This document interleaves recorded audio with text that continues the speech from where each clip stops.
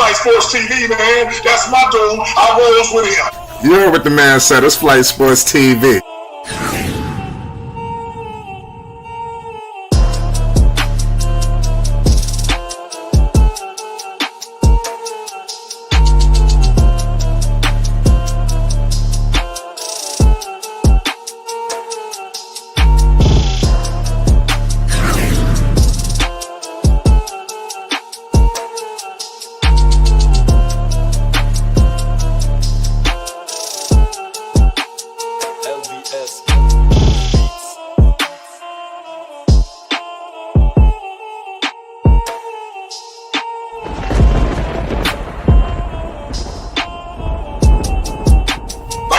Flight Sports TV, that's where it's at. Flight Sports TV.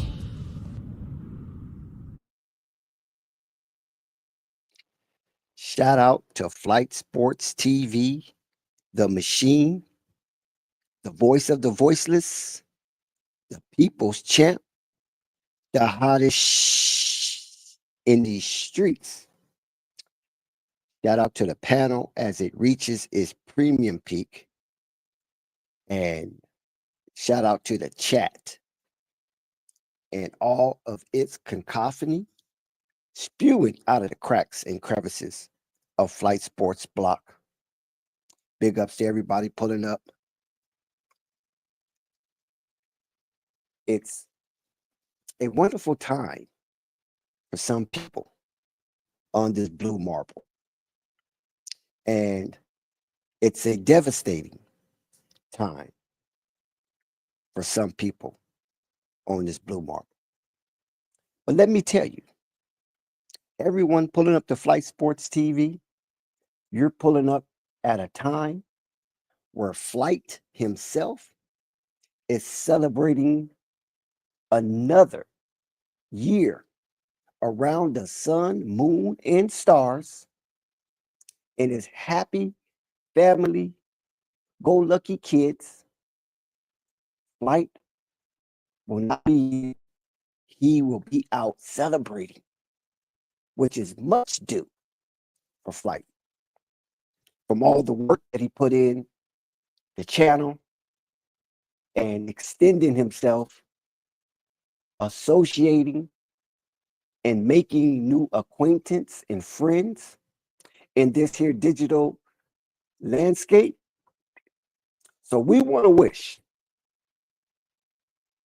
all of you who coming through or passing by, we want to wish a happy birthday.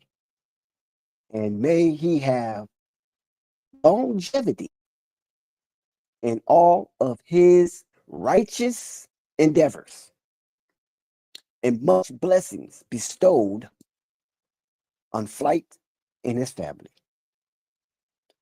So for everybody that comes through in the chat, please put up a happy birthday for Flight,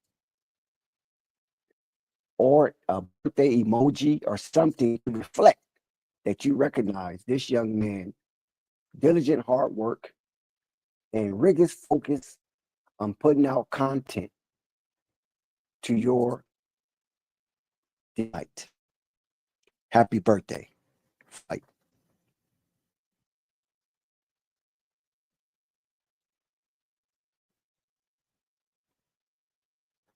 Now, we want to welcome everybody. Please hit that like button. Please hit that subscribe button. And please hit that notification bell so you won't miss one iota of an exuberant experience. It is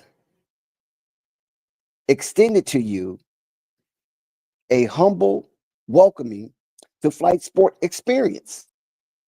And tonight on this Wednesday edition, we're going to give you the Chicago Bulls versus the Detroit Pistons. I mean, what more can we ask for? This is a historic rivalry in the Eastern Conference. Throughout the basketball late 80s, confrontation between these two have brought us some of the most aggressive, confrontational, and physical basketball that we have ever seen. I know Detroit and Boston gave us the business, but let me tell you, the bad boys from Detroit got their infamous reputation by playing the Chicago Bulls 4 times in a season.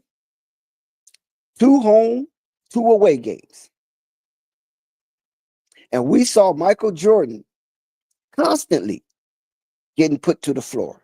We saw Scottie Pippen constantly getting put to the floor.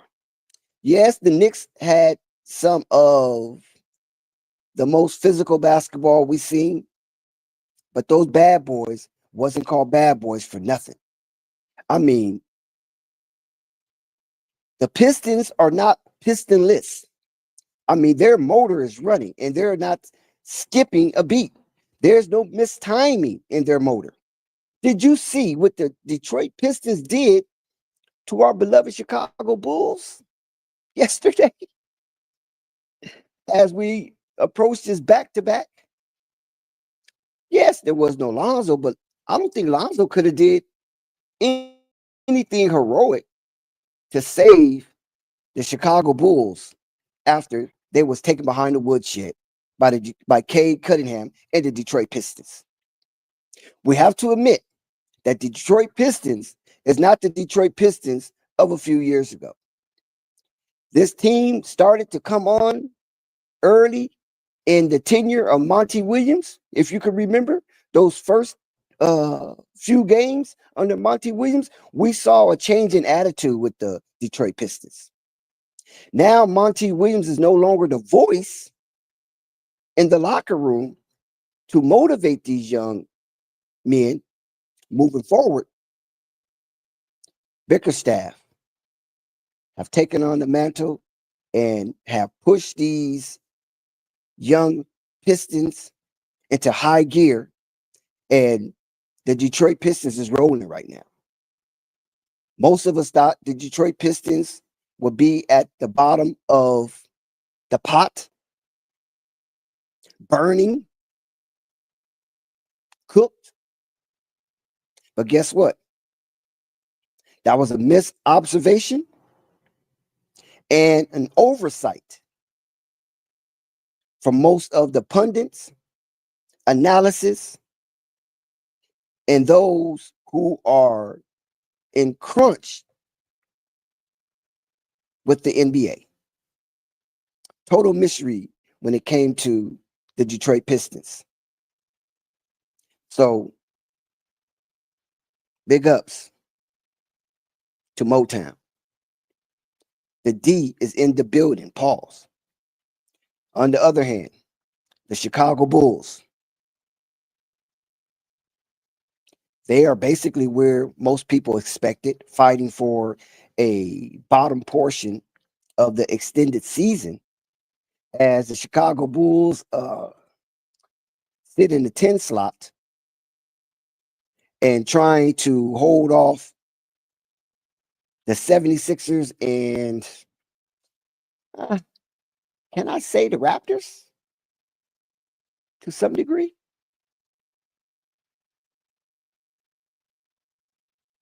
So far, they're doing a pretty good job at staying at number 10. I don't know if it's by design or just coaching or just bad basketball behavior on the hardwood when it comes to the Chicago Bulls. So tonight we're going to get a up close and personal look at the Chicago Bulls as they face a Detroit team that is vying for the playoffs and the team that feels very comfortable in their skin. This is a road game. Chicago Bulls are a home dog, and let's see if they can get out and cover this spread. If the spread is at 6.5, it could have moved up to 7.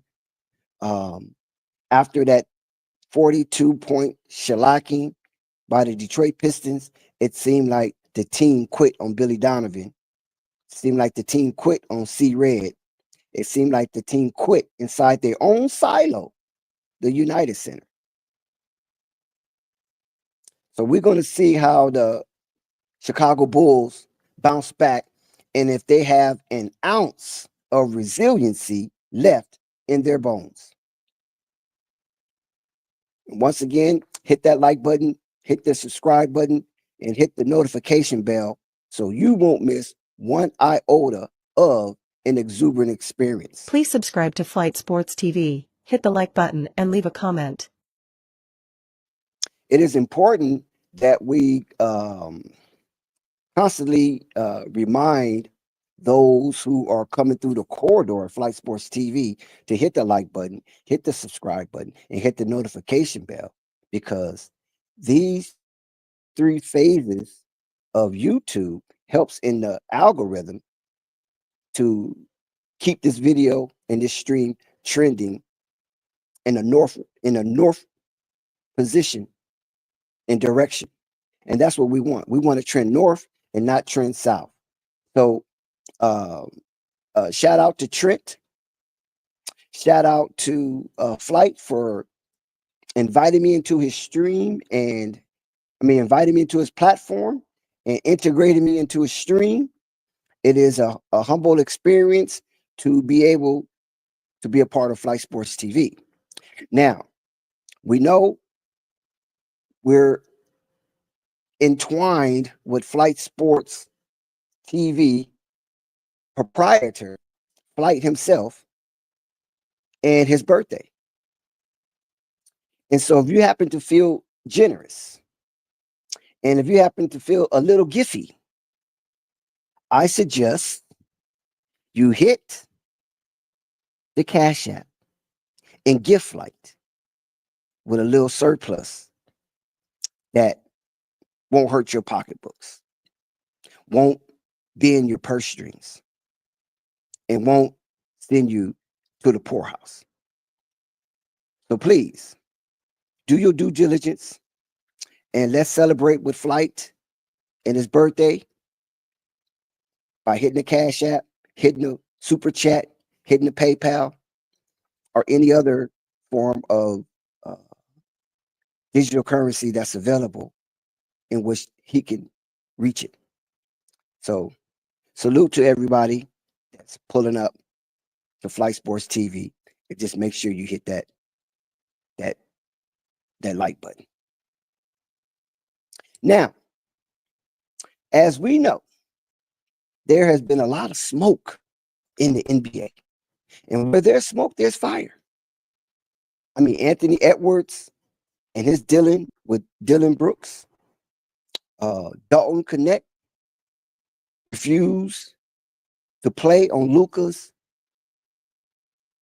initial game with the Lakers, or debut with the Lakers. Mark Williams refusing to return to Charlotte. Jimmy Butler and the Golden State Warriors on a winning streak since he's been there. They haven't lost yet. Joel Embiid. What a ultimate catastrophe for Joel Embiid and the Philadelphia 76ers as they continue to deal with the injury-riddled roster and piecing things together. In one moment, the Sixers look like they have it together, and then all of a sudden it falls apart again. So the city of brotherly love, in which the cracked Liberty Bell is placed, it seemed like the Philadelphia 76ers are cracked themselves. So what happens now? Do Joel Embiid request a trade?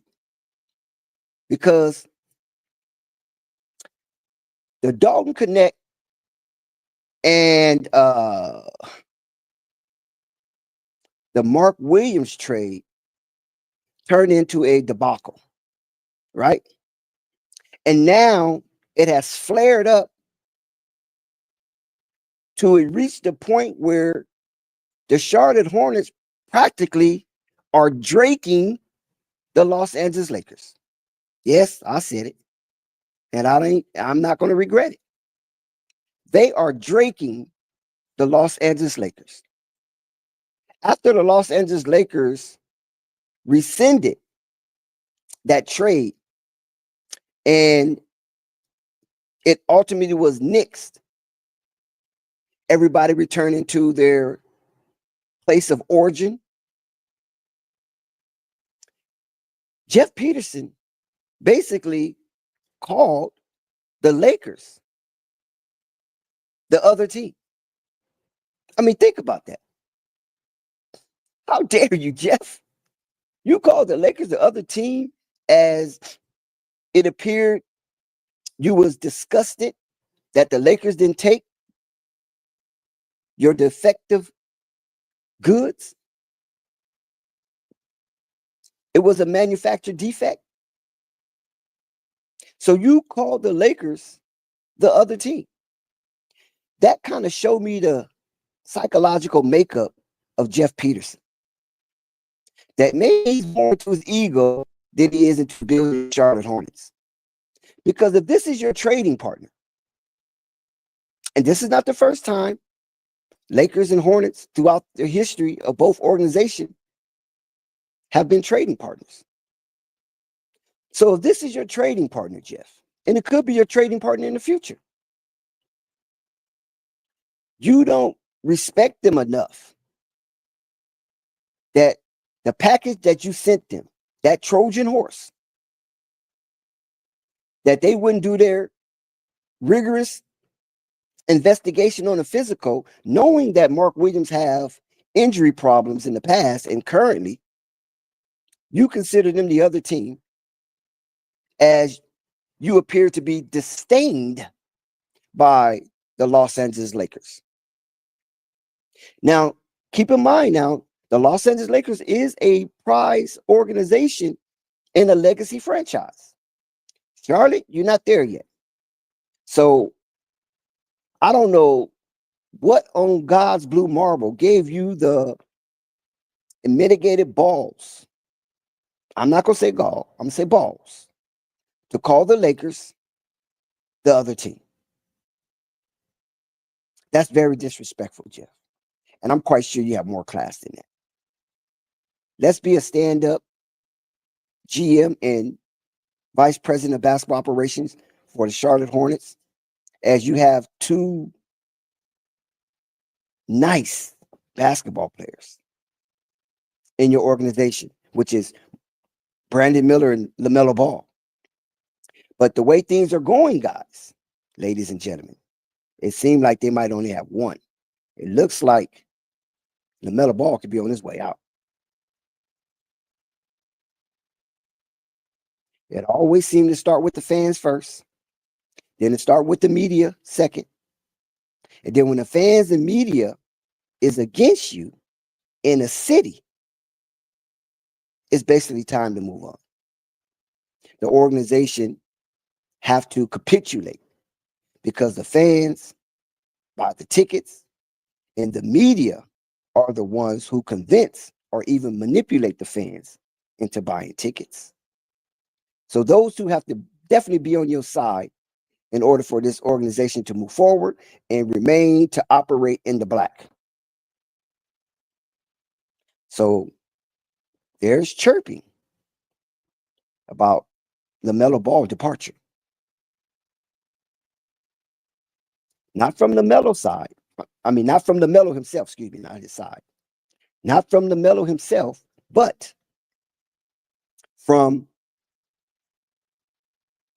important entities like fans and media who help circumvent, who help deflect, who help defend the organization in times of need. So the organization have to lend a good ear to not only the fan base, but the media alike. And if they're not feeling what LaMelo Ball brings, then LaMelo Ball might be shopped.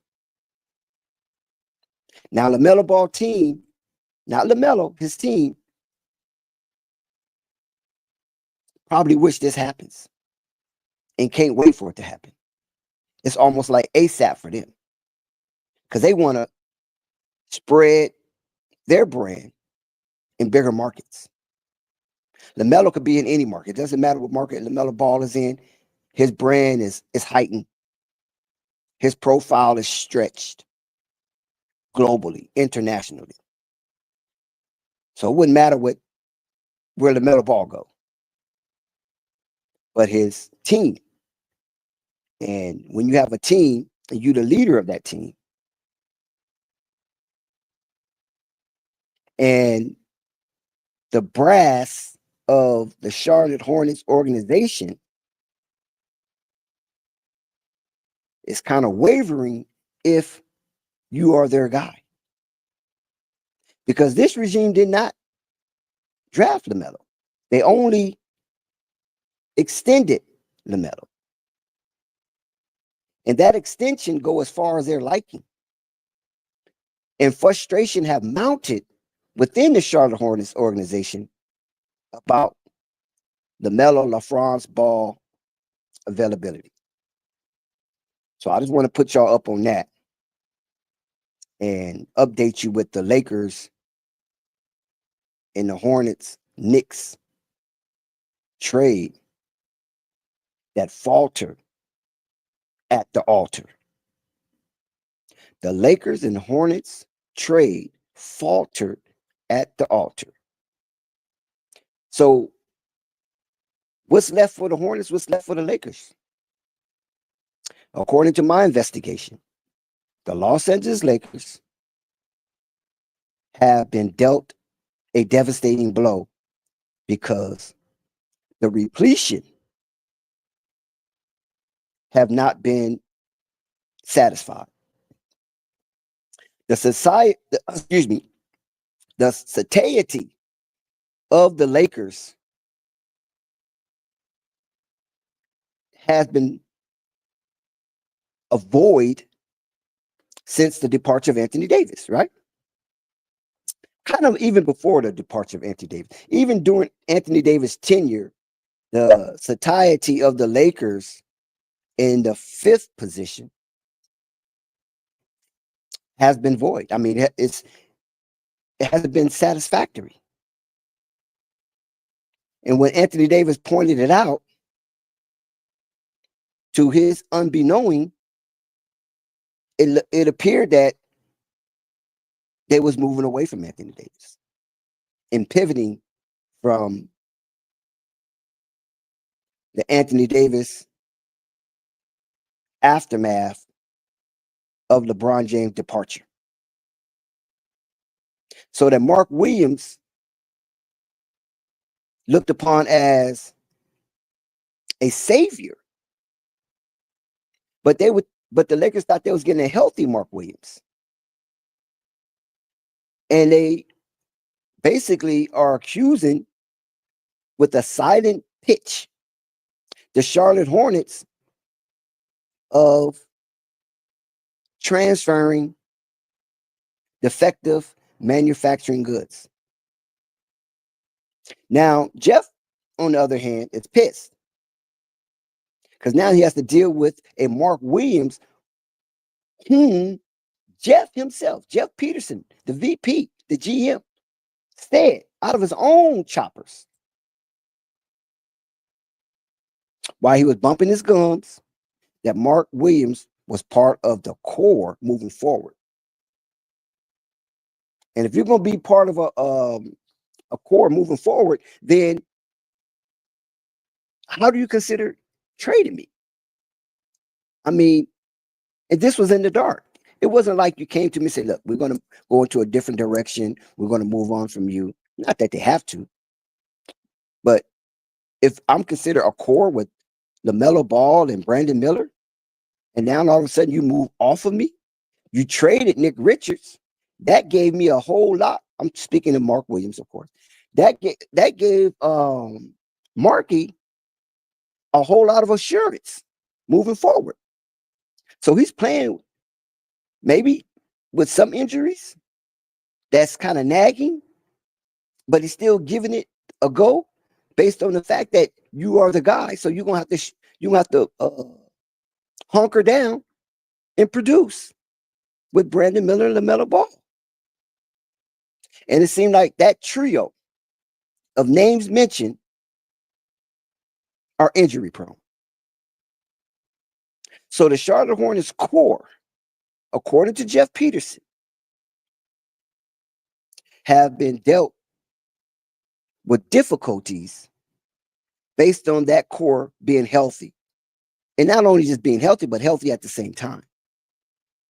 Because they come in and out of the lineup various occasions through the season.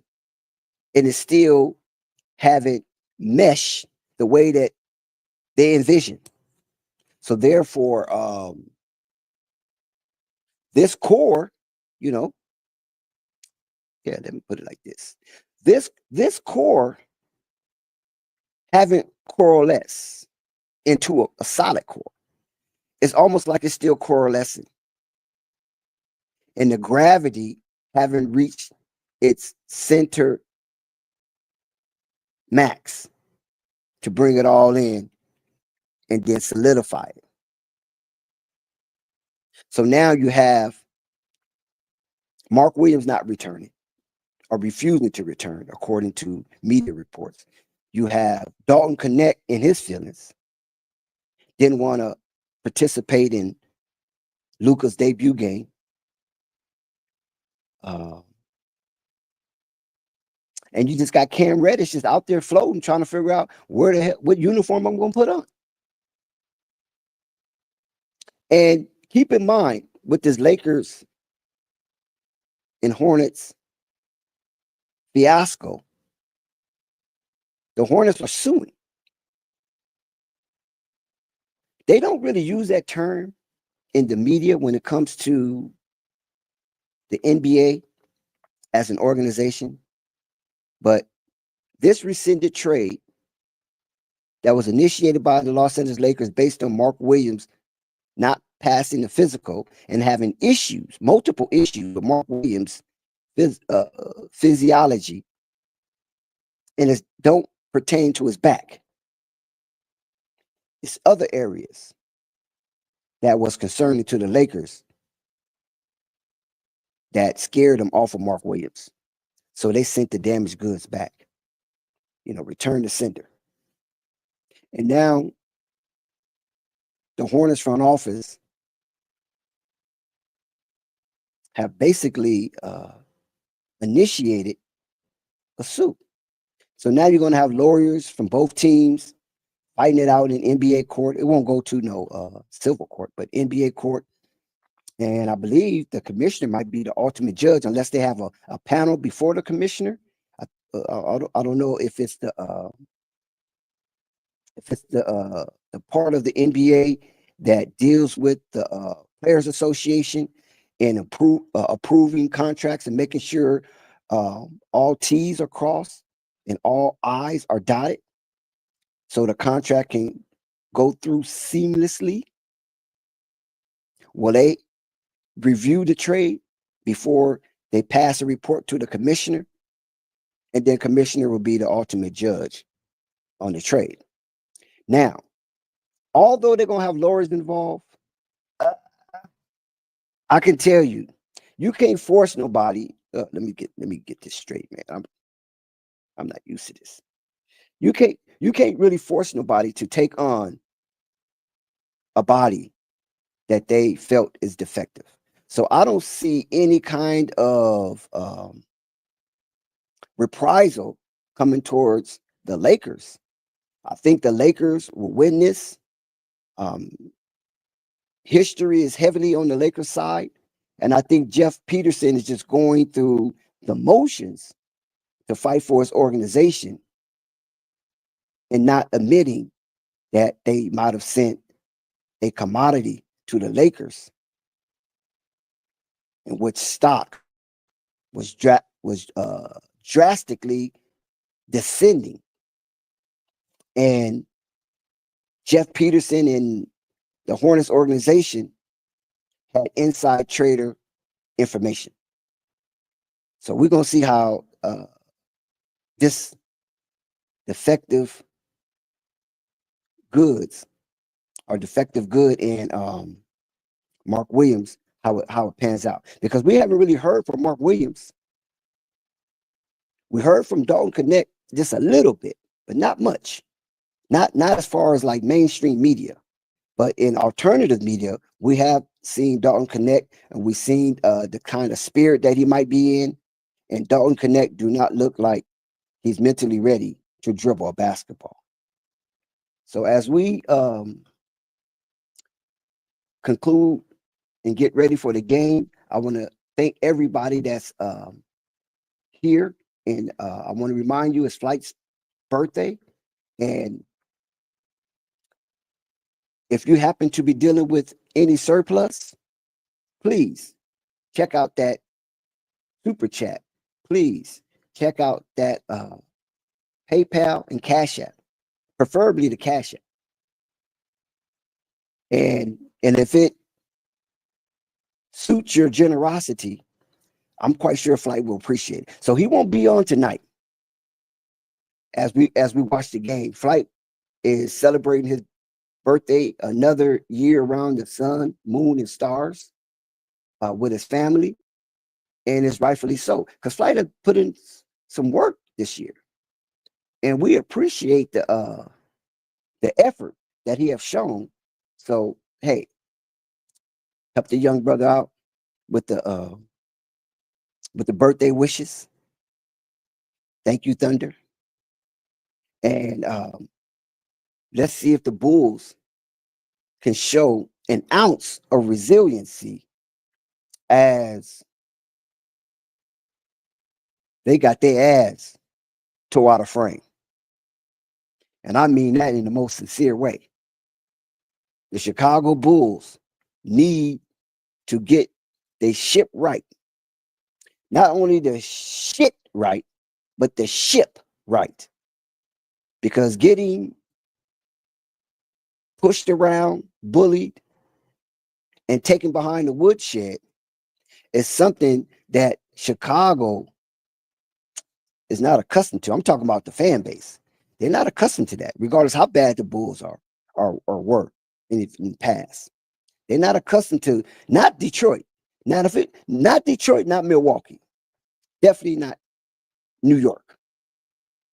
But if it was some other random team, maybe the Hawks or somebody like that did that to the Bulls, okay, let's get over it and move on. It was a bad night. But you can't do that to your lone rival, the bad boys. See, a lot of negative connotation comes into play when it comes to Chicago Bulls and the Detroit Pistons. You can't allow the bad boys come in there and whoop you like that. So they got to turn this thing around, and they got to turn this thing around immediately.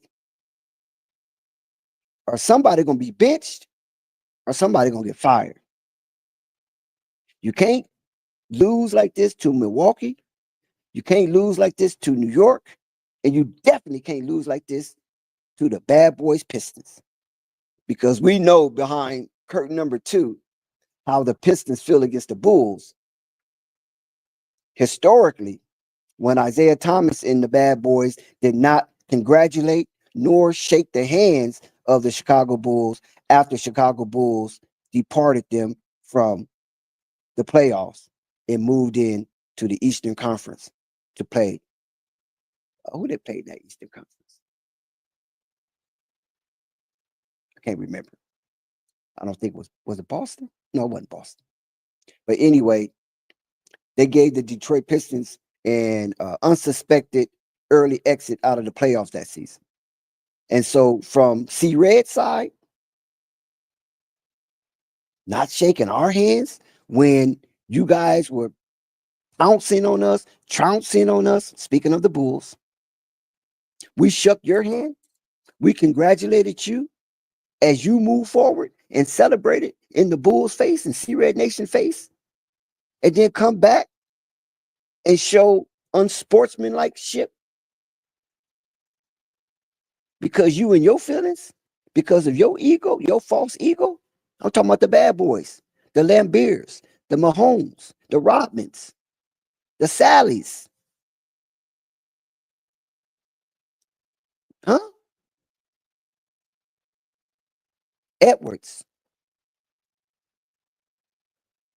Dumar, Isaiah. Come on now. Vinny Johnson.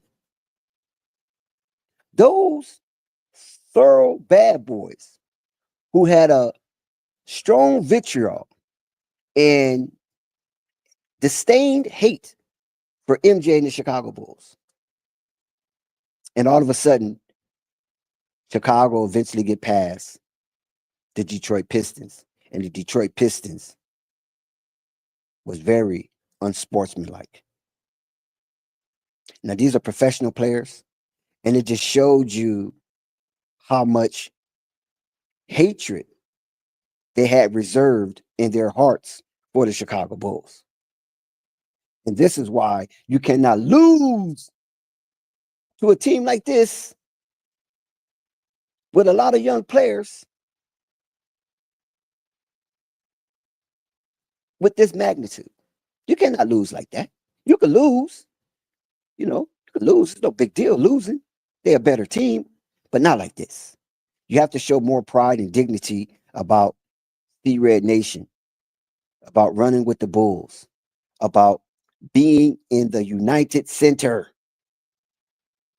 and all of the lore and all of the championship legacy that is displayed on those banners when you look up at the rafters. You cannot play this kind of sour basketball. There was a lot of bad behavior, and people need to be called out. The Kobe Whites, the Josh Giddies, the Vucevic, all these critters need to be called out. I'm not going to go in on Matisse Buzelis because he's a rookie, he's up and coming, and they need to show him the basketball culture is really alive and kicking in Chicago. I warned y'all about Kobe White. I warned y'all about Kobe White. I warned y'all about Kobe White.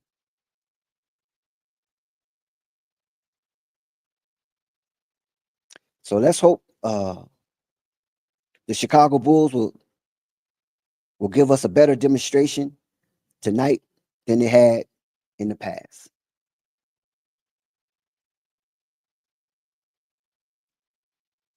Because I'm telling you, man, Chicago deserved better. Definitely deserved better.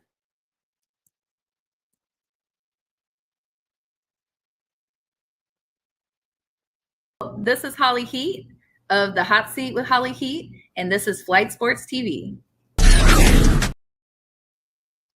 Yes, as we get rocking and rolling, the Pistons are already on the board first.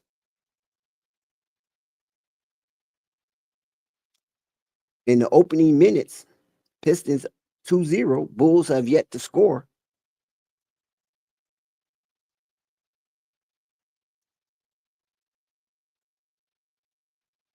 And let's see if Chicago can impress us tonight with a better showing, because that last showing was horrific.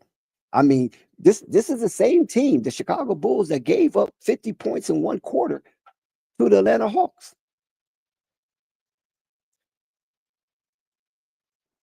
So somebody got to man that defense. Somebody got to really take the bull by the horns in the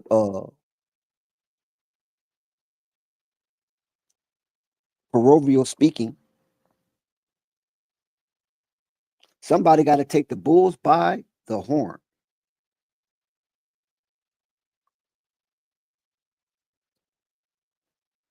Now, Lonzo Ball been out for, I think, 2 games, maybe 3, due to illness.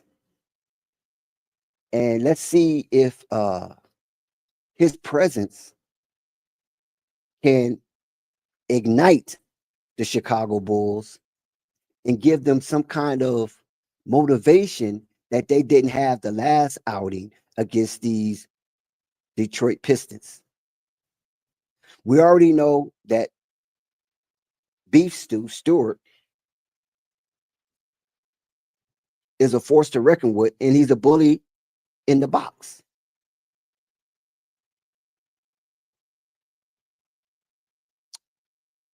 Ayo Dosunmu with the basket. It doesn't look like Zoe was playing tonight. Let's see. Let's see if that's the case. That's interesting. I thought he was going to be out there tonight.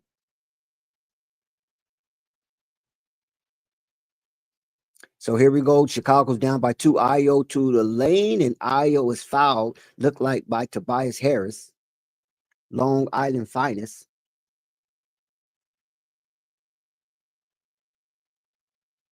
Detroit Pistons 4, Chicago Bulls 2. Chicago Bulls are kind of struggling a little bit.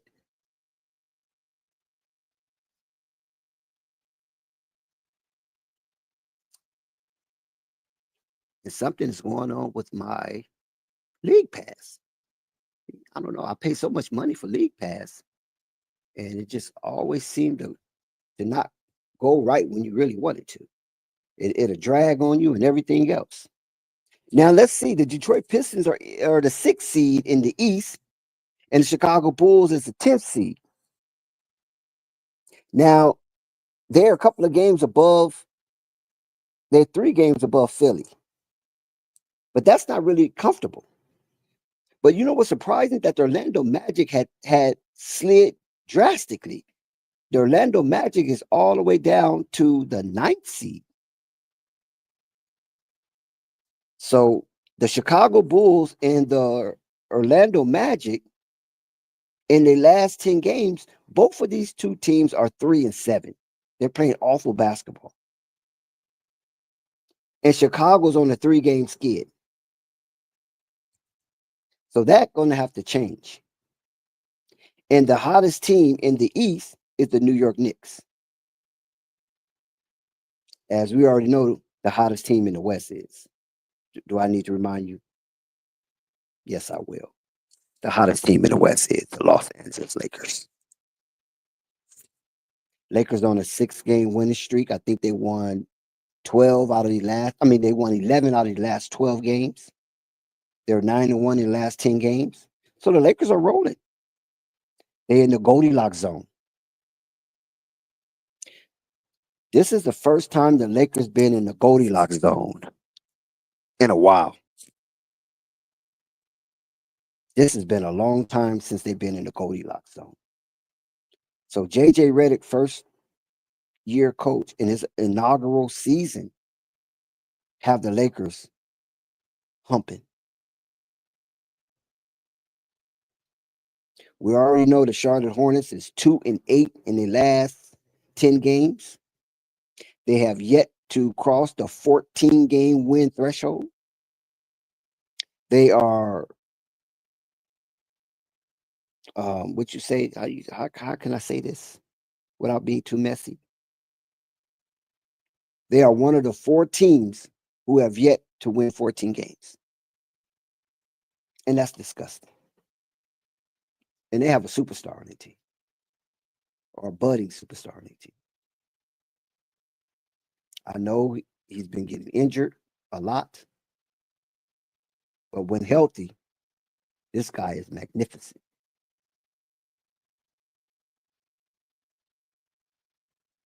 So here we go. Chicago Bulls, Detroit Pistons. Detroit Pistons come out with an early lead. And it's up to the Chicago Bulls to hang on in there at least until the 4th quarter. And maybe they can steal this game. Maybe they can steal this game. Has the link been dropped? Shout out to Trey. Shout out to Mo. Yeah, Mo. AD is defective goods, no doubt.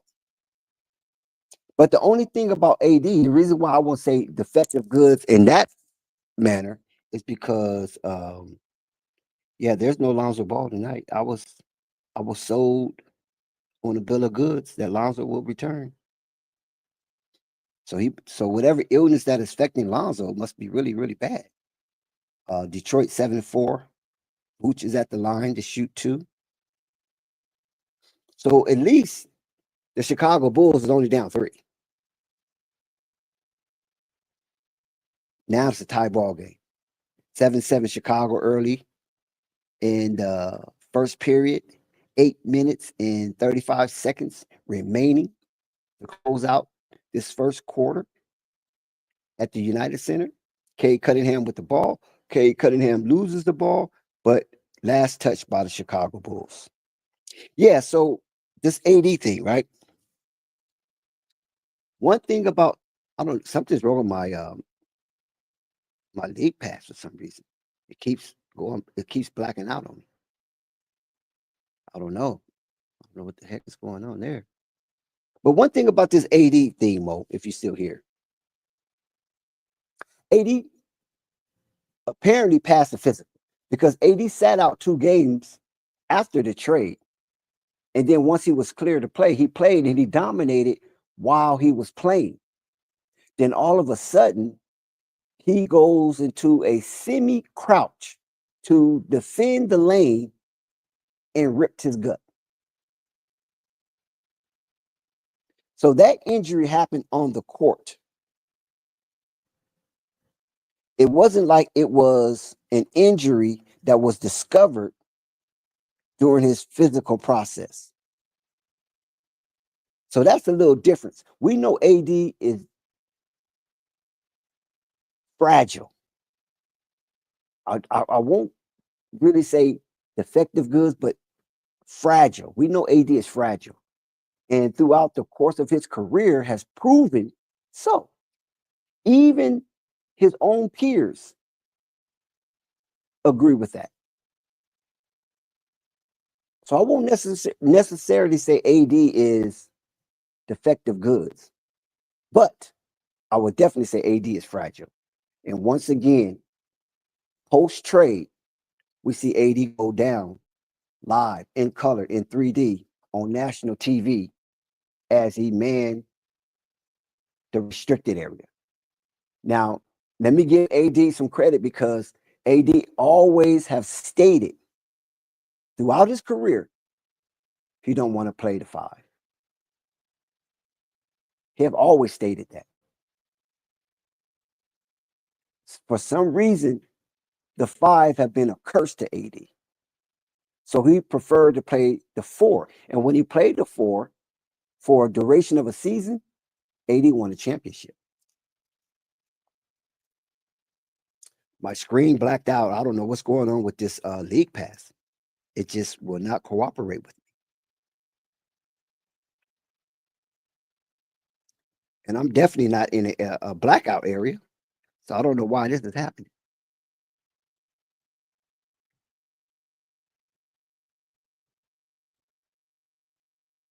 Yeah, something is definitely wrong going on here.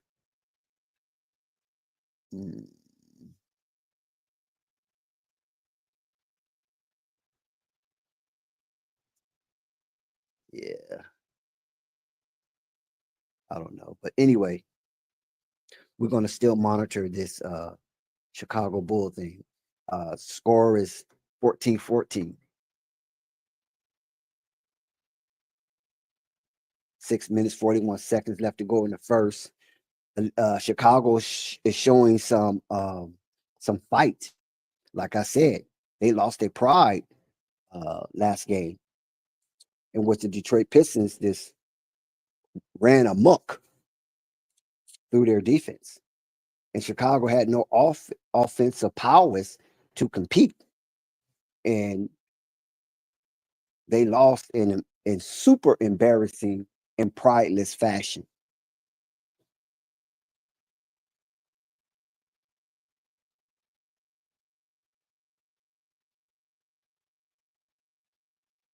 Yeah, he's still out with the illness.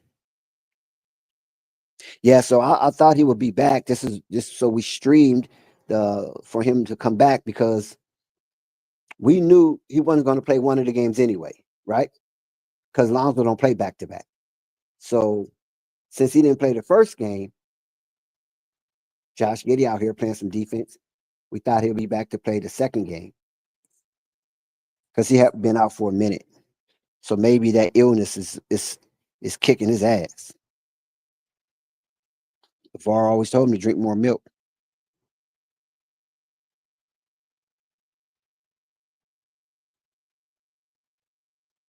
I'm trying to see if anybody, yeah, the link is there. So anybody want to come up and join me? The link is there. Well, what did I think about Zoe extension? First of all, let me share that I'm super elated for this young man. After all of the noise, the controversy, the kerfuffle about Zoe being able to come back from this surgery, one of a kind, a medical miracle, and the Chicago Bulls held in the pocket when everybody, not everybody, but most people wanted the Chicago Bulls to punt on Zoe. Get him out of here. Get rid of him. They got Dragic. Oh, he's the replacement for Lonzo. They got Javon Carter. Oh, he's a replacement for Lonzo. Everybody that came in as a guard, a lot of people was shouting the Lonzo Ball replacement. And that put pressure on a lot of these guards coming in because what Lonzo had already done for the organization, albeit it was a brief moment, but it was a very exciting moment. And it just brought some vibes back to Chicago, like the Derrick Rose era. That vibe was starting to generate. And Chicago just didn't have Derrick Rose. Chicago had about 3 good potential all-stars. And when the last time you could say that? 3 potential all-stars coming out of the Chicago Bulls dressing room. Scotty, Dennis, and Mike. So it was just a swirl of a whirlwind for that Chicago Bulls iteration in Lonzo Ball first year. And you also had 2 MVPs on the same court wearing the same uniform during that stage of the Chicago Bulls winning. Yeah, they lost some games, but they was beating who they were supposed to beat. And Chicago Bulls was starting to instill fear in teams. Then all of a sudden, Zach get hurt. Then Lonzo falls. Zach returned, and Zach goes back out. Lonzo never comes back.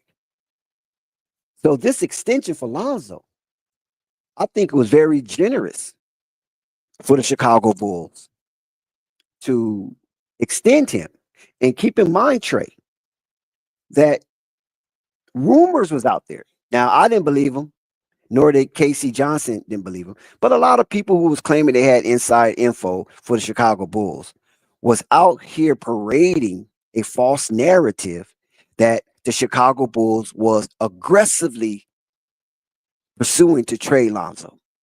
And the optimal word is aggressive.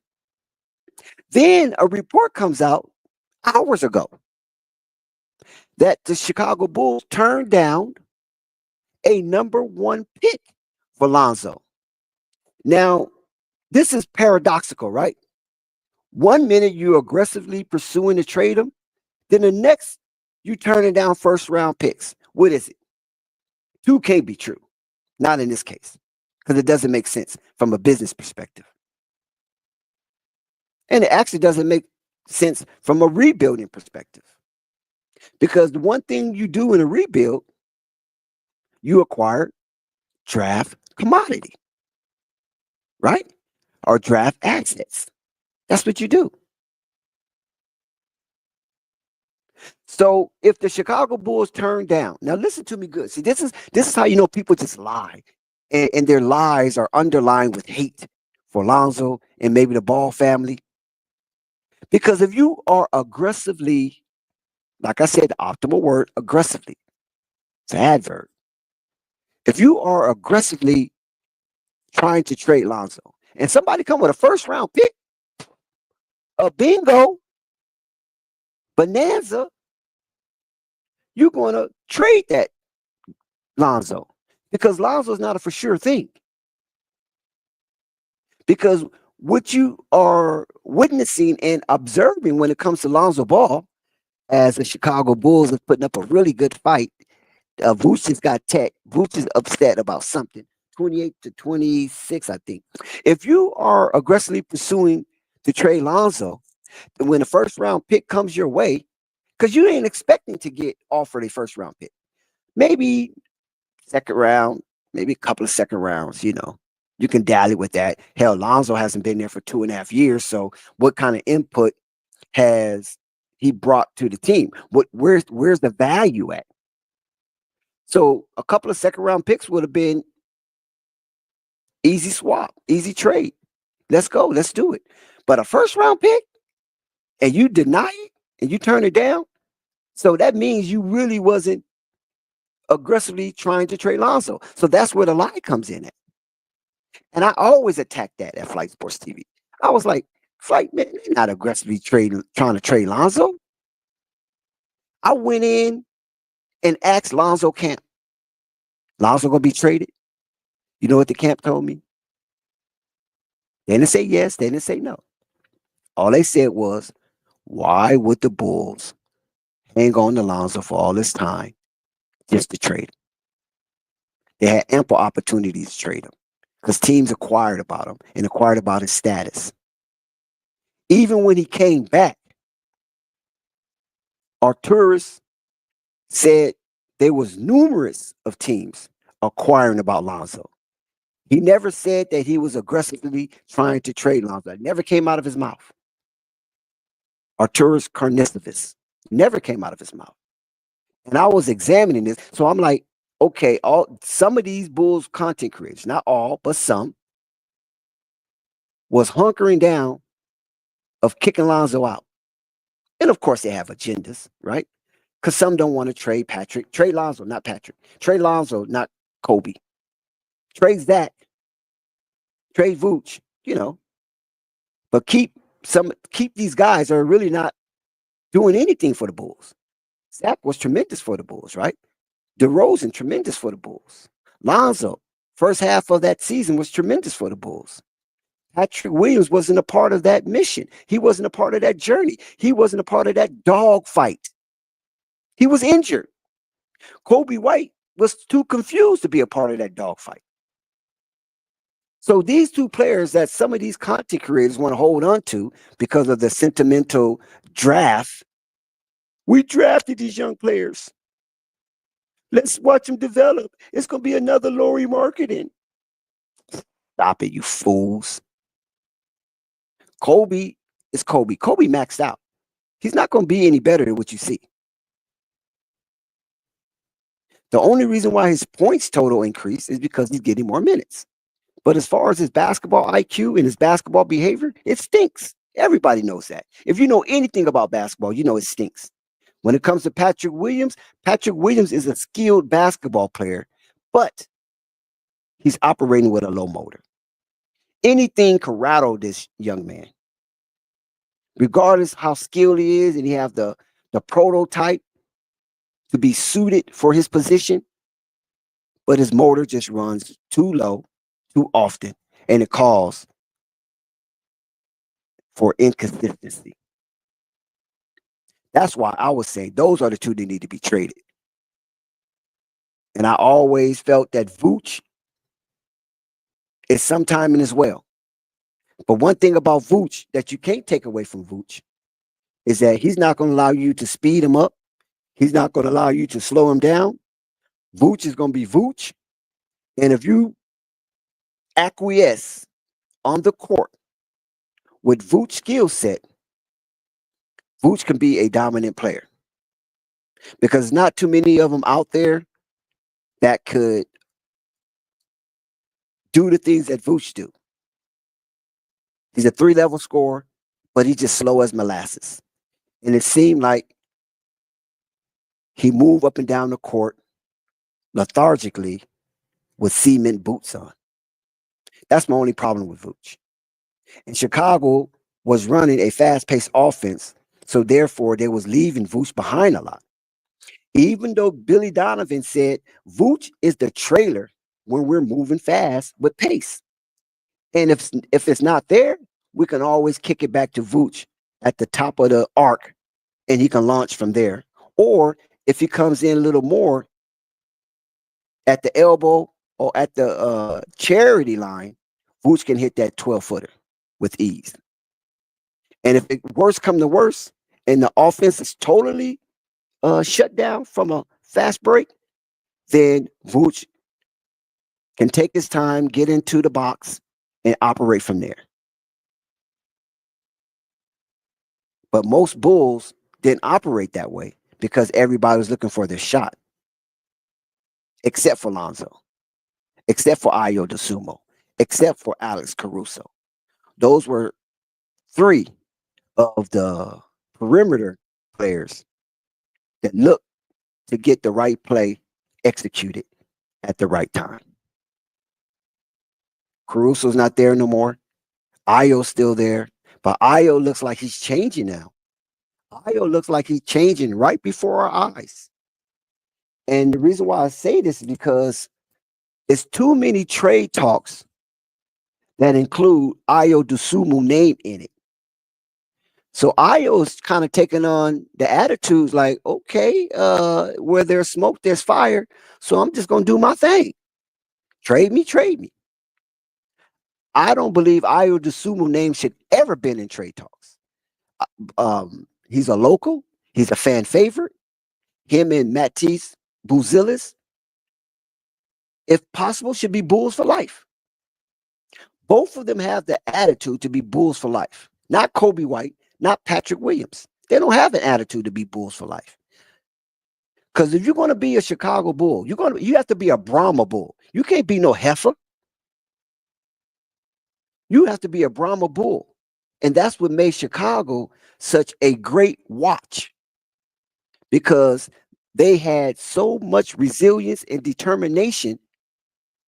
When they squashed the bad boys, there was no looking back. And I don't see that attitude in Kobe White. I don't see that attitude in Patrick Williams. But I do see that attitude in Matisse Buzilis, and I definitely see that attitude in Ayo DeSumo.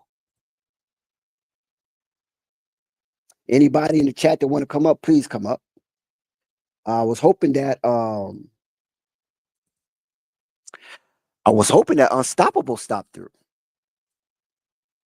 But he might stop through later because a lot of people still at work. But nonetheless, thank you, Trey. Great perspective about the extension. There's a lot upset Bulls fans with their front office because they didn't accept the alleged first-round pick. Don't know what to believe nowadays. Yeah, no, that first-round pick is legit. That's a legit story. That's not there to irritate the fans or enrage the fans. You got to remember now, just because Acme, right, Honduras and Mark, Honduras Carnicevis and Mark Eversley, Acme, AKME. They thought about this and they deliberated over this. And they felt upon their conclusion that they rendered a decision to keep Lonzo in-house. Why is that? Because Lonzo was so appreciative of the Chicago Bulls being patient with him, right? Now, Lonzo didn't blame Chicago. Chicago didn't blame Lonzo. Because both of them, let me tell you something you might not know. Both the Chicago Bulls and Lonzo might have erred just a little bit. Chicago botched the surgery and misdiagnosed Lonzo knee. So they gave reprieve to Lonzo to go out and pursue alternative care. Because Lonzo didn't want another surgery. You botched that surgery. You can't keep cutting on my leg because it's already been cut prior. So I have to save what I have to save. So Lonzo went out and got alternative medicine, alternative treatment, and it was a slow process. Bulls was like, okay, where we at on the timeline? They wasn't satisfied. So Lonzo said, you know what? It's on your dime. It's on your insurance. This is what I found. How you feel about it? So the medical staff of the Chicago Bulls was like, you know what? What we got to lose, right? We're paying this guy $20 million. This is a no-show. Okay, they signed off on it. He gets the surgery. So everybody signed off on it. Lonzo team, lawyers look over it, make sure everything is good. Nobody could finagle anybody. And so they get the surgery with the Bulls' permission. The surgery was successful. As rare as that surgery is, most time it's just used. I'm talking about athletically rare. Most time it's just used just for you to walk and have a normal life, not to play any sports.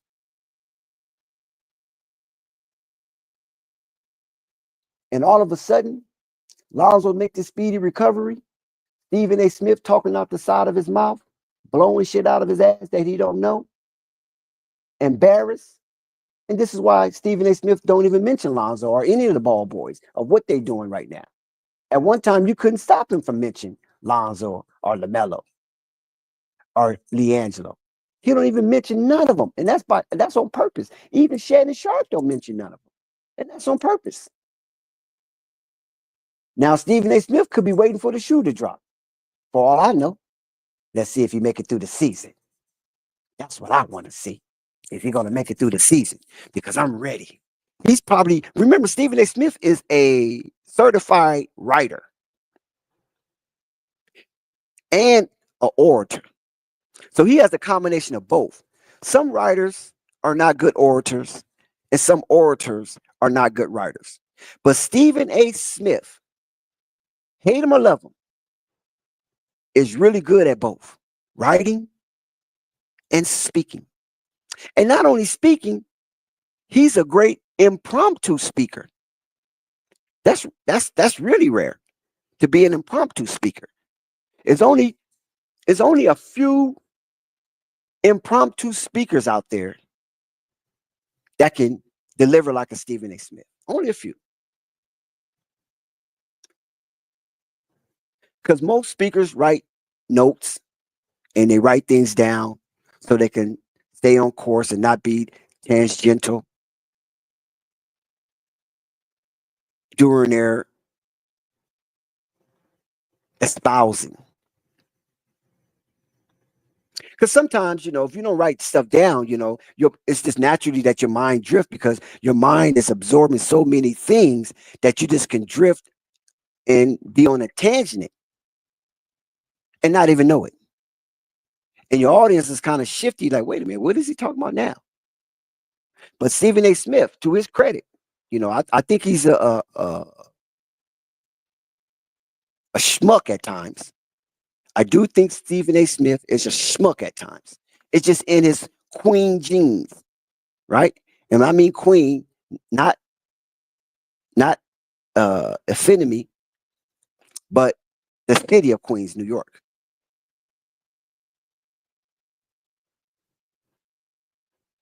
It's just in his queen genes for him to be a schmuck at times.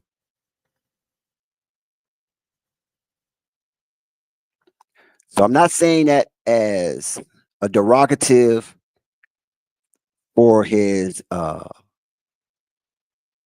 X chromosome. I'm not calling him effeminate, but Queens, New York. So yeah, that's how I feel about the Lonzo dynamic. So when Arturas Karnisovas ultimately decided to keep Lonzo in house, is because, like I said, Lonzo showed a great appreciation for the Bulls. The Bulls could have easily let him go. The Bulls could have put him at the trade market, let him go at the trade deadline, et cetera, et cetera. But they didn't, and they rewarded him, albeit a low ball right now. But Lonzo have to earn his way back to the bag, to the real bag. But he got 2 years to show how much he's worth. And plus, Lonzo didn't have the leverage to get a player option, but the Bulls had the leverage to get a team option in the second year. So I think it was a very home friendly discount extension, and the Bulls could not lose in that. But for them to give away a first round pick, it's an aberration. It's definitely an aberration for that to happen for a player like Lonzo, where there's question marks remaining for the future. Is Lonzo's situation is very mysterious, right? Because, like you say, you're undergoing something that has never been undergone.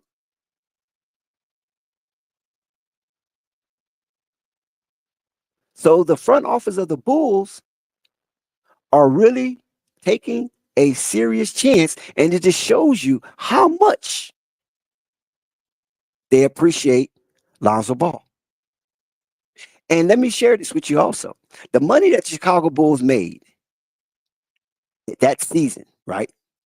When Lonzo first came on and Alex Caruso and DeMar DeRozan surpassed with anything that Lonzo was given in his contract. They made way more than they paid Lonzo, even with the extension. So Lonzo got 100 million from the Bulls, right? 100 million from the Bulls, 80 million guaranteed. The Bulls made way more than that season. So gifting Lonzo that extension is only right, and for Lonzo to be a part of the rebuild and be a mentor to Matisse Buzelis, because the Bulls are basically paying him to be a mentor to Matisse Buzelis. I don't know if you guys know that or not. Yes,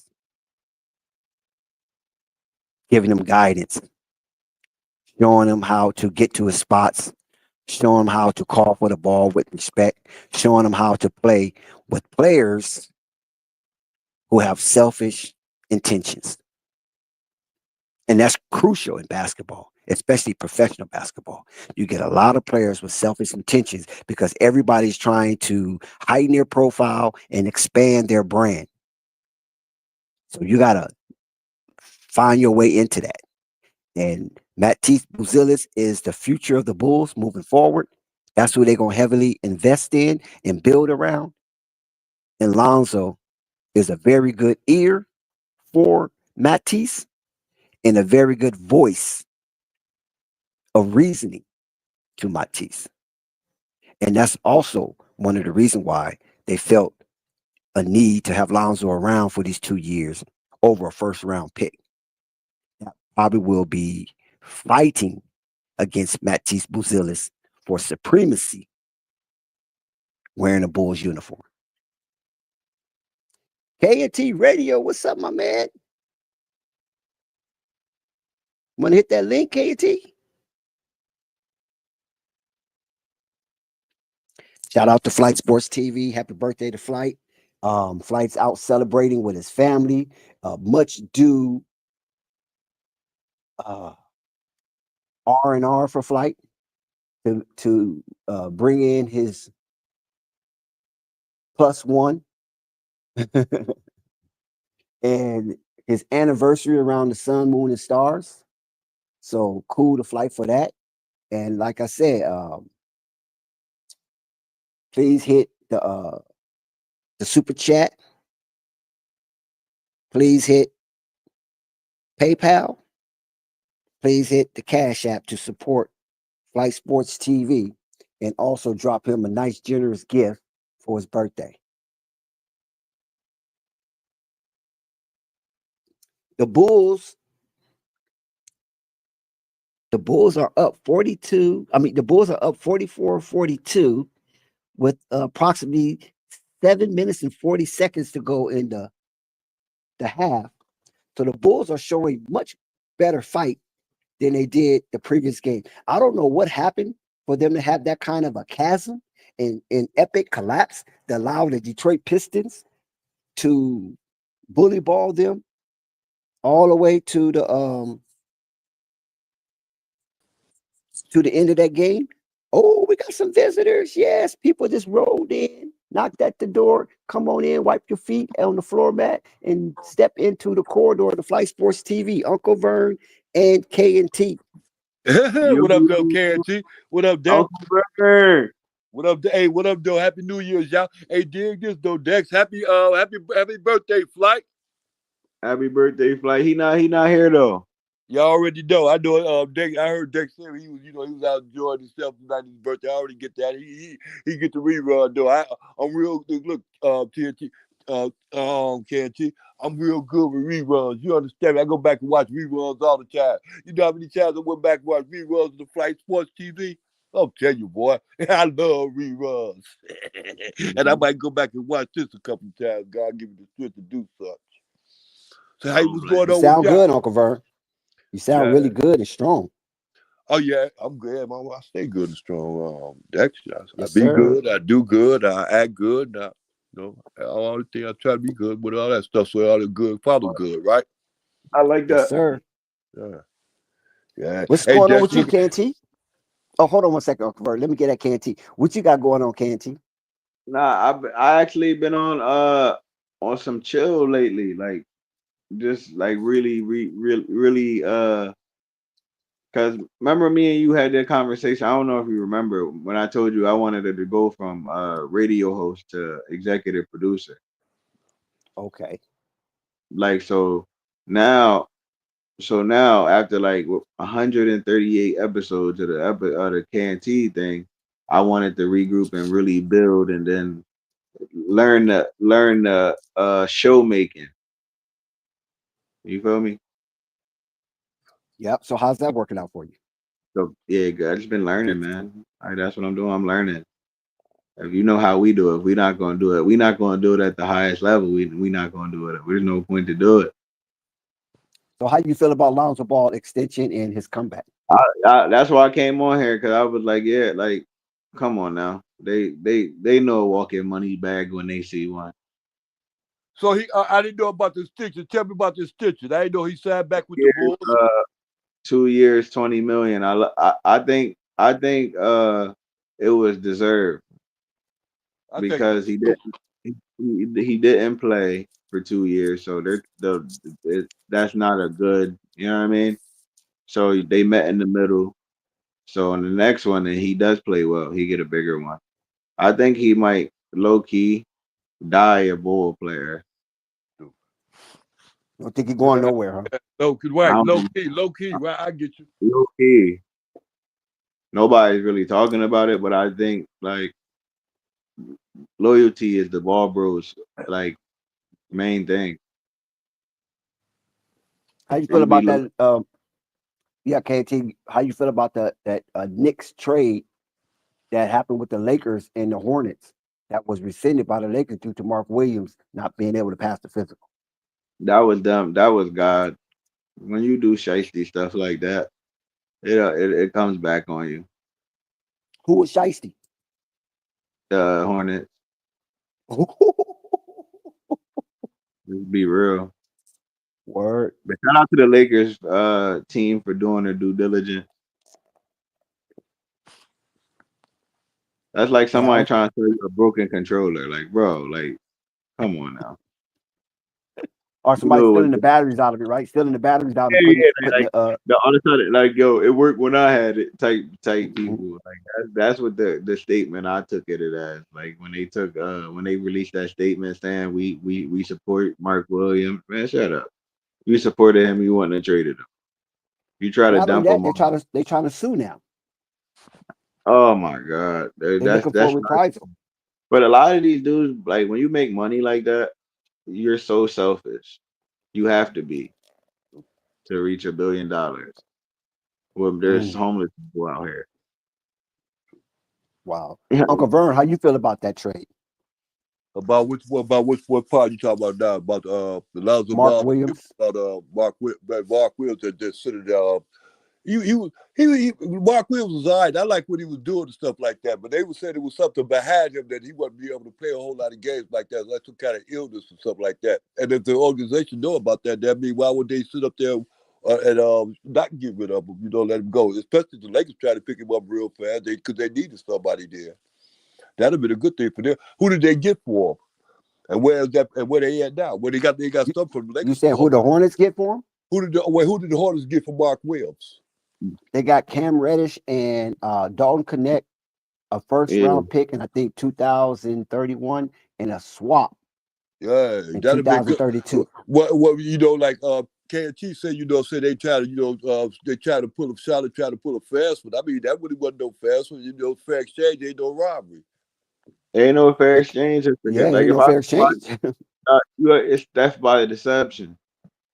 That's the step by deception. No, I mean, first of all, they try to pull a fast one on you, right? I mean, you got the man. If I sold you a broken controller for $50, you're expecting the controller to work, right? Right. Well, it's working, but it just don't work as good as everybody else controller do it, right? It don't work. Nah, it don't work at all. His job done. Evidently, it didn't work because it didn't pass the test. He's not even playing right now. Like, you know what I mean? Like, he not playing right now. Like, he ain't played really in his whole career. Yeah, I get that. I know that. The controller barely worked for like 3-4 years and then finally went out. Oh, okay. I get you. Then I try to sell you the controller. If the sale goes through and you get to the house, are you mad? Well, the controller didn't go out. It's just the fact that other teams found out that the controller ain't working like it's supposed to. Come on now, it didn't go out. Either way, like let's just say the X button don't work. All right, then when you fix that, well, you can't fix it. But right. I get you right. They try to pull a fast. I told you the X button a little sticky. If I told you like, yo, the X button a little sticky, but it's usable, I'll give it to you 25 type shit. Like, and I told you about it. It's cool. It's fair exchange. But when I sell you like it's a brand new controller and the joint X sticky and the joint barely work and right, you gonna feel some type of way. That's what happened with the Lakers. But when they sent Mark Williams through all the tests, the physical. Right, I get it. Yeah, the taste test. Yeah, that day was something wrong over here. This ain't working. Right, yeah, right. I get it. That makes sense. They did their due diligence. Okay, that's what the Lakers and the Mark Williams thing. Now let's get to this Lonzo Ball thing because this is gonna take about 2.5 hours. That was a stupid move Lonzo did to sit up there, re-sign right back with them. If that's what he did, if he had no choice, I understand. But that was a stupid move to re-sign with them. Bulls finna be, man, listen to me. Bulls finna be in a position right now, they're going to have to tank. And they're going to be able to tank right. So that's the position they're in right now. They can care less about Lonzo sitting up there and breaking his balls and everything else to try to make that team even better because it's not going to get no better. They're not going in that direction. They just got rid of their 2 best players this year, not even a year's time. So if you think they finna come up and do something individually with Lonzo signing back, that was stupid. If he had any chance to go play with his brother, that's dead. This is the time. Like, he's in the perfect position to be in a position like his brother. He ain't. How? I'm gonna tell you why. Because he's in a position to be like his brother. And you see the position his brother in right now. Lonzo can't get that kind of work. Lonzo's biggest thing gonna be doing is playing defense. No, pay attention. They got no offense. I mean, slow down, brother. I'm talking. Please. Now check this. Like, I'm about to put you on some stuff. Like one of my gifts is the. I'm sitting up here watching the Bulls play Detroit right now. Yeah, I know, but you're looking at it without Lonzo playing. Of course I am. Right. Well, what I'm saying is this: now that DeRozan and Levine is gone, the team is up for taking. There's not no dogs. Who gonna be scoring with KT? Look at me. I'm saying stop playing with yourself. Who gonna be doing all the scoring, bro? You an OG. Bro, who gonna be first of all, we ain't going with my credits. Who gonna be doing all this common sense? I'm sitting up here right now. I see Boots, I see that Patrick Williams guy, and I see the guy with the long hair. I mean, I want you to hold on. Hold on Hold on real quick. Let me finish and I got you. right? I'm piece this up for you, right? The reason I say he's in a position to be like his brother, is because now that DeRozan and Levine are gone, right? Now the team can be taken over by Lonzo. I'm not going to say they're going to win, but his brother's not winning either. But he'll be the face of that franchise, Let me tell you guaranteed. something. Okay, let me tell you that right. Let me get this right now. That's bullshit because of the fact they don't even know Lonzo back. They still got a business restriction. So right now he's sitting up there and he made a move for something for the future. That this future that might be bright with them and not Got going them to on be minutes bright in them restriction at because all. And matter but of you got to fact, they remember. biggest and let me say this too. They biggest strength is in their backcourt. So they only the way the future is to their backcourt right now. And these guys are playing like Lonzo Ball. And Lonzo will not fit in there will make them even better than they're going to be anyway. Not. He's not going to Not, make up they are points. not like And they don't Lonzo. have as a matter of fact, they don't have an offense that Lonzo can roll through because of the fact they ain't got those go-to guys. Hey, Dex, who But they gonna throw the ball to for Lonzo to make assists? they got plenty of dudes that can shoot. That's all they do. Right now, it's Yeah. Vooch. And after Vooch, it's Matisse Buzelis. And They pushing all their chips in the middle on the rookie. I get it. That was the stupid. Well, I'm telling you, if Lonzo listened to Lonzo, that was the stupidest move. But that's on you. That's your money. You understand me? I get that point. But I would have made that move with the Bulls. I would have.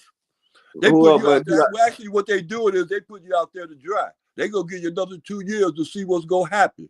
And that was a waste of that 2 years be a waste of time. You could have been out there with your brother. You could have sat tight and real fast and sat out there and got out there with your brother. Hell, his brother look like he on his way out. You yeah, don't ain't think no they question. talk? On his You way don't out think to they go, talk? man. Hey, look, hey, Dex. Let's get to this, Dex, because I don't think you be really watching what's going on. Look here, if you think Charlotte gonna get rid, and you think Charlotte gonna get rid of LaMelo, you think that Dodgers thing was something impossible? That's gonna be totally impossible. They ain't It gonna ain't. get rid of LaMelo. They not Listen, gonna do that. everybody said that about James Harden. You think Houston gonna get rid of James Harden? Well, first of all, James Harden was a You hitman think anyway. Brooklyn gonna get rid of Kevin James Durant? Harden was a hitman anyway. He'll go to anybody's team, Dex. Stop it. You Not at can't that put time. Melo You in couldn't that say same that. kind of Nope, nope, organization. nope, nope, It's nope, different nope. now. Uncle Vern, you're It's wrong. You different couldn't say now. How that. many teams James Harden played for Now, this no, you can franchise? say that now. I said Houston. Remember, Houston was You the don't want first to team he lose for went the to rest of before the when he career, left bro. OKC. You Okay, gotta So remember, right. yo. You gotta remember that you gotta remember these are LeVar boys. They don't like losing. They're not. Lamelo's not going to sit on a team where he's winning 15 games a season. So you said Melo go push for the trade. That's Charlotte yeah, go do it. You said Melo go push for it. yeah, Regardless how it happens, he's gonna it be could out be of there. Is mutual. that what y'all said? Y'all said Melo go I'm push saying for the Melo. trade. Yeah, he Yeah, said Melo. I He think did. Lamelo might initiate it. No, Yeah, They he he have a was didn't. conversation. initiated. No. Lamelo initiated, and then Yeah, he Charlotte having a got to figure out conversation what they're with gonna do. the Right. Well, I get that part. I get that part, but Dex, I get that He part. might be telling them how. Or imagine you like yo, how's the organization over there? He's like, it's terrible. You know what I mean? Exactly. You know they talk. You Yeah, know I they get talk. that. I So get that part, Man, Zoe, don't come here, Zoe. and It especially ain't don't now, come worth it. here. Nah, and especially now since Zoe made that move to stay there. You understand me? I and mean, no, but the fact that you got to remember, plus being wanted is heavy. Like the fact that we had still signed you for 2 years, even though you didn't play one game in the last 2 years. that Most two they years, don't. and matter of fact, that 2 years is trade bait. They just them holding on to him. If he do show up and show out like that, they give a chance to show up and show out like that. That's even more trade bait. I get it. Not really, I'll tell you. because the Not really. Chicago Bulls was offered a first round pick for Lonzo, They could have and traded him. a tourist turned it down and, Yep. and gave him extension. Who So who did this? they won't Who name the offered the team. I've been first round? trying to look for it. Who offered the Bulls the first round pick for Zoe? I've been trying to look for the team. They don't name the team. They just said that reports coming out of Chicago Bulls front office, they was offered a first round pick for Lonzo. That was the highest, but They turned multiple it down. teams inquired. Multiple Yeah. teams inquired, but the highest offer was a first round pick, and he Yeah, turned it down. yeah. Yeah, he's walking money back. And that's where the Charlotte Hornets are different from the Lakers. If the Lakers will sign Bronny to keep LeBron happy, you know what I mean? Yeah. But LaMelo can't get LiAngelo on a team that's winning 15 games. No, even worse than that, KNT. Because LeBron is the face of the league globally, so that's a little different. Plus, LeBron put in over 20 Melo, years work. But I'm gonna why do say you this though. Cody keep Martin, listen, Cody Martin and Caleb Martin. Caleb Martin wasn't even drafted. talking about LeBron? We just talking about the Lakers, period. Like, well, no matter who I the know, but star, yeah, that's I just how know, we. but that's a different dynamic. You follow what I'm saying? LeBron was playing LeBron was playing while LaMelo was probably about 6 years old, and he's been putting work in ever since. LeBron came into the league at 18. I'm gonna KNT, leave. listen, bro. LeBron came in the league at 18 and hasn't faltered yet. So you Right. can't put the LaMelo dynamic with LeBron dynamic. That's a whole different ball game. Plus, LeBron Yeah, is the lead scorer of all time. yeah, So, yeah. But you're looking more too but into LeBron. I'm just speaking I on know, The Lakers but mindset also, when it comes to but also taking care this of the star. KNT, also this, you can get even more closer and intimate with that situation just with Charlotte Hornets. You don't got to look outside Charlotte. You can go look right inside Charlotte and see that they drafted Cody Martin and Caleb Martin came on as undrafted free agent or whatever, right? He came in Right. undrafted because he's brothers, because of his brother. Now, I'm not saying that he's a bum or he's trash or whatever, because he's been in the league and he's still in the league, and teams have been paying for his services, right? He's a journeyman, but teams are still paying for his services. But my point is this: if you did that for for Cody, brought in Caleb, how you couldn't do that for LaMelo and bring in Jello? That goes You back to made what I. Jello jump to all kind of hoops. Yeah, you're agreeing with me. What we're saying is this. I'm agreeing with you, but not with LeBron though. LeBron is a whole different story. I'm He's just supposed to talking get about. whatever he's supposed to get. I never even said LeBron. I'm just giving it. I'm not talking about like LeBron being like the main thing. I'm just using LeBron as one of the star now, the current star. Whoever the Lakers star is, he's going to love being on the Lakers. And that's just that he's going to get taken care of. Like, you know what I mean? The fact that you can do Exactly. that for Cody, this shows how it be more. It don't even really be about them. It be narcissists. Goes back to what we was Yep. talking about earlier. Yep. Like Yep. they're more trying to prove themselves right than Yep. actually you know what I mean? Yep. Because look at So this, Uncle Vern, you still here? Yeah, I'm said that. Because look at here, panel. When LaMelo got drafted, let's go back into history, right? Let's revisit that. 2020. When LaMelo got drafted, the press conference wasn't welcoming, if you can remember. definitely When was. LaMelo got drafted, they made it appear that, well, he was just the best talent available at the time. Like, he's really not our guy, but we drafted him because he was the best talent available. Mike said, if Melo's there, grab LaMelo. That's what Mitch Kupchak said. If Mike said, if LaMelo's there, grab LaMelo. Because they wasn't really eyeing LaMelo. Now, even though they scouted him, because they scouted the first They 5 want to of that draft, but that wasn't their guy, right? So then once they drafted him, the press conference was depressing because they said, oh, he's not, entitled and, serious, and he's got to earn his way. But they didn't say that about James Bouknight. he's trash. Man, that's the Would you understand crazy. what I'm saying? They didn't say that about Brandon Miller. They didn't even Yeah. say that about Kai Jones. They But when don't LaMelo got drafted, the press conference was based on, we ain't giving him nothing.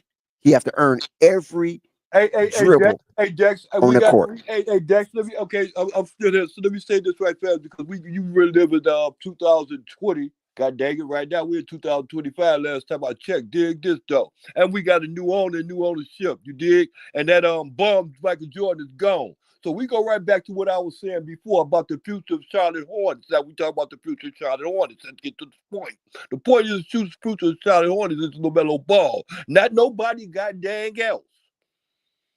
So if you sitting up there thinking What LaMelo about going Brandon somewhere, Miller? that's go right back to what I was saying 15 minutes ago. And I What let about it Brandon Miller? and about what about him? I'm asking you. You don't I think mean, he's he's a part of the good future? he's a good young offensive player. with good abilities. But that's it, and that's all. He ain't nothing like no Melo. He can't even take that position. He can't even hold that kind of candle. Now, check this, Vern. On I top, mean, on okay, all top. right, but see, long as we understand that point. So the future of Charlotte Hornets is who, Dex? LaMelo Ball for sure. Okay, then what Look, guy what the hell he look like going somewhere else ain't then, no especially future when in they no Charlotte paying him. Hornets, bro. I don't get I'm a your point. ain't That's my no point. I don't get future. that point. And my point again is I don't see why Lonzo didn't take his ass and put his ass in position to go out there with his I'm gonna brother. tell you why I'm about Why to bring would it he up. do that though? I keep trying to tell you guys that. Why would I'm he with go you right into here. that? I mean, I'm because they got money like the Chicago Bulls got money. Well, okay, would you want peace of mind or money? Peace of mind. God damn it, how you gonna get peace of mind out of Chicago? They ain't got no future. But he likes Chicago. He likes I the mean, city. Charlotte got a better. Charlotte got. Dex, I'm raising my voice, but I need you to hear me though. I No, ain't do your saying- thing. Do your thing, bro. Do your All thing. right, look, Charlotte got a better chances of getting into the playoffs and going somewhere than the Bulls do. Why go back to Hell the no. bum ass Man, Bulls? you done lost your mind, man. Shouldn't have. Matter of fact, he shouldn't have been there in the first place. Uncle Yo. Vern, you done lost your Michael mind. Jordan should have did all he did. Now I take it back. Mr. Kupchak should have did all he did, like he said he was gonna do, sign these people so they got a little money, and they going after the veterans. They going after the veterans and the what's the name thing real hard, like you said, like you say they say all the time, and did what he said he was gonna do. But Listen, Okay, Uncle Vern, let's go back. Lonzo, Hold on. Lonzo Uncle got an Vern, 80. Lonzo got an let's go 80 back. million contract out there with KNT, the you trying to Chicago get him too, Bulls. huh? Out now there, I want Uncle to Vern, understand what he's saying because he's Uncle he's Vern, agreeing. let's go back. How the heck you can say Charlotte is in a better position than the Chicago Bulls, and Charlotte hasn't even won 14 games, and it looks like they're not gonna win 14 games tonight. Yeah. How can you say that? okay, Chicago is a 10th seed. I get that. Charlotte is the 14th seed. Okay, I get that part, Dex. I get that part. Matter of fact, if Charlotte came up. Matter of fact, who won that last game with Lonzo and his brother? They just played a couple weeks ago. Who won that game? Charlotte. Well, I'm telling you, Dex, it don't take you long to catch on. But that's just one game. Come on, man. And that was a game that Zoe played in. He ain't playing in this one, and he's supposed to be back with the Bulls. Yeah, I get it. And matter of fact, they ain't even getting him the minutes he's supposed to be getting. Now Zoe played what 28, 30 minutes his last game. Dex, I got Prime, and I ain't been talking to y'all in a long time, but I've been watching these stanky ass Bulls. See, you sound like a Milwaukee fan. Well, no, I'm sound like a nigga from Chicago to see a bum when I know a bum. Well, I'm not saying the Bulls are all world. I'm not saying that. And there's a bunch of bombs on the Bulls right now. Cody White. Boy, I'm telling you, Cody White. Yo, that's White. crazy, right? Now check I this. agree with you about Kobe White. I agree about you. Right. Nah, that's what I'm saying. We agree with each other. It's just that he don't understand with the connection. I'm about to connect it for him, right? All right, go for it. Right. So Do? what we saying about LaMelo, right? And this is where you a weirdo. Okay, so you gotta pick one side. Either I don't like you or I do like you, right? And then but if you stay in the middle, that's where all the headache come at, right? But what I'm saying is this: you don't like him, but you signed him to a $200 something million deal. So, You talking about the Charlotte Hornets? Yeah, exactly. Okay, the organization. Yeah, right. Hold on. Oh, right. And Okay. this is all tied in why Lonzo probably would never go there, right? LaMelo is like literally living. They didn't want him there. They said Devontae Graham was better than him. And they try to do the James Booknight thing. Then they wanted James Wiseman. They didn't. They low beat sneak dissing for years. And then you don't sign my brother. You literally DMP'd him after he dropped 18 Man, points because you, that old the regime. hold on. You gotta understand what I'm saying. It's all one thing, right? You DMP my brother for the whole summer league, his only shot. Because you don't want to be proven wrong. Because you didn't expect him to be that good. You wanted to show him as a humiliation in front of everybody. But then every time you put it in, he's busting everybody's cheeks. Now, I'm a DMP you and give you 0 minutes so you can't prove me wrong. Right? So you don't sign my brother. Why would I tell my other brother to come here? You could have had all three of them for their whole career, and you would have made the most money because they would have been prime time everywhere they went.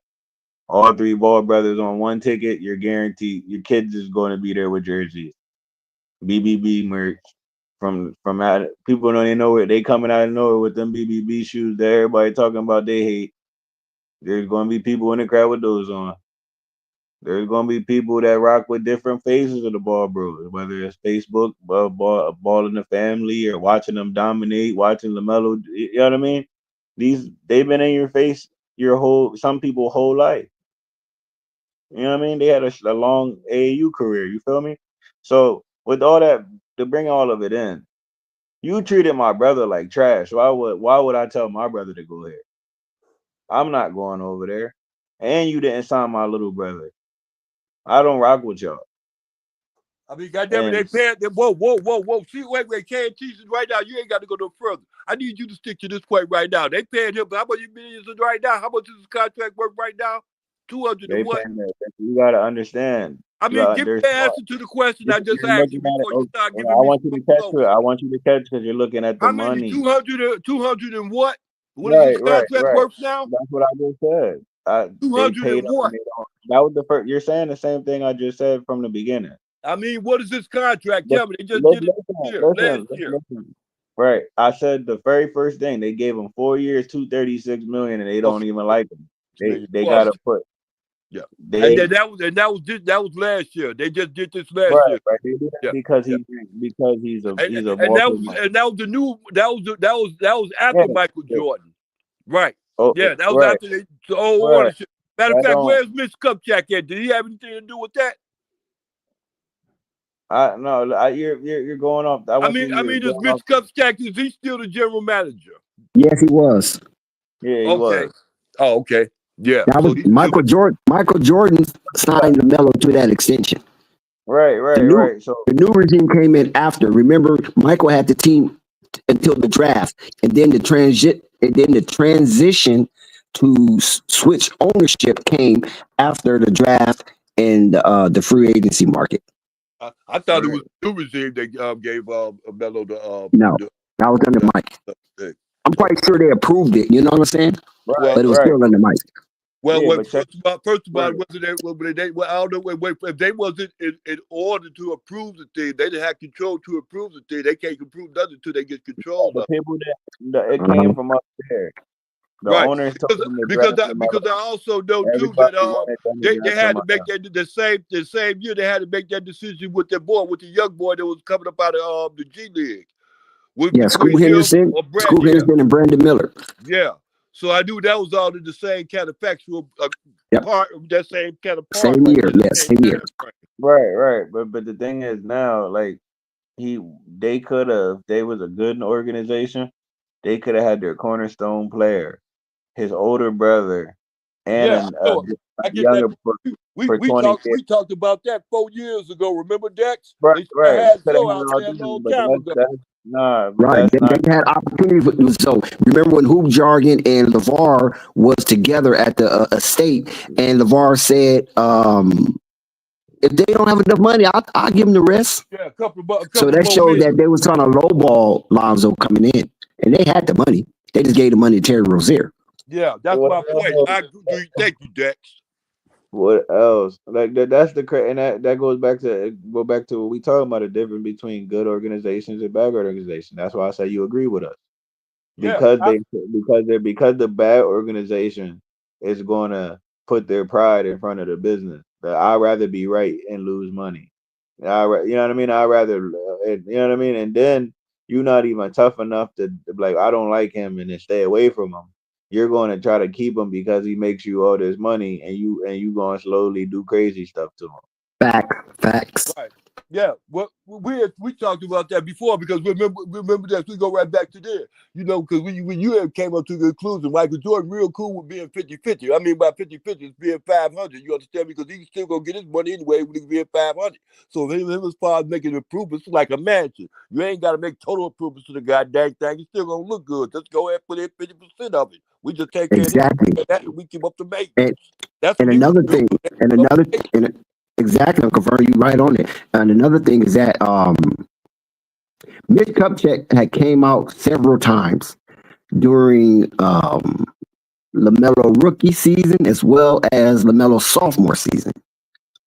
And whereas he put emphasis on Gordon Hayward being the best player, and all of us who witnessed, observed, and put eyes on the Charlotte Hornets knew better that Gordon Hayward wasn't the best player. And so Mitch Kupchak was constantly reminding the Charlotte Hornets fan base and the loyalists that follows the Charlotte Hornets that they wasn't trying to expedite winning. That's what the word choice he used. Expedite winning.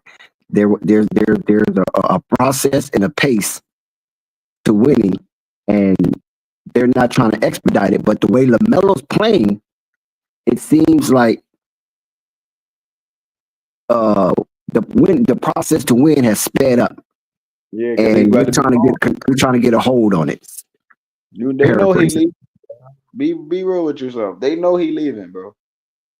It's like when your shorty leave you, and then you know you've been cheating the whole time, and like everything, ain't no more chances. So now you got to live with the final result. You feel me? That's what it is. You've been treating him like I said, like all the other celebrities have talked about, Brad. We don't ever see y'all piping LaMelo up. You know what I mean? We don't ever see y'all out there. He should be even bigger than what he is. You should see him all over the TV. But they don't want to. Hey, wait. Look here, who you blaming this on? The NBA or you blaming it on the Charlotte Hornets? The Hornets. Okay, well look here. You know it's the NBA that's doing this, bro. It ain't the Charlotte Hornets that's keeping Melo down, That's bro. what I'm saying. Like what You know, I'm gonna tell you something, KNT. I get. You know, I'm telling you, sports fans are sports fans. They want to see their favorite player with their favorite team and all that old shit. It don't work like that in the NBA. No, but we're not talking about the favorite player on a favorite team. We're talking about you marketing your superstar. Like they market. Look what they did to Luka. Look what they did to Luka. They marketed Luka. They marketed Luka to. Look what they did. Look what they did with Luka. Instead of paying him, instead of just coming out, just being not paying him, and nobody cares. You have the right. Nobody. $350 million is a lot of money. If they don't want to put up, who cares how they feel about that? Where I put my money in, right? So instead of just doing that, saying you ain't want to pay $350. Be real, and you don't gotta demonize the dude and make him look like he's out of shape and he's doing this and that, bruh. Right. It's a whole bunch of people that just they gotta be right. Yeah. Well, right now with Charlotte, they doing that to LaMelo, man. They doing that, and they stopping LaMelo from succeeding. Matter of fact, they put him in position to succeed. No, they got it. No, but wait. Let him explain. Hold on, KNT. Explain how they put him in the position to succeed. They put him in the position to succeed is doing like this, like that little trade they did with what's the name, Williams and stuff like that. They can find players like that Williams guy that they just tried to get rid of to the LA. They can find players like that man all day. He's good. Yes, he's good. He's a real good player. But they can find players like him all day. But what they need around the battle is you average 2 points. Listen to me. The fact that first of all, he averaged more than just 2 points a game. Talking about Williams? Player. No, Williams a double. No, he averaged double when he 2 games. I mean, that's what I meant to say. He played 2 games. What I'm saying today, that's not my point, whether he's good or bad, because I know his health condition, and that right there overrules everything, because it's about availability. Yeah. He wouldn't be available all the time. Uncle Vern, can I share something with you? Go ahead. Now, this is concerning the Hornets. Now, I don't know how much attention you paid to the draft this season. Right. But the Hornets picked at number 6. Uh-huh. And the Hornets chose Tijan Salon out of France, 19-year-old. I think he was the youngest in the draft or the second youngest in the draft. Mm-hmm. And then Dalton Connect went all the way down to, I think, 14. And the Lakers chose him. Now, all of a sudden, they want to trade for Dalton Connect when they had an opportunity to draft Dalton Connect. And we know Dalton Connect is ready made. Hold on, guys. Hold on, please. And we already know that Dalton Connect is ready made to play right now. He's an older rookie. And he was the first team All-American in college playing out of the SEC Tennessee. Southern boy. Perfect for Charlotte. But they chose to draft the France. They got on the France invasion bandwagon and drafted a guy out of France, Tijan Salon. And then now all of a sudden they want to trade a healthy Mark Williams, according to them. A healthy Mark Williams, who is a double machine. Perfect pairing partner for LaMelo Ball for Dalton Connect. Come on now. Make that make sense. You right there with me. I don't even gotta say nothing. You explained exactly what I just said, like in a different format. Like exactly what I was just about to say. You said exactly. And look at Uncle Vernon KNT. So now Jeff Peterson, GM, Vice President of Basketball Operations, come full circle. This guy you talking about, what position he play? Oh, he's a wing. No, Dalton Connect is a wing. All right. So he plays. He go both. I guess he go both, right? He can play both. Okay, he's playing. Yeah, he play both. But I think the Lakers play him as the wing. All right. But you understand what I'm saying? So if they was going to do right by LaMelo, why they keep drafting these fucking prospects? Why they drafting these projects? I don't know. I can't answer that. You know what I'm saying? I can look back, you know, for the last 2 years, what they got for the last 2 years. I go right back to that what's the name guy, the Brandon Miller guy. And then even with him, Brandon Miller saying that same thing. They pick up that what's the name guy, the other guy, that guard they got, that Nick Williams guy, whatever his name is. They got him. You understand me? That's that was the last 2 years. I can't tell you what they did last year. You know, they could have asked out last year as far as I'm concerned. I guess last year they drafted, I told you they drafted at number 6. That's a high draft. Yeah. You gotta be pretty good at number 6. Yeah. They had players that was ready made to plug and play. Yeah. Seasonal players, older rookies. Yeah. And they choose to draft a 19-year-old. They want to give LaMelo a 19-year-old. Yeah, I get it.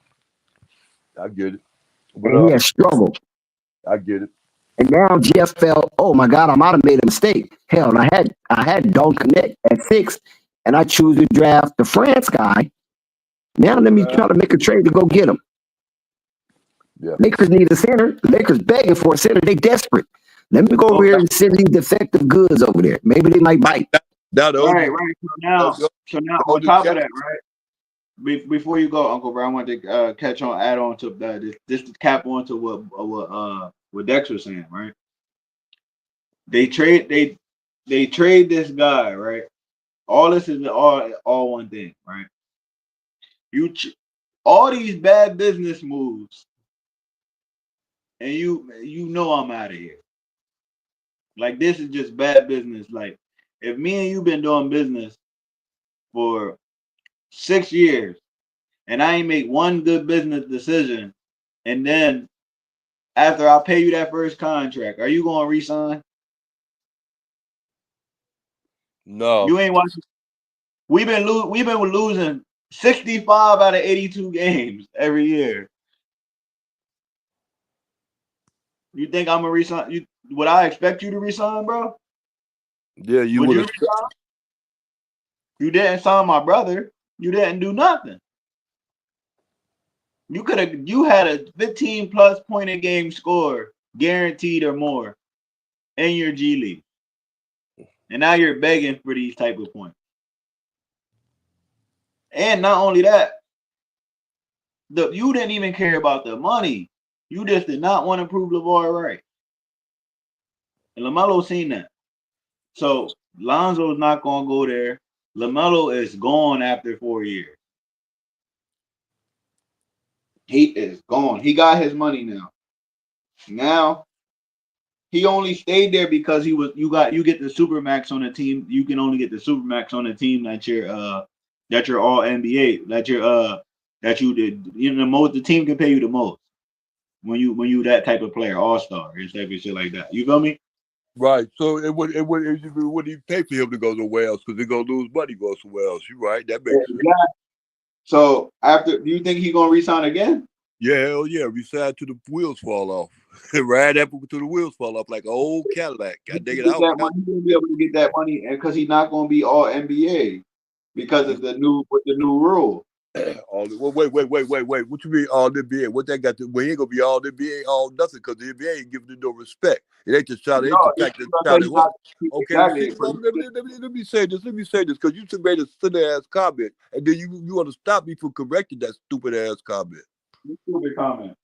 The stupid comment is you said it's what's the name? The Charlotte Hornets is keeping LaMelo down. I told this the NBA that's doing that. They, matter of fact, they didn't even get him to grab him to be in the first start in the All-Star game. He got all the votes. They didn't do that. Charlotte didn't do that to him. That was the NBA that did that. I mean, so what is your point? Your point is that Charlotte is trying to kill him, and you want him to go somewhere else that's going to treat him better. God damn it, the NBA is treating him bad. They just Charlotte Hornets. So stop doing that. That's my point. And then you sit up there and justify why Lonzo didn't make a stupid ass decision to stay in goddamn in Chicago, in my hometown where I was born at. Man, the Bulls can care less about it. But Bulls can care. Actually, let me let you know this right now. The Bulls can care less about Lonzo. He ain't even a. Listen to me. They just got rid of their two best players in the course of 1 year. So they going in another direction. That direction that they're going in now don't pertain to Lonzo Ball. They try to get something back on there. They don't want Lonzo to walk out like that. Okay, but you can't speak out. You can't speak out of 2 miles now. Well, first of all, how am I talking? Because if the Chicago, hold on, let me explain to you. If the Chicago Bulls, listen, if the Chicago Bulls don't give a damn about Lonzo, hell no. What makes you think? Okay, hold on. That's what you said. What makes you think the Charlotte Hornets give a damn about Lonzo? When they had to actually get Lonzo first before Chicago. First of all, they start with their money. They start where their money is concerned. They pay him just like that. What he want and he agreed to, they giving it to him like that. He ain't bargaining, going into no camp, not getting his money, arguing, being frustrated. You're not answering my question. I mean, what is your question then? If they ain't the answer. My question is off your statement saying the Chicago Bulls don't give a damn about Lonzo. Hell no. I beg to differ. Okay, but I beg to differ. Hold on. If they don't, even if you're right, if they don't give a damn about Lonzo, what makes you think the Charlotte Hornets do? That's my question to you. Wait. First, I think the Charlotte Hornets do because of the fact that they want to appease his brother. Then first of all, okay, stop right there. Stop right there. Stop right there. Let me stop right there because I ain't through yet. And first of all, but you answered it though. You really. Uncle Vern. Right there, you want to make an argument out of something that's already understood. No, because we want to parse it. We want to make sense out of this. We want to make sense out of this. It's okay though. Let me tell you. I know, but you just said that they want to appease his brother. Okay, cool. That's the answer. Now, if they want to appease his, what else can you say? You want to appease his brother? Isn't that the ultimate? What else is left? I mean, goddamn. Go ahead, Dex. Go ahead. So they want to appease his brother. I'm not done with you though, Uncle Vern. They want to appease his brother. Okay, cool. Now, how are they going to appease LaMelo Ball when they have shown by the draft picks and the free agent signings and the non-motion that will really help LaMelo? They have yet to do. So how can they appease him with Lonzo, but they ain't appeasing him with other ancillary pieces they need for LaMelo to thrive and win? Okay, you mean like in the free agency, in the draft, in the NBA yes. draft? Agency? Yes. Because them the only way they can do it besides monies. Yes, that's what I mean, Uncle Vern. Yeah, well, it's no hustle. As far as it looks like last year, the only thing that was coming up out of there last year was Wemby, and you see how that turned out and everything else. I don't know what to tell you, Dex. It's just the way it is. You know what I'm saying? That's what I'm saying. You talking out of 2 miles. Dex, you asked me a question, goddamn, you wanted his ass with the question, answer the rest of the answer. Look here, but that's okay though, because I heard this year it's gonna be some killers coming out this year. So if they got a 6th round, if they get the 6th round pick this year, Charlotte, not the Bulls, but Charlotte, yeah, well, more power to them, because they're gonna get a better choice than they got last year, and it was slow pickings last year. Now, see, I gotta challenge you on that. Yeah. What history do the Charlotte Hornets have to show you that they are very scrupulous when it comes to talent evaluation out of the draft? Are you out of the draft or out of the free agency? No, out of any draft. Out of any draft. I'll give you 5 years since LaMelo been there.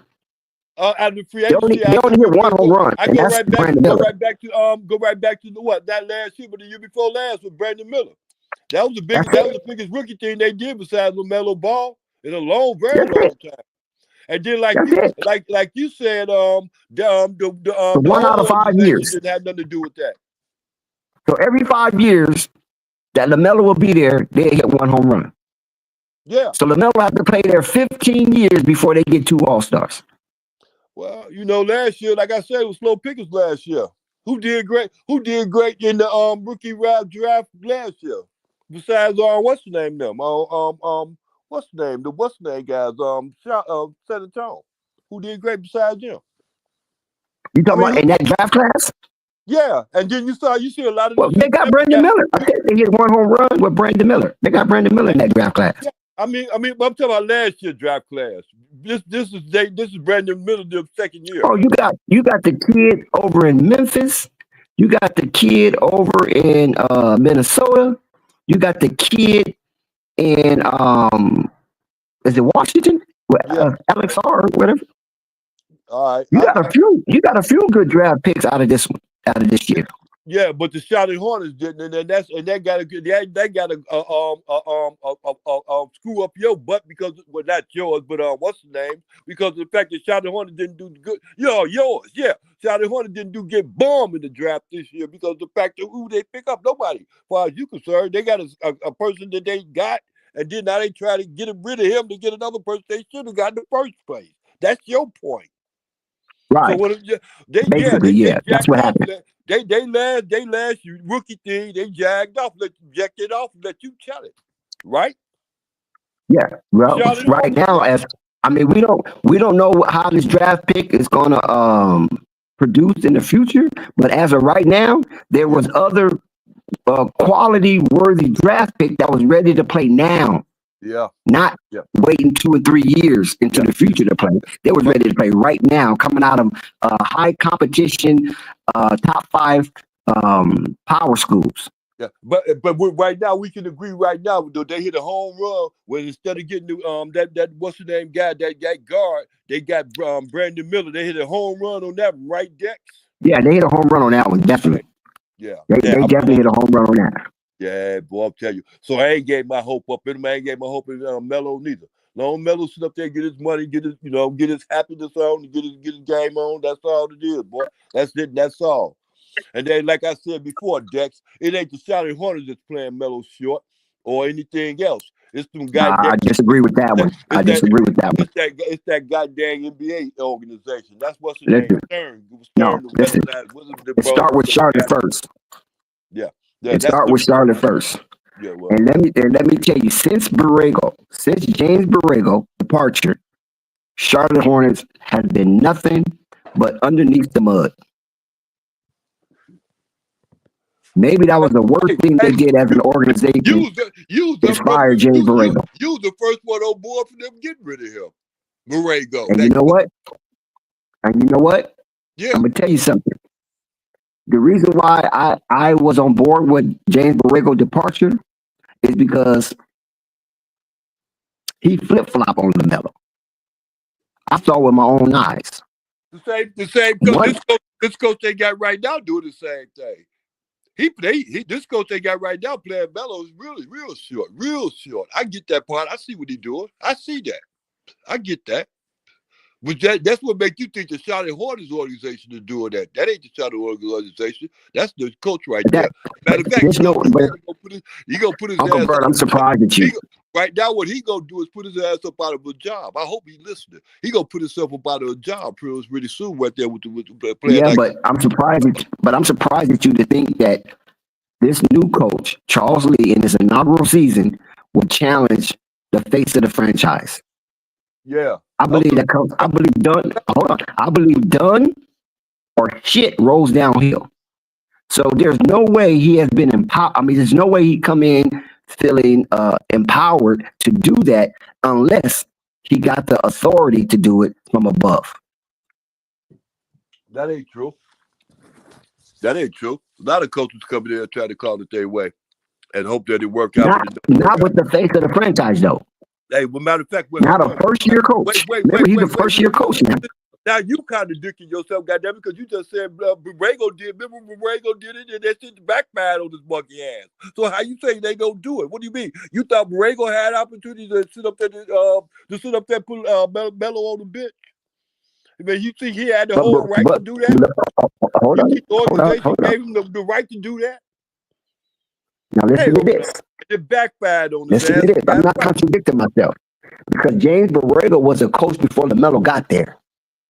And so LaMelo came into that franchise with James Borrego as a coach. Not Melo be there and a new coach come. Wait. First of all, it was James Borrego was the one that was bringing up all that thing like going to Gordon Hayward, making the Gordon Hayward was the god there.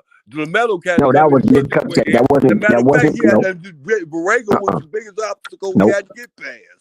No, Borrego. That's not. No, that ain't how it went. The revisited history is tainted.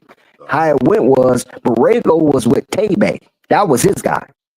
Devontae Graham was Borrego guy, not Gordon Hayward. That's my point. Gordon Hayward was being pushed by the higher ups, mainly Michael Jordan, because Gordon Hayward was his Larry Bird. That had James Borrego used to be pissed at Gordon Hayward. He's always, when the question came up with Gordon Hayward, remember James Borrego used to say, "That's above my pay grade." Ask Mitch about that. There you go. He always deferred. Yeah, when it came to Gordon Hayward. That's copied before. I heard that before coming out of his mouth. So Mitch Kupchak, by the edicts of Michael Jordan, wanted to highlight Gordon Hayward because he was getting paid $120 million. Right. You follow what I'm saying? And he's a Caucasian player. Got LaMelo for free. Got LaMelo for free. He had to pay nothing. But a rookie contract. and like he said, yeah, they got LaMelo, didn't be wanted. They wanted the other nigga. So my thing is this. With the new regime, we expect different, right? We expect, because this is what they say, they're going to be aggressive. They are basketball minds. They are basketball fans, and they understand what the fans need for this organization to excel. This is what the ownership, the governors of the Charlotte Hornets was speaking, Gabe and Rick. They kept pushing down our throat, pause, that a new culture is coming into existence. And this culture going to be premised by winning. Yeah. Remember when they started the Summer League? And everybody used to come out to the Summer League and support the Summer League team down in Vegas. They had the Charlotte Hornets starting five or top tier five on the roster, sitting on the bench cheering on Summer League players, which rarely ever happens. Right. Yeah, I remember that. And so this togetherness.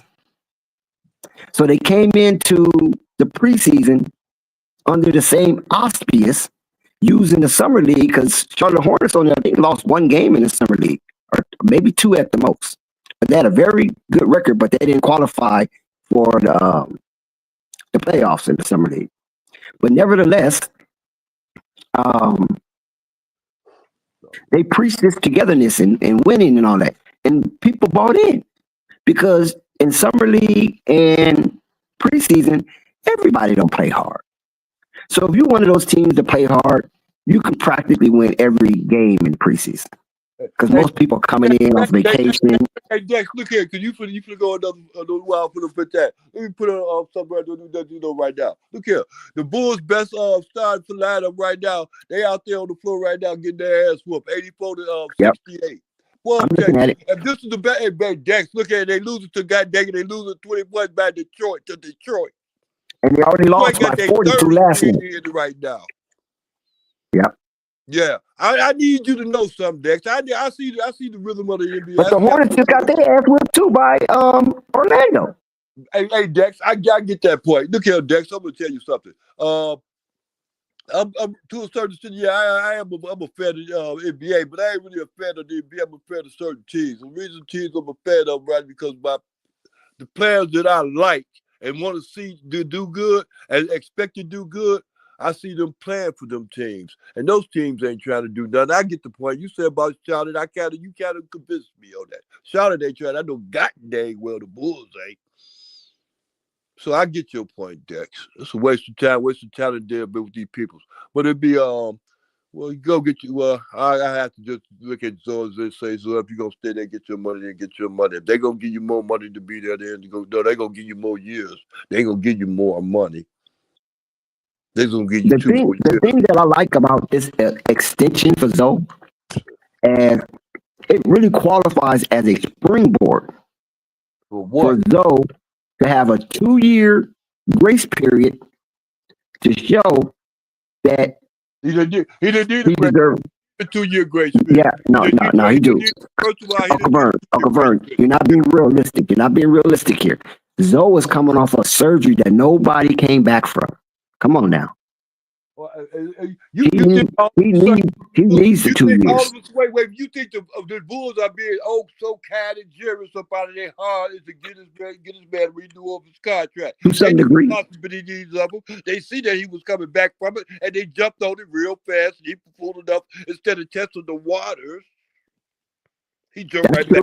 So that's a good move. That's what I'm saying. It's a good move. That ain't no good move because it's gonna be the same kind of move that he's in right now. Melo, if you right now, y'all saying Melo's in the bad position because his team ain't winning. Lonzo gonna still be in the bad position because their team ain't winning. So fuck y'all talking about there. Y'all double talking. But listen, in the Eastern Conference, I don't know how I can get this through your sick head, but in the Eastern Conference, the Chicago Bulls is a top 10 team. Can you say that about the Hornets? What you say, a constant team? Top 10. The Bulls are a top 10 team. Man, Bulls. They look, Jack. Look, wait, hold on. Wait, they throw that score back up there. There it is. 86 to 73. To Detroit Pistons. Top 10. Even after this loss, they would still be top 10. This is 4 minutes and 57 seconds in the third quarter. I feel you. I'm watching the game. I'm looking at it. That's a 23-point lead. Am I right or wrong? No, you super right. And you know what? What's despicable about this score is that the Bulls lost to the same team. The word despicable. You got it, Dex. I'll tell you, Dex. I don't try to find a word for it. It's despicable. You're right. You're right. Hey, Uncle Vern.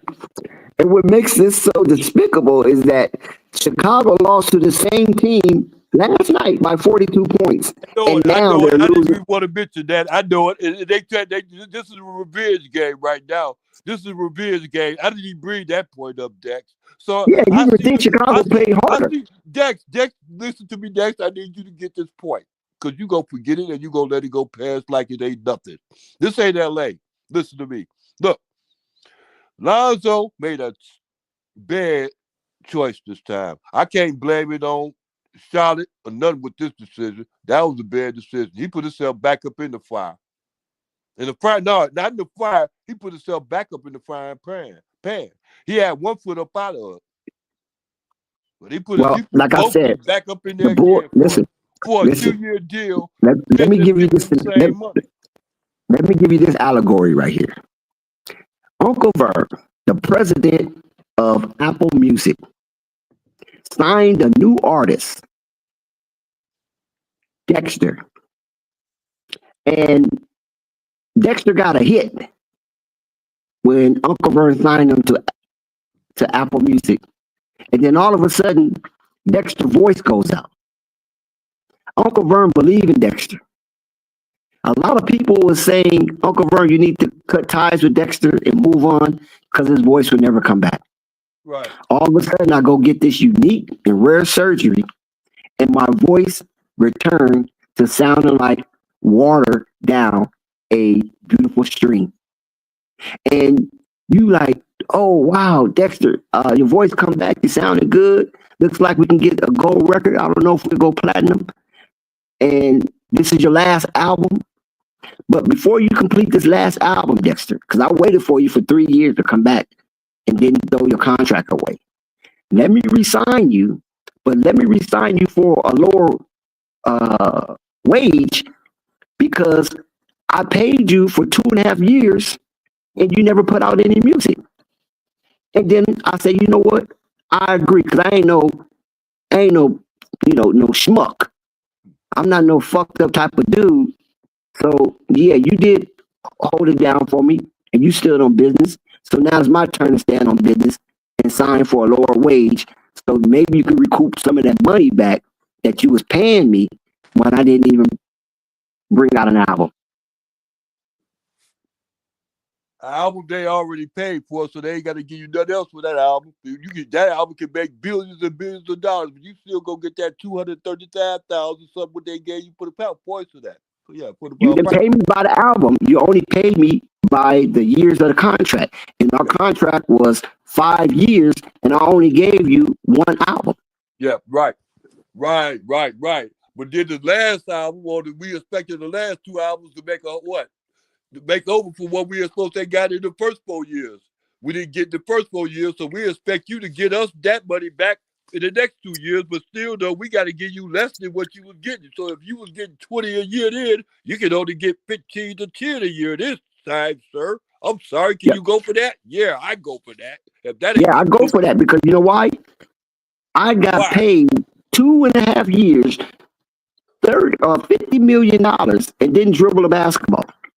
I mean, God dang it, hell, he can do. But that's my point. See, Dex, you don't get it. $50 million guaranteed. That's charity. What he did, he just gave them some. He just gave this to them because it's out of loyalty. You call it loyalty. But if you're not going to be a schmuck, listen, Uncle Vern, if you're not going to be a schmuck, because they don't need that's charity because they don't need Lonzo Ball. They don't need Lonzo. They don't need him with the Bulls. What they need him out there for? But I think they need him more so in the locker room to keep the team together than on the floor. This motherfucker want to be. Well, I'll tell you, Dex, you don't upset me, Dex, but God dang it, I expect better out of you. I'm only going by the reports. Now he's a locker room player now for 2 years. Sit his ass on the bench. Sit his ass on the bench behind these bums for the next. Yeah, I'm only going by the reports that I'm reading coming out of Chirac. You know what I'm saying? I'm not going to sit here and invent anything.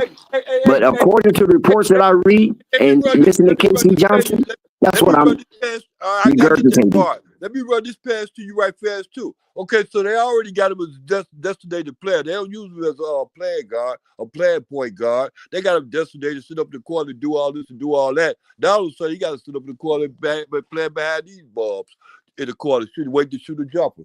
I'm telling you, because there ain't no playmaking on there. All they do is pass, run, and do this, shoot, run, do that, run. But that's up to Lonzo. Lonzo's a starter. You got to remember, Lonzo's a starter. Damn plays. Listen, Uncle Vern, Lonzo is a starter. I'm talking about the Bulls. I ain't talking about Charlotte. Listen, Lonzo's a starter. If Lonzo feel you want to be aggressive on offense, that's up to him. Now, to me, I feel that he should be way more aggressive on offense without Zach and DeMar. Right, but a lot of times I'm watching Lonzo out there. He's yielding and passing the ball to these numbnuts. I mean, what are you doing? What is this? What is this role on the Chicago Bulls supposed to be down in the Zach LaVine and DeRozan go? What is Lonzo's role supposed to be? That's it because they had him at point guard, shooting threes, and then sit up there playing with defense. So what is his role supposed to be this time? To help facilitate the offense and to call defensive plays. That's his role so far. Now that his minutes increase, I think his role will increase because they're trying to give the team to Josh Giddey. That's obvious. They promoting Josh Giddey like nothing. I don't know why they promoting Josh Giddey like that Because Josh Giddey got a decent enough game that they ain't got to push him down our throat. Yeah, Who they need to promote is Matt Buzelis. That's who they need to promote, not Josh Giddey. But for some reason, they're trying to promote Josh Giddey. They want the fans to like Josh Giddey, and the fans are kind of reserved when it comes to Josh Giddey because they think he's weird. He is weird. He can play a little bit of offense and he can't play no defense. So I think that's weird. That ain't weird. That's common. And he looked flashy. He looked like, what's the name out there? What's the name? By him, I put him in the same that category with that boy out there in Miami. The white boy that shoot the jumpers. Tyler Hero. Yeah, thank you. Limited. So the Bulls are trying to push Giddey big time. Yeah, that's Joshua. They want, like you said, they want to throw him down. Well, I'm telling you, Lonzo, man, that was the stupidest thing you ever did. But I understand you got your money. I disagree. I can't hate on a person that's getting their money. But I'm just saying, you got to be smart about getting it too. This team, you can't. Uncle Vern, with all due respect, Lonzo wasn't in a position of high heel leverage because when you're in a negotiation, you want to take the high heel, right? When you're at war. You want to position yourself on top. Yes, he was. He was in the last year of this contract he signed with the Chicago Bulls. He was in the last year. I know. Okay, and then after what you mean? Okay, that go right back to that ass comment you just made. He was in the best position in the world. He already got his money. But listen. He didn't have nothing to prove with them. He didn't have to give them nothing. Okay, if you don't give Chicago Bulls nothing, right? Let's say, for instance, you play hardball. Nah, I ain't taking that $20 million for 2 years. I mean, DeRozan. Ask DeRozan, was that a good move? Ask Zach LaVine, his best friend, was that a good move? But those guys are healthy. Last time I checked, the Bulls got rid of them. They didn't give the Bulls. They didn't ask for but look what they. Okay, listen. Hold on one second. The Bulls got rid of Zach. The Bulls got rid of Alex. The Bulls got rid of DeRozan. But all those players were healthy when they left. Now, if Lonzo was healthy and didn't have any concerns about a mysterious future, then yes, I would agree with you. But Lonzo, first of all, don't want to leave Chicago. Lonzo, second of all, want a surety that he can be in the league to make up for the time lost. So the 2 years that he didn't play for the Bulls and he got $20 million, now he's going to play another 2 years at a 50% discount. And I'll tell you, boy, thank you, Lonzo Ball. Boy, I'll tell you, boy, Chicago Bulls love you for that. Right? Yes, and we already reported on that. That's coming from a Chicagoan. Not no Milwaukeean, a Chicagoan. I know, but Milwaukee's your team, though. Yeah, you're right. I gave up on them bums a long time ago when they left Georgia. I told you that. That's true. That's another story for another day. Yeah, but you got to remember now, Lonzo is actually really. Hold on one second. But it goes right back to what I said, Lord. You know what I'm saying? It ain't about that loyalty thing. You can't show these teams loyalty like that because it's not about loyalty. It's about not being a schmuck. I know a lot of basketball players are selfish, and they probably would say, "Nah, man, taking that." I'm out. That word "schmuck" comes from the what's the name peoples, and then the schmuck is a what? A fool? Because I don't think a schmuck is a fool, but what is a schmuck? A schmuck is an asshole. Oh, okay. So he'd have been an asshole. He said he'd have been an asshole to the Bulls if he said, "Oh, I understand. I see the direction y'all going in, and I really don't agree with it. Y'all just got rid of my so-called best friend. The fuck I look like standing around here for?" But that's my whole point. He felt different. He already knew Zach was leaving. He knew Zach was leaving. Hey, but he would do another thing. He finna know right now. He gonna be sitting his ass on the rest of on that Bulls bench for the rest of this year and the next years too to come. Why you keep saying sitting on the bench? The man is in the starting lineup. Stop saying that. You misrepresenting the situation. What did you say? He gonna do what in the starting lineup? He's in the starting lineup. He's not on the bench. He's starting. He's a starter. I'm looking at the game, Dex. He's not playing today. I've been looking at the games for the last month already, for the whole month, and in January too. Lonzo been starting. Lonzo wasn't starting shit. Oh my God, Uncle Vern. I don't know Man, what come part on, of the man. game he was looking at. Lonzo wasn't getting no playing time. He wasn't even getting the minutes he's supposed to be getting. He was getting no playing time. Please go Last check the two, box 3 score. I'm weeks. not gonna argue with something that I know I'm right because then I look like a fool. All right, Dex, we just need to let that go. Lonzo ain't been doing that. Matter of fact, what has been his average? What is his point average for the last Oh no, his point average is low. He don't have no high point average. I mean, what would Matter of fact, even his shooting percentage have declined. hell, to me, he ain't been playing. I mean, goddamn, I turned around watching the game. But contrary to what you think, Lonzo has been a starter for probably for 16 games. Yeah, okay. I ain't been seeing the Dex. I don't know. I ain't been watching. Okay, all you gotta do is go check the box score. We got prime here, Dex. We got prime. We can always. I'm on the Bulls channel now. I can always go back and watch the reruns, Dex. I mean, every time I go back, I'll see so he might be. No, that's not true. Those starting. He's a starter for the Chicago Bulls right now. Okay, but just not this game, right? He didn't play this game at all. Oh, okay. I see. Lonzo been out with an illness. He's been out with an illness. For how long now? Ooh, I think 4 games. Oh, that's why I ain't been seeing them then, huh? I know I saw when he played his brother last week, a couple of weeks ago. Right. I saw that. He started that game. Yeah, well, I know they're going to do that anyway because I knew they were trying to shop him. Oh, okay. Yeah. I know you know that, right? No, I didn't know they were trying to shop him because. First of all, we go right back to what you just said. You know they did because you said that he couldn't get no first round picks for him, so you knew they were. No, I didn't say that. No, you misrepresented me. I said the Chicago Bulls turned down a first round pick for Lonzo, and I said that a lot of Bulls creators, content creators, were saying that Chicago front office was aggressively trying to pursue to trade Lonzo. And the receipts shows that I kept saying, no, y'all, that's not correct. I ain't never heard Arturas Karnisovas say that he was aggressively trying to trade Lonzo. Yes, Lonzo ain't been in trade talks. Yes, the Bulls listen to certain trades. Now, at best, most of us thought Lonzo, if he did get traded, would probably get traded for a couple of second round picks.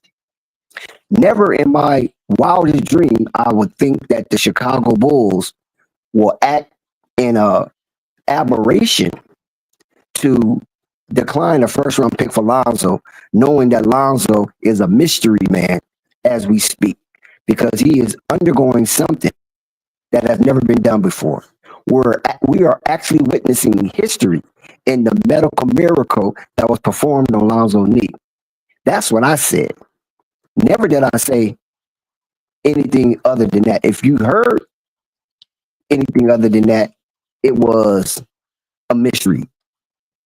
Because I've been challenging a lot of bull content creators in their chat about trading Lonzo, and I kept telling them Lonzo's not going anywhere. Where you guys get that information from? Because I personally asked his camp. I said, "Is Lonzo getting traded? And how do Lonzo feel about getting traded?" They never said yes. They never said no. Only thing they said was, why would the Bulls wait and put all this time in Lonzo rehab and return and then trade him? That's basically all they said. So I said, is he getting traded, yes or no? And after that, I didn't get a response. So that told me that there was already conversation with Lonzo in the front office that he's staying. Even though teams are acquiring, they're listening. But as far as Acme, on Tourist Cornucopis and Mark Eversley, AKME, had very little intentions of getting rid of Lonzo unless they just got a deal they just couldn't refuse. Outside of that, I already knew, and that was weeks before the trade deadline. So I've been hunkering down in some of these Bulls content creators chat. And of course, they don't listen to me. They try to ignore because they pushing their agenda, right? So they see my name in there. They don't acknowledge it. Maybe a couple of them will acknowledge, but most time they don't even acknowledge it because they don't want to have that conversation because they don't have the information to really deal with me. And they know this because they're playing a guessing game. Yeah. And they have their own narrative for their fan base. When I have information, I don't have information on everybody, but sometimes I have information on some players. And then when I share that, they ain't going nowhere and all this, why would they do this? I'm putting it out there for them so they can at least look into it. And they don't. They just have their own agenda because they're fools. So I say, okay, I'm going to let them be fools. And then as soon as somebody challenges them about their take on Lonzo, they get mad and want to block them. That's when I say, you know what? I'm out. I'm not dealing with these people. Yeah, yeah, man. Well, yeah, Lonzo one of the best players. One of the best players. One of the best players in the NBA, especially with IQ. You understand me? But he got a very, very NBA game IQ. You understand me? But as far as that IQ, man, off that court, as far as going with these organizations, man, that wasn't smart. I don't see no smartness in that. You know, he secured the money, but he already had the bag. He secured the bag because he could have got a bigger bag, a better bag, baby. Sorry, I don't get that. But like I said before, that's being Lonzo loyal. said out of his own mouth. Matter of fact, Kim will tell you something. Look, Kim will tell you something. Look, I'm glad you mentioned that too. And I'm watching the game right now. I see my boy Stacey King right here. I remember seeing Stacey King when he was talking to LeVar Ball this time about Lonzo being out there in Chicago and his future out there with him. Stacey King didn't see it too much of a good thing too because he seen how they was playing him. I'm glad that you mentioned that because I'm looking at Stacey King's face right now, and he already know right now that Lonzo re-signed for that shit again. Boy, I'm telling you, Dex. Thank you. I mean, That's verified my understanding that was a stupid move. Okay, it's a stupid move. Okay, cool. Die on that hill. But only thing I'm sharing with you is what's coming out of Lonzo's mouth is that he loves Chicago. He don't want to go anywhere. And plus Chicago stuck with him and paid him $50 million without dribbling a basketball. Where are you going to get that at except for the lottery? No reason for going out there because he was going out there because he wanted to be with his boy. Now his boy gone. Now all of a sudden, he want to go to Toronto and be with his boy now? I mean, that. Slow down. We can chop that up. Okay, Lonzo came to Chicago because Zach LaVine recruited him. We all know that, right? Right. And so he came. Right. Chicago promised him a certain kind of offense he would be able to run without interference. Okay, cool. Lonzo got injured, and Zach played without Lonzo for 2.5 years. So Lonzo can't be mad if Zach leave for greener pastures because you know what?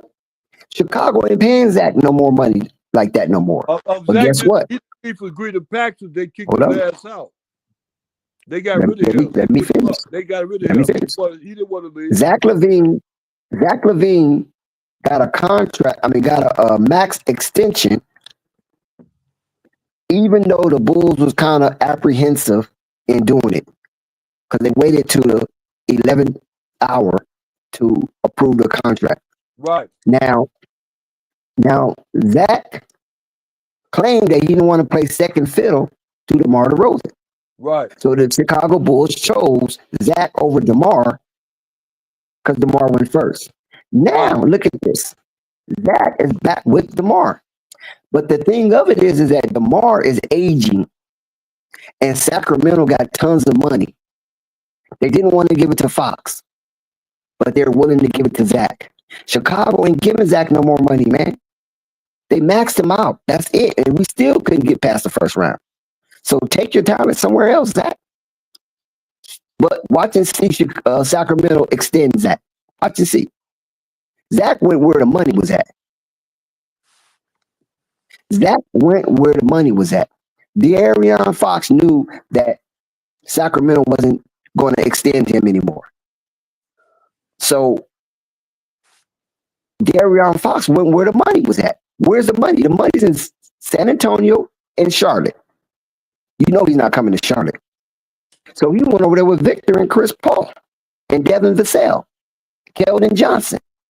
Pretty good team. Pretty good. There's a bunch of youngsters. Yeah, well, why if that's the case? They're not going to hold on. Let me finish. They're not going to pay. That all sound good. Listen to me understand this. It ain't about sounding good. It's fact. All you got to do is follow the money. If who got the money and who went where? Why was the case then? Why wasn't it understood that Zoe can sit up that same direction going to Charlotte? Because that's Charlotte. That's where the money Why is. you keep trying to put Zoe in Charlotte, man? That's sickening. That's really sickening, man.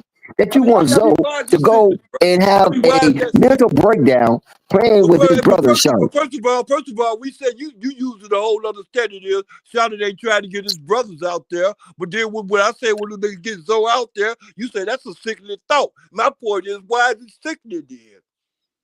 Because if they really had LaMelo, best interest.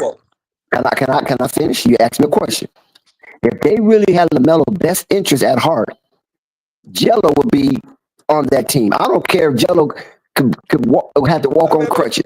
They would have did everything imaginable to keep it. We can work Melo. You don't want me to talk because I make too much sense.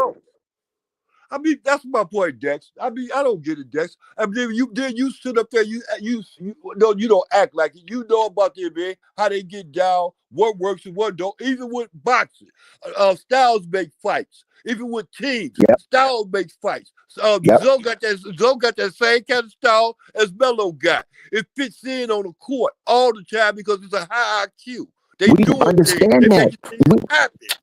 So I don't see why you think that Zoe is better off making things happen out there in Chicago, and LaMelo is better off making things happen out there somewhere else but Charlotte.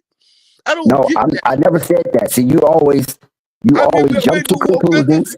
You always put words in my mouth. I never said that. That's what you feel. Zoe being out there in Charlotte as being ludicrous.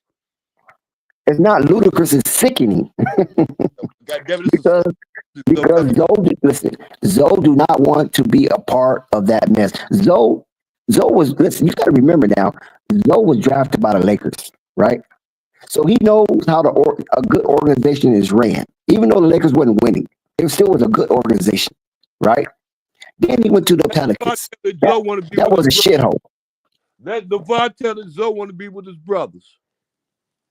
Now why not? Why? No, I'm not saying that. You ain't hearing me. Why not be with your brother? Why not? They've been playing basketball together all their life. But like I said, why can't your ass the point you missing contract, another 2-year contract extension with the goddamn Chicago Bulls? Because what you're missing is this. Out there with your brother again. Because what you're missing is this. If the Charlotte Hornets, once again, don't have selective hearing. If the Charlotte Hornets once again had Melo's best interest at heart, LiAngelo Ball would have been on that team. I don't care. I don't care if LiAngelo had 1 foot. Don't have the game, bro. Dex. LiAngelo Ball don't have. That's your point. You don't want LiAngelo, but you want Lonzo. See, I already knew where you was getting at. You just like some of them other guys. You don't want LiAngelo, you want Lonzo, and you only want Lonzo so he can help LaMelo. LiAngelo Ball ain't got no kind of game. You really don't care about Lonzo, really. LiAngelo Ball ain't got no kind of game that's gonna change no outcome of no NBA game. All he is he's a fit-in player. He's a plug-in player. That's it. That's all. Lonzo is not a plug-in player. He can change the direction and outcome of a basketball game at any time. Jello Ball ain't got that kind of opportunity. I already knew you wanted to go there. But see, I don't smash. It ain't about going nowhere. It's about having an understanding of the game. Like you said, it's not. That's not an understanding of the game because if LeVar said they are good. Hey, wait. LeVar said that you all be out there together. You ain't got that. In order for me to make sense, you gotta let me finish. LeVar said they are good individuals, but they are great together. Right? This is what he said. This is what he told me face to face. He said, Dex, they are good players, individual, but they are great together. All right. Okay. Rube Jargon was right there when we had this discussion. So I want all three of them to play together. But my point is, they had first right of refusal. How many times do we have to revisit this? They had first right of refusal. Hoop Jargon had LeVar on his live. And LeVar said if they don't have enough money, I would throw in some millions. So how do you interpret that?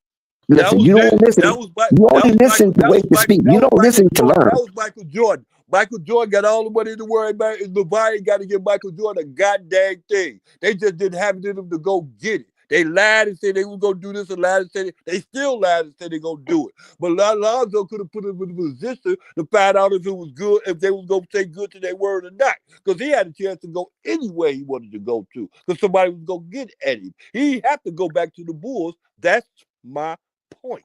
Because he ain't going to get I understand your point. And we all know that. We all know he didn't have to go back. So it was a reason why he went back. Especially his playing future. It's not bright with the Bulls. You want him to go to a team. Hold up.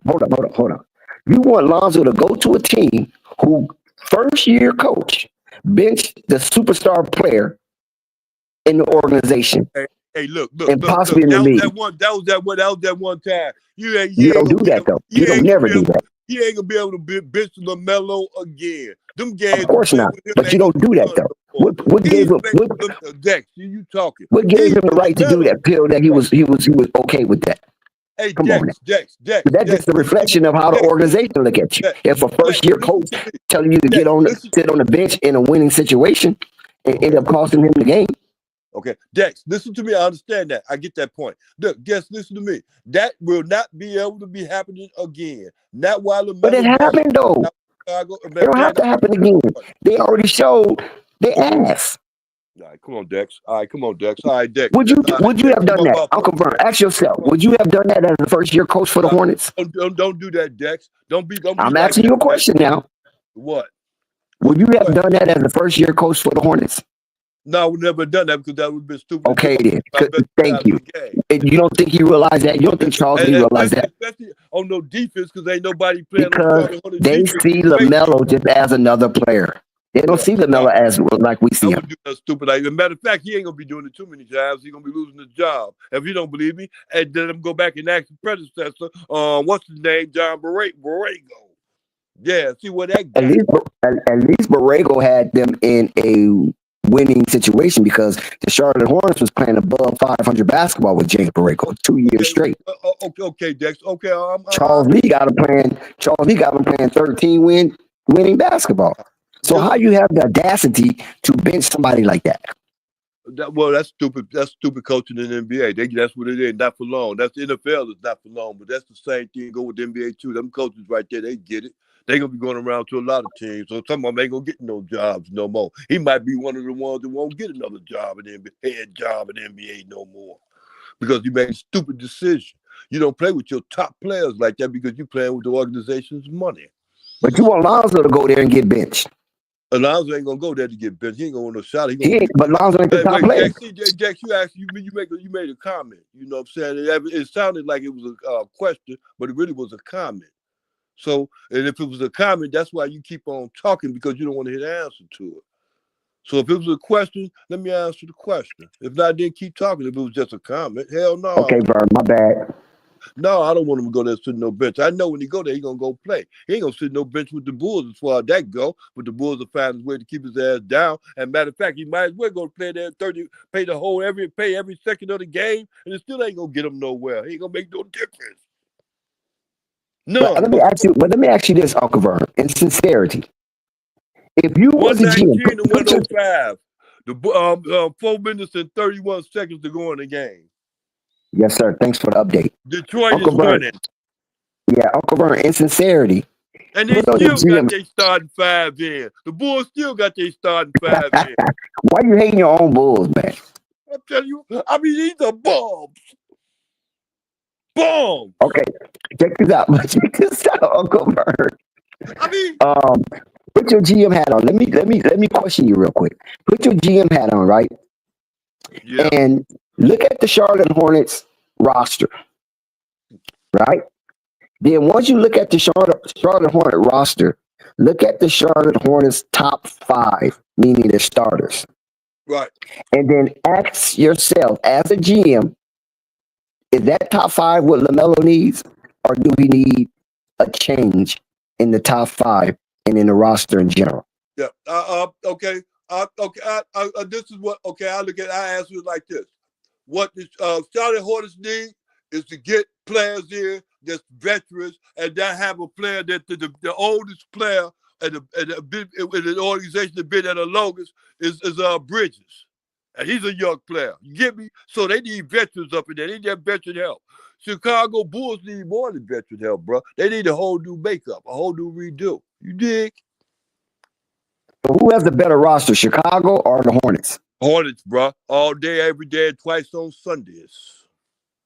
And they got a better outcome. They got a higher ceiling than the Bulls do right now at this moment. That'll answer that question. Charlotte got a higher ceiling right now than the Bulls do.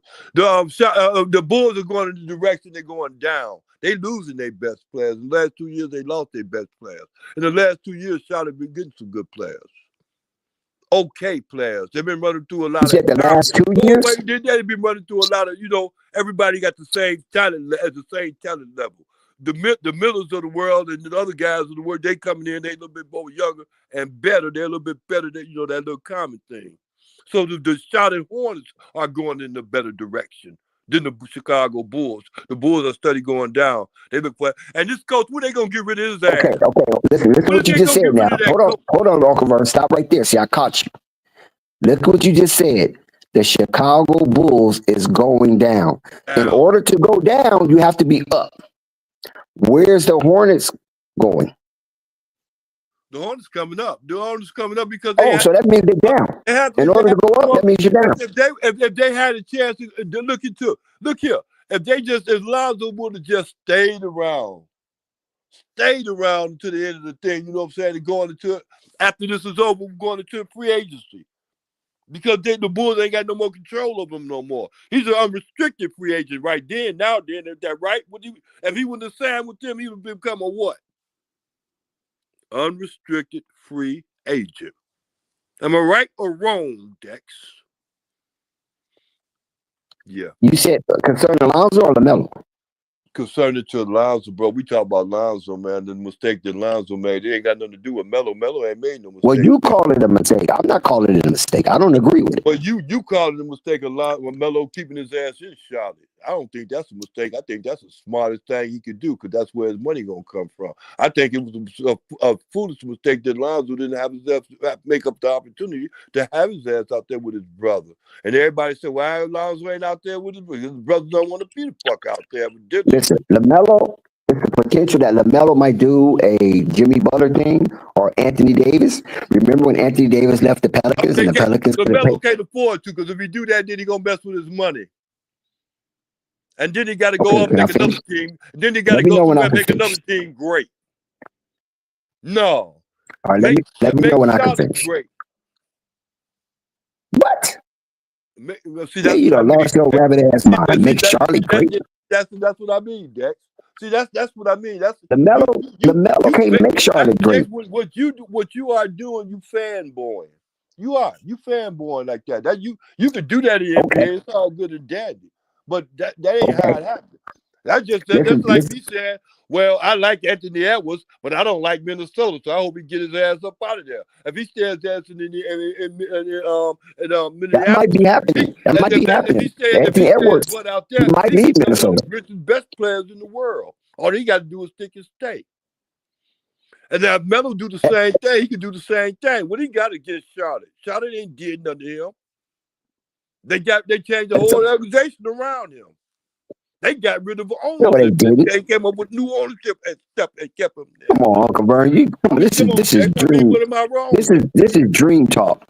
They ain't changed that organization around for no LaMelo. If anything, they got worse. No, they got rid of that bum.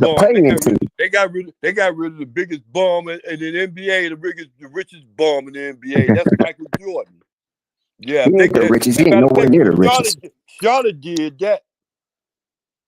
Money, boy, I'm telling you, money made Michael Jordan sit up there and just get up out of the game. See, Uncle Vern, you like the hopscotch. See, I noticed that because I asked you an hour ago. To the point. That ain't sticking. That ain't hopscotch. That's sticking. Yeah, it is because I asked you an hour ago. Yeah. If the Charlotte Hornets had LaMelo Ball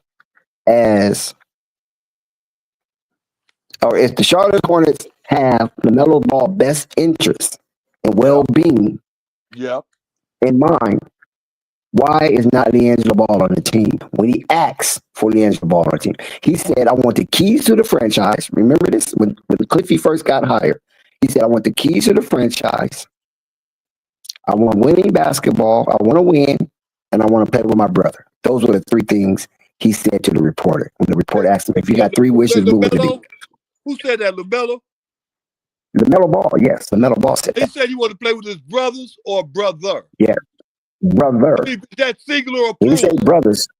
Lonzo was down at the time, so he knew he couldn't play with Lonzo. Wait. First of all, you sit up and you quoting somebody. I want to see if you get the damn quote right. That's what I'm referring to. Now he said brother or brothers. Brother, meaning LiAngelo. Oh, he couldn't talk of Lonzo. Lonzo was out. What are you talking about? He was out, and nobody thought Lonzo was coming back. When LaMelo came into the league, Lonzo was and what's the name? Listen, I didn't say. Listen, you go jumping to conclusions. I did not say when LaMelo came into the league. I said when Cliffy was the coach. I gave you a timeline. I said when Cliffy was the coach, when he first became the coach, they interviewed LaMelo at a presser. And when they asked LaMelo, what are the three things you want as a Charlotte Hornet? He said his number, excuse me. He said, I want the keys, I want my number, and I want to play with my brother. That's what it was, the number. And he said his brother, which one is okay? You said it was Jello. It's only one brother, man. Stop trying to be foolish. I bet. Okay, I get it. Lonzo had a bent up knee. So how the hell he gonna play with Lonzo? And they didn't even know if he was gonna ever come back. Okay. I get it. Oh, that's you okay. Shout out to No Panic. I get it. He wanted to play with Jello. Right. Yeah.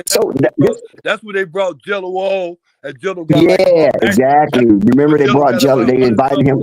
That's when Jello got about 100 points in the first game, and then he set him down in the first and the second game. No, that was under Borrego. That was under Borrego. No, I'm talking under Cliffy. They brought LiAngelo into training camp. You remember that? They brought him into training camp. I remember he came in, but they cut him. And killed him. Yeah. No, he didn't really have a good, strong training camp. I got to give it a buck. And what's the name? It was suspect. His training camp was suspect. Yeah, okay. You say it was suspect. Yeah, it was suspect. He didn't play good. Okay, so I mean, what did Shotty go wrong at? Did if you say it was suspect? Did I mean why did Shotty?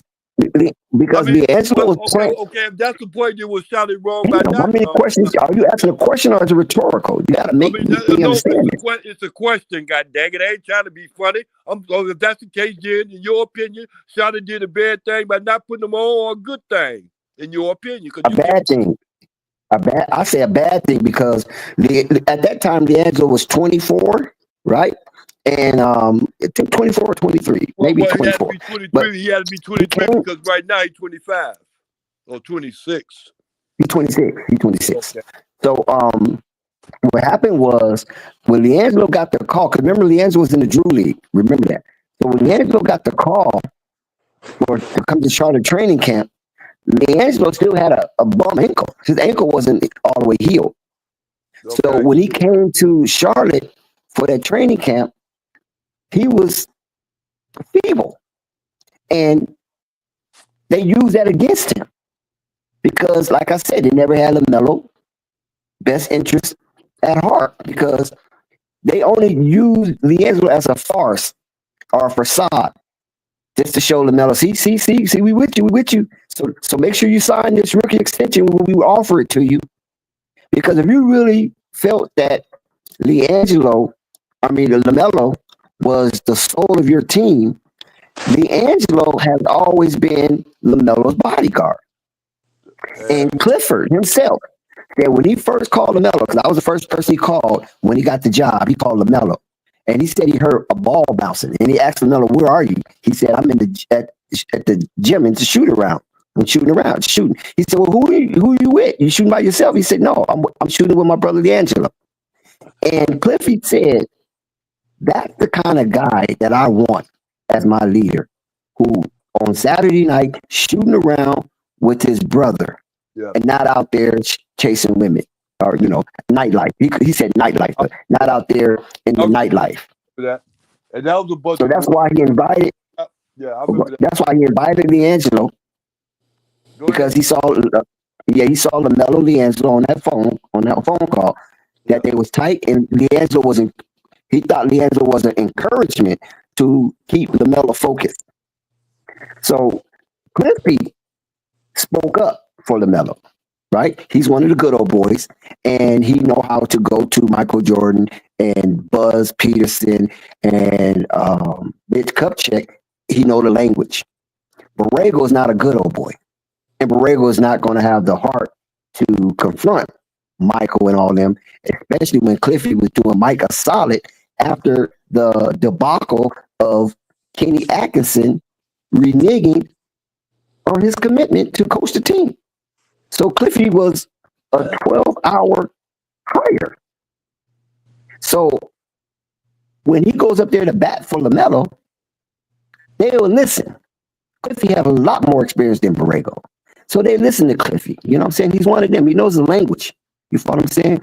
And when he went to bat, he shared that incident. I mean, not incident, that moment when he called LaMelo. I think it was a FaceTime.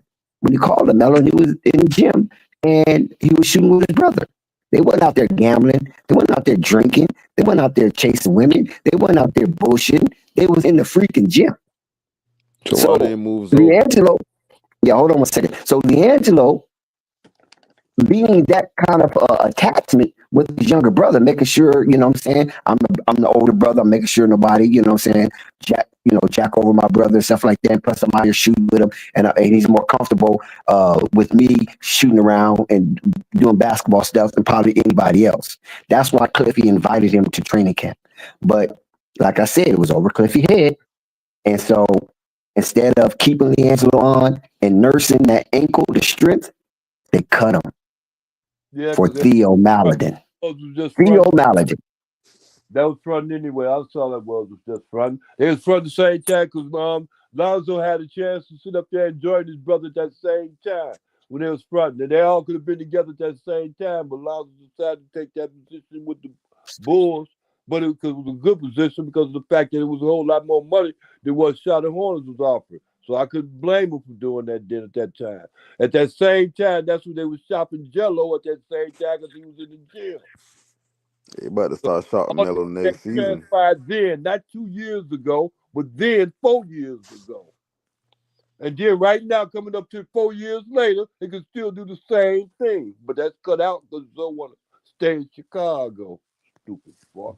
Shout out to No Panic. Shout out to TNT. I think No if KNT gone. Charlotte had like That's who it another was. player that had some type of cash hit in them, I think they would have started trying to shop LaMelo next season. Yeah. You hear that, Uncle Vern? No. What'd he say? Who was just talking? It's unstoppable. All right, what's up, Unstoppable? I thought that was That's not ain't fucking with unstoppable. you, That's man. No No Panic. That's No Panic. All right, what's up, No Panic? I apologize. Man, y'all stop with them names, Dex. I ain't confused. Hey, Dex, I'm going to tell you something. I'm real That confused. wasn't me. That wasn't me, Hey, Uncle Vern. Dex. That was No Panic playing a joke on you. Ain't no panic. Ain't no panic. Look here. Look. I'm confused because I don't understand that Zoe shit, man. For real. Can you enlighten me about what you think about this situation? Why is Zoe sit up there and sign with the Bulls again? Say that again. Can you explain to me why Zoe sit up there and made that stupid ass decision he just made? You say Zoe? What decisions Zoe make? Oh, tell him, Dex. He didn't get the news. Oh, he didn't get the memo. No, Zoe Lonzo got an re-signed with extension the with Bulls. Chicago for 2 years for 20 million. Lonzo Ball re-signed Oh with the yeah, I know about the goddamn Bulls. extension. I thought it was something else he was talking about. But Yeah, all right. We talking about that. That's stupid shit. I mean, it said to be honest with you, the reason why they giving to him is, well, I can't say the reason why they giving to him, but why he thinking is the 10 million a year. That's like, well, that's like a vet minimum, right? Like close to like the mid-level tax exception, like 12 million. So they kind of paying him the mid-level. So it ain't really like it's not like he getting. How can I say this? it's like he getting slotted into how much he getting paid. So it's not a deal to where it's like, oh, we got all this faith in him to be our future or whatever like that. But at the same time, it is a commitment of their mid-level tax exemption. But I don't think they planning on competing. So it's like, who else you gonna give it to for the next couple of years? Because they gonna move Vujic. Either they gonna move off from this after the end of the season, or at some point in the middle of the next season if they ain't got him under contract. Because I don't know his numbers or whatnot. So it's like, I know it's like it makes him easier to trade. I can see that much with making 10 million a year. He'd be a lot easier to trade. But I don't think that's a move where like Chicago just trusting him so much that his injury gonna be something that they don't got to worry about. I just think they know they about to move on from a lot of who we know Chicago been for the last decades, which is Zach LaVine or whatever. And it's like, but we need somebody here to put fans in the stands because Vujic by himself ain't gonna do it. You know what I mean? It's like Zoe got a name, so we getting a name in our building for cheap, basically. Yeah, I agree. Thank you. I agree. Go ahead, Unstoppable. I got you. I hear you. I agree with that point. Unstoppable, I'm gonna tell you something. They got Zoe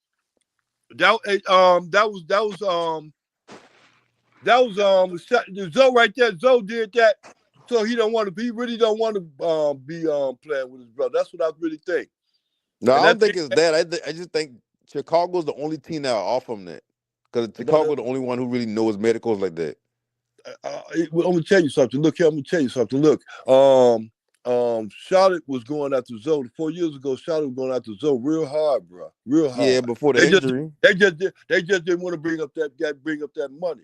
Right now, they still have the same understandings because you had made a comment just a little while ago. You said, Zoe Lonzo Ball be putting butts in the seat. Unstoppable. Look here. Nobody's fucking Chicago. No panic. Unstoppable is not here. No panic. Okay, I'm sorry. I apologize again. No panic. Look here. Don't nobody in Chicago know or care nothing about no Lonzo Ball as far as to that he got out there 4 years ago. They really wasn't on that. And they respect him now because they see his game, that he got game. They respect that. That's it. That's all. It ain't about his name. It's about his game as far as they go with them. And he it's about his game too, but it's mostly his name. No panic. Just for 1 second. Just 1 second more. He ain't played no game in 4 years, B. I get that. That's why Two and a half years, not 4 years, Uncle Burn. Evidently, you don't get that. So by him staying in Chicago was nothing but just sit up there and say, all right, well, I'm going to bend over. Y'all can just do with me what you want.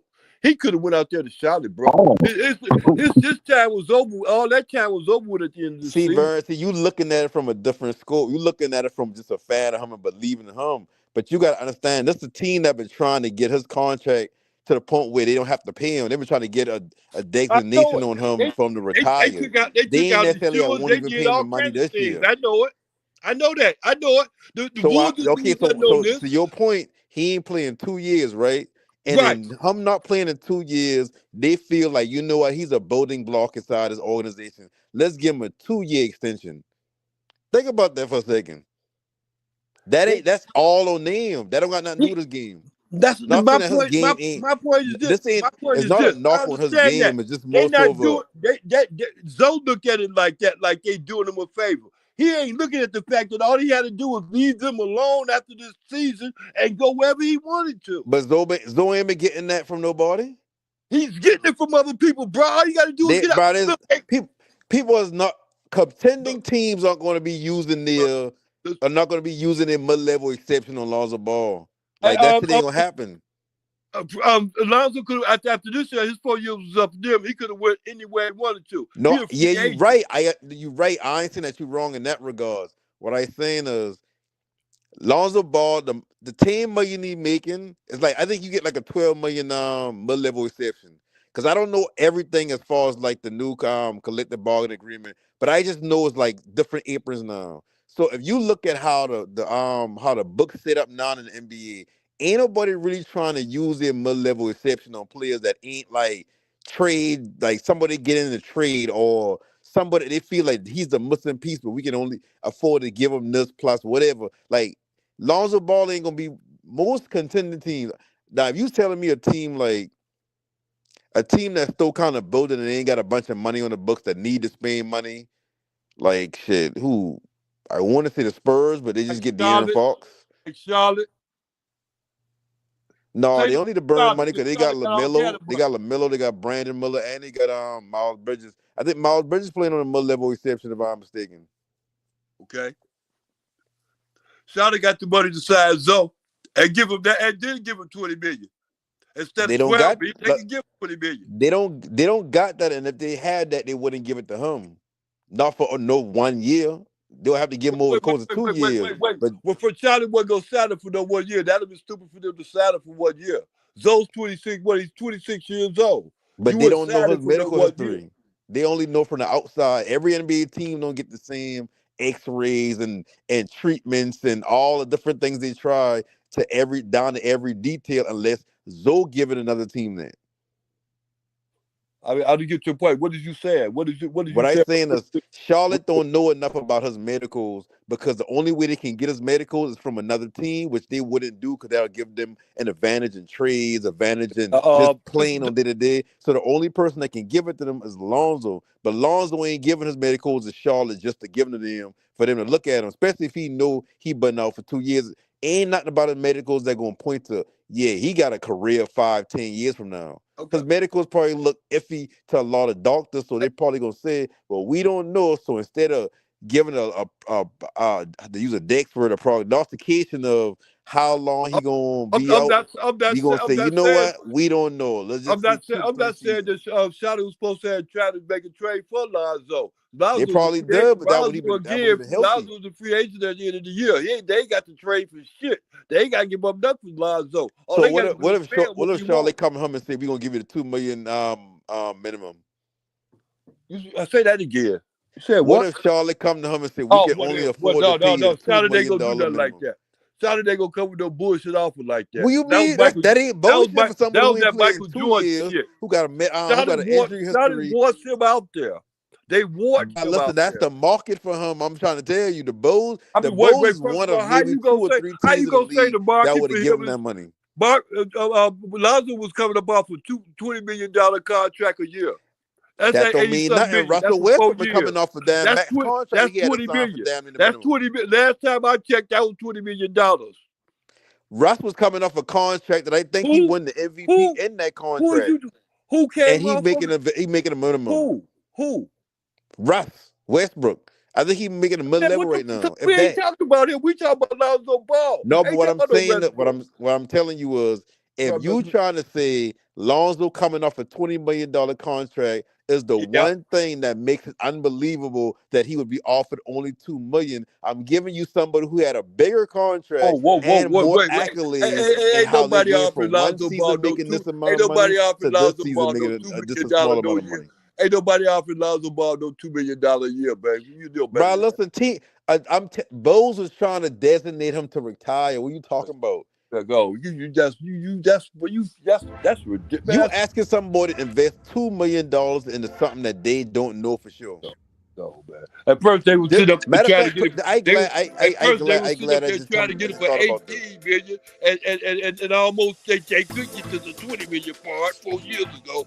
Now all of a sudden they try to get for 2 million. Who you think got a worse knee history or worse health history, or just using and all? Because I don't just single down a knee. Who you think got a worse health history? I'll leave that alone. Lonzo Ball, Lonzo Ball, or Mark Williams?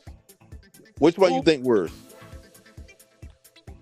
What I think about Mark Williams. What about Mark Williams?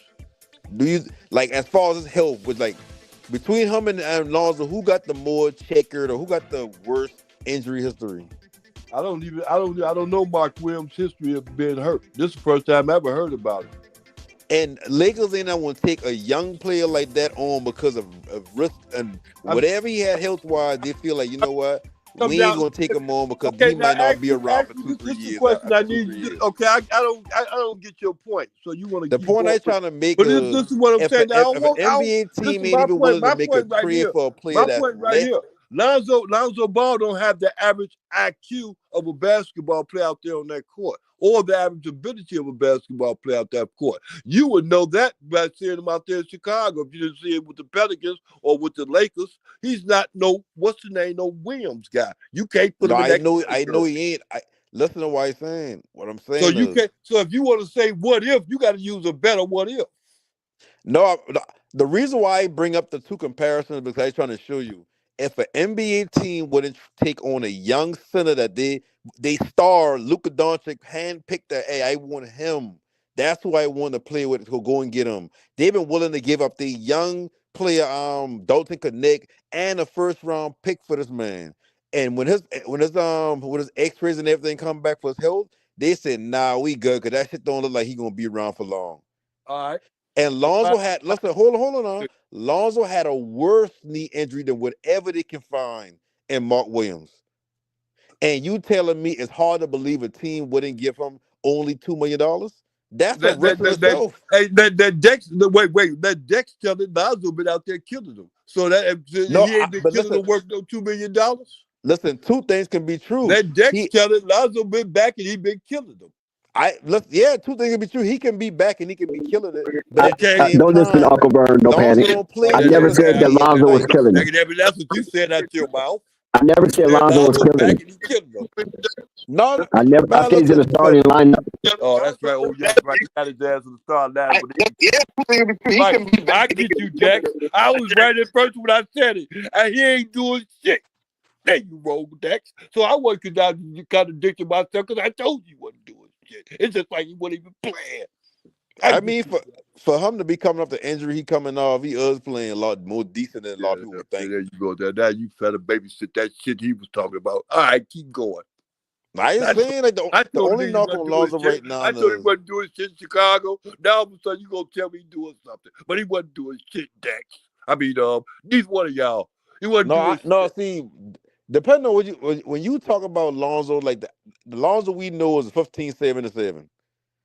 Lonzo probably averaging like 7, 5, and 4 or something like that. There we go. Hey, Dex, we finna go back to remember we went there. Who all was there with those killers with that's right. That's hoop garbage. I remember. I remember. Go ahead, on top of. Now, all I'm saying is said if the Lonzo we always know in 15, 7, and 7 on a good night, it's like shit, he averaging 7, 5, and like 4, 7, 5, and like 3 in limited time playing on every other night. I mean, shit, for him to be coming off of not playing for 2.5 years, the only thing he really lacking on is his 3-point shooting and he ain't really hitting from three as consistent as he been. But I mean that come with shit. Ain't really no threat to drive the ball. Was Zach in there and Zach in and out the lineup or hurt all. And I know, I mean, shit, he ain't like they leaving him open too much as he did when they had Zach and DeMar. Yeah. Well, he wasn't like But that. I mean, he's still working himself in the basketball muscle memory. So he ain't like, I ain't knocking him too much. I wouldn't say he killing it in the regards of like, damn, he's dropping 25 certain nights, 30 a couple of other nights. Like not like that, but I mean, I think for his somebody season not high playing for was 2.5 18. years, That was his doing season damn high. decent. Yep. His defense ain't really slipped as much as you thought he would have slipped or nothing. No. It's like he just gotta trust his knee. That's all. Trust that he gonna be there.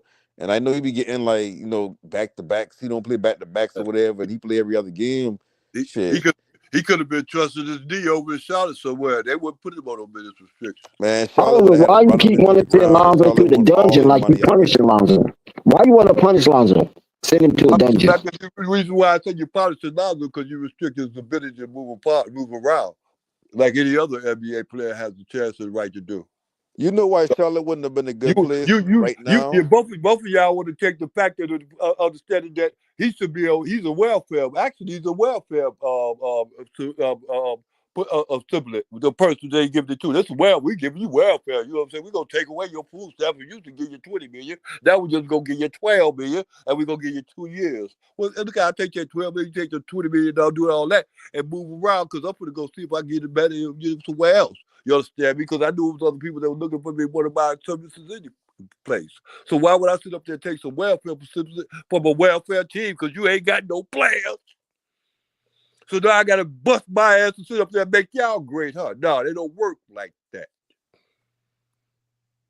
Yeah, I mean, shit. That What? that whole Charlotte dream of them playing together would have been cool a couple At years least his ago. brother. At least he got a brother. At least he got a brother out there in And look, another no state. panic. He got another I'm brother trying out to, in another I'm state trying to, that needs some I'm help. trying to share with Uncle Vern that Charlotte had the first right of refusal before the Bulls. They had action. They had the inside scoop on Lonzo, Yep, and they want to sure did. lowball him. And they want to lowball All him. Michael Jordan Rich had to Paul's do like, was beg. hell All no, Michael not Jordan as had to not do as was my beg client. for You're not gonna go there association. for that. 14 million. I got a deal on the table for 20. There you go. Hey, But Uncle Vern don't care about that though. He don't care about that. I didn't back Zoe for going after the cheddar. I didn't back that. I didn't go, And shit, good thing he took that down 20 because shit, he would have been stuck down contract. Man, for real though, right? But see, Yeah, right like, now, that decision was a smart decision. This decision right now, that ain't benefited him. Why has this decision benefited him? Now explain that, Einstein. that Hell, how kid do look you know like LaMelo probably told him, look, man, don't come down here right now, First of all, man. explain how no, the decision right. Lamelo How is probably had the warm to decision? come. How Lamelo is Zoe's probably decision right now to re-sign again is benefiting him, like it did 4 years ago? LaMelo probably She had got a warned him to job. come It and ain't got probably nothing to do agreed, Lonzo with but got a Melo. job. shit, Explain he's about just a Zoe. low I 6 want to know million. why Zoe is better off now than he was 4 years ago signing with these Bulls. Okay, Uncle Vern, I'm getting tired of you. I mean, bye. He is better off down without the Bulls because the shit that the Bulls changed the narrative about his career. Man, that was a stupid ass move. Zoe fucked his own self up. By going, if he had gone to Charlotte, he wouldn't have had the same success. He would have been injured, and then by the time he want to come back, everybody He wouldn't could care no he more. could just get injured with the Bulls too, and they gonna sit his ass on the bench for another 4 years. And he gonna get But see, paid. with the Bulls, the difference between him, if he had gone to Charlotte, we play what 20 games before he get injured with the Bulls. Was that 20, 30 games? He played What you 20, expect? 30. You expect the No, same hold thing on, to hold on, hold on, happen? hold on. Do you expect the Playing same thing 20 to happen? games with the Bulls had the Bulls as a top 2 or 3 seed in the East for like weeks. And then when he going out, the team collapsed. If he had gone to Charlotte, they would have still been at the bottom of the barrel in Charlotte. And after he get injured, the team would have just continued to be collapsed. They and LaMelo would have get hurt as per usual. The narrative around Zoe career when he been with the Pelicans is, I mean, he playing decent, but I mean, he a number 2 pick. Like people been, you wouldn't argue with somebody as hard to tell them boy Lonzo in the bus when he been with the Pelicans. I don't believe he been a bust, but it takes some steam out of your argument when like you look at him and when he been with the Pelicans, it's like what said he hurt, and then when he is playing, he playing straight, but it's kind of like, I mean, you know what I mean? Like you wouldn't argue as hard with somebody about him being a bust or not. I wouldn't argue with him anyway because I see what he did when he went to the Bulls and he turned that shit out. And that's the point I'm making. The Bulls part of his career is the one that cements him as that nigga legit. Oh, he legit an NBA player. He legit. Even if he ain't live up to where y'all expectations been for number, he had them boy humming. He had them boy a top 3 seed. Right. That's all you gonna remember when he come to Lonzo Ball career, as opposed to if he ain't ever going to the Bulls, he's like going to a losing situation and get hurt. It'd have been like, oh well, shit. Their career fucked up. Because you know Charlotte wouldn't have give a fuck. Charlotte would have still tried to put him on the court. Charlotte would have fucked him up somehow. No. If Charlotte would have been a different situation because he on the court with his brother. LaMelo still getting hurt every He on damn the day. court with his brother. His brother's also starting too for them, and they making things happen. He's been a playing guard. Not as Man, as cool as that shit sounds, as much as sit I over want to there see in the that, corner shooting guard. He'd have been a playing guard. they ain't got enough in Okay, Uncle Charlotte for Vern. that shit to even look good. Hold on 1 second, no panic. Uncle Vern, in all sincerity, who is the number 15th player on the Charlotte Hornet bench right now? I don't know. I don't even know 15 players on Charlotte Hornet, period. Okay. So irregardless of Lonzo going there or not, you don't know who the 15th player is. So that means that 15th player is not making a difference. Why that can't be LiAngelo playing with his brother? You still with that Leandro thing. Leandro could be And on you there and you without. anti-Leangelo, I don't but know. you want them all to play together I don't as long as Lonzo come first. I don't know what make you think they gonna sit up there and throw Jello on there real so fast like that. I told you Jello ain't got that kind of game, bro. Jello game ain't like that. Jello game. Matter of fact, Lonzo Okay, game you don't know about the Damn, 15 hold on, player hold on, game. hold on, hold on, Lonzo hold on, game hold can on, bring hold on, Jello hold on. in. Lonzo This You is can don't know make Uncle who the Vern. 15 player Lonzo game being is. listen to me. Lonzo being there can make it easier for Jello to get up in there. About Lonzo See, not going up in there see, will make it it's easier all for about Jello. getting Lonzo to help Lamelo. Then okay, I anything ain't else can saying happen after that. I ain't saying getting. That's I'm saying foolery. getting That's Lonzo in there tomfoolery help right there. Man, Lamelo. I remember Help. when I'm Jello saying getting been in the Lonzo in there help inside the Lamelo. damn G I'm League. saying getting Lonzo in there help Lamelo and help Jello. I've Period. been like one of the few, like maybe one or two people that have been sitting up here screaming at the top of my lungs, saying that I fuck with Jello, but Jello don't got an NBA game. I don't think he can play in the NBA. It's more than just shooting threes or whatever. Yeah. And I remember Uncle Vern being one of the ones calling me crazy, saying I don't know what you're talking about, saying I a hater. I remember him saying all that. Now to hear you say Uh, yours out your mouth. okay. Listen Oh to me. yeah, Jello ain't like Hey, that. He ain't that type of. look. Jello ain't That never shit had no crazy. game. Jello ain't never had no game that he gonna come into church sit out like that. He don't. He had a But that's game what that you been always. saying, though. Even wait. This is why I say you back talking and you wrong. You got me wrong. I already realized that Jello was a good player that played alone. Even when he was in high Don't school, he get played angry because alone. he called Listen you to me. out. Wait. First of all, this is Jello. Jello game is the same way it is, and it can only be the same way in the NBA too. He's a go-along player that's like that. He don't take over nothing like that. He never But was. okay, He's a that's. good shooter. I think we That's all kind it. of understand that part. But Jello game and Lonzo game is two different games. And I know, Jello, but and you been saying that Jello game. Melo You game been and saying Jello Lonzo could be in game the is two NBA. different games. Jello's an NBA player. He good. Yeah. You been going against everything I've been saying about his game. Every nitpick I had about his Because game. everything you were saying You was and a good wrong. bit of Even people been right now, it's saying wrong. no, Well, you got them wrong. no. I bet you got them wrong.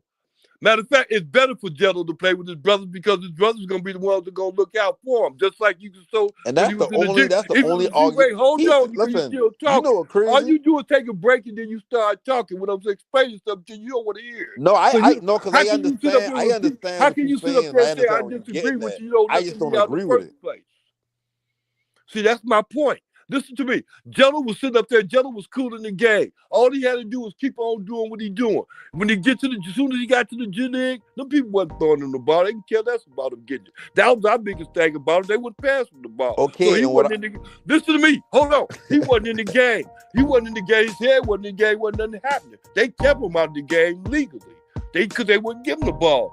When his brothers there, they can't do that. They wouldn't do that. By him playing with his brothers on that team that he had a chance to get on and got on it now with all his brothers, he can do it.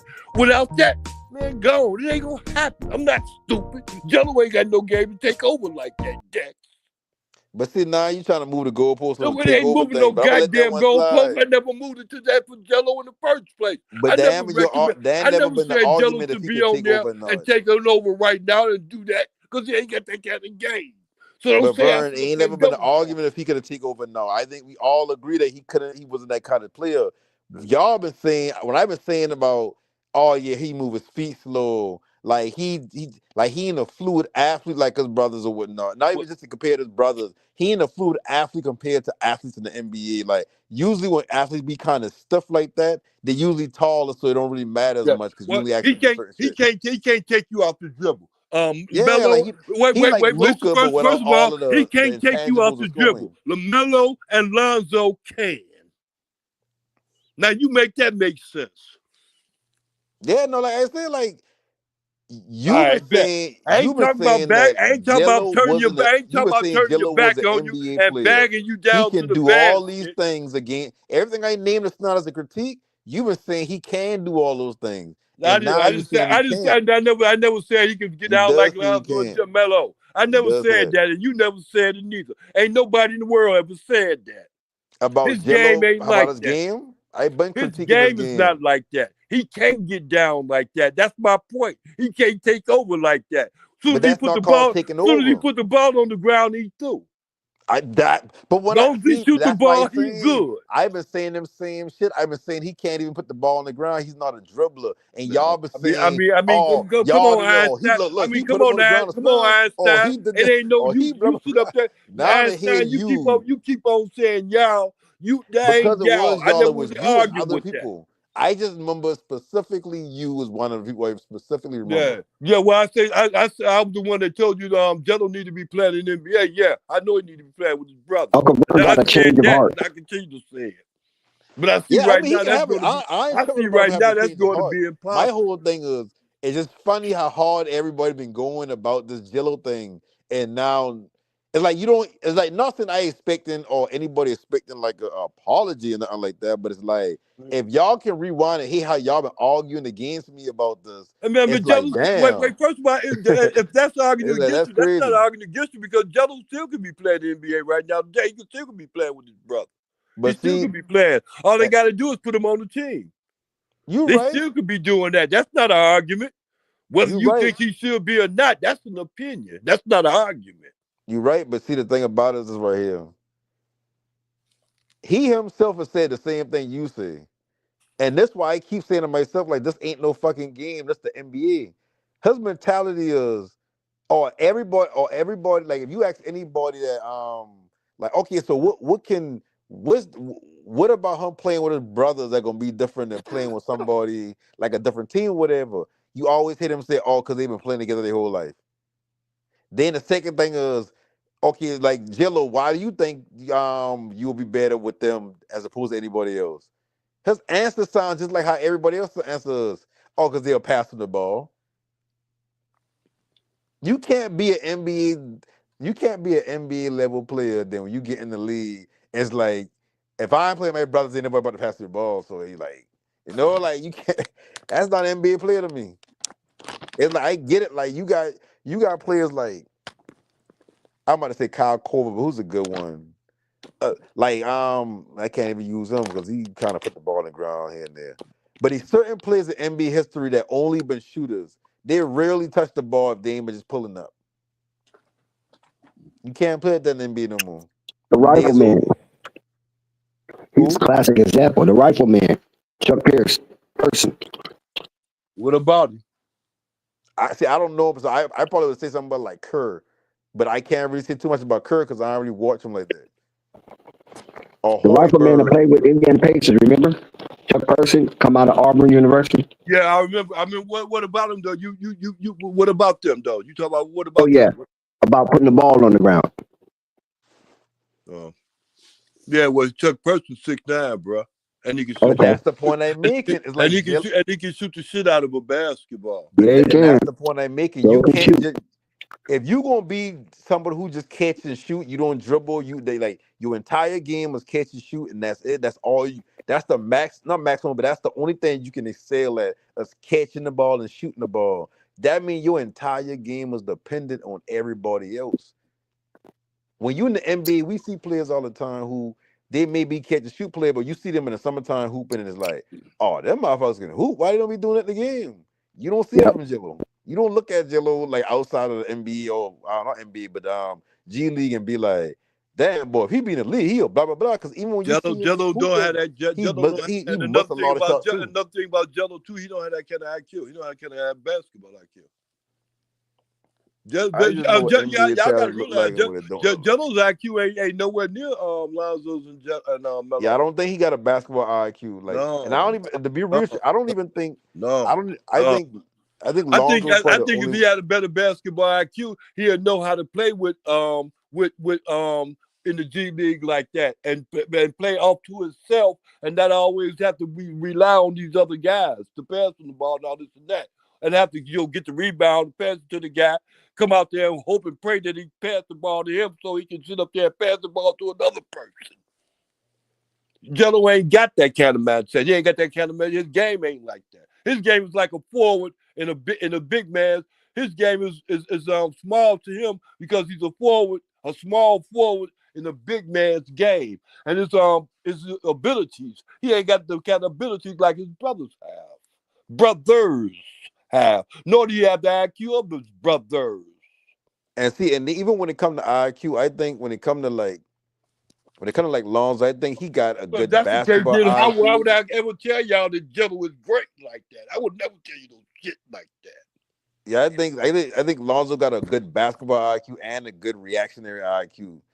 I Yeah, think very good. LaMelo just playing reactionary right now. I don't Yeah, think he got the very IQ good, very good. And like the the thing, basketball wise IQ. I I think agree he's with you. reacting. And the thing about me, what got me all upset with that Lonzo thing is the fact that Lonzo is shortchanging his own self. That's what he's doing. It ain't the I fact that he ain't playing with his brother. The uh fact is he's shortchanging his own self and his abilities by sitting up there wasting his time out there with the Bulls in the first place. Bulls going another direction. Hey, Dex, I'm gonna tell you something. They was real famous because they already really Bulls like 3 or 4 years ago, 5 years ago, going to 6 years ago.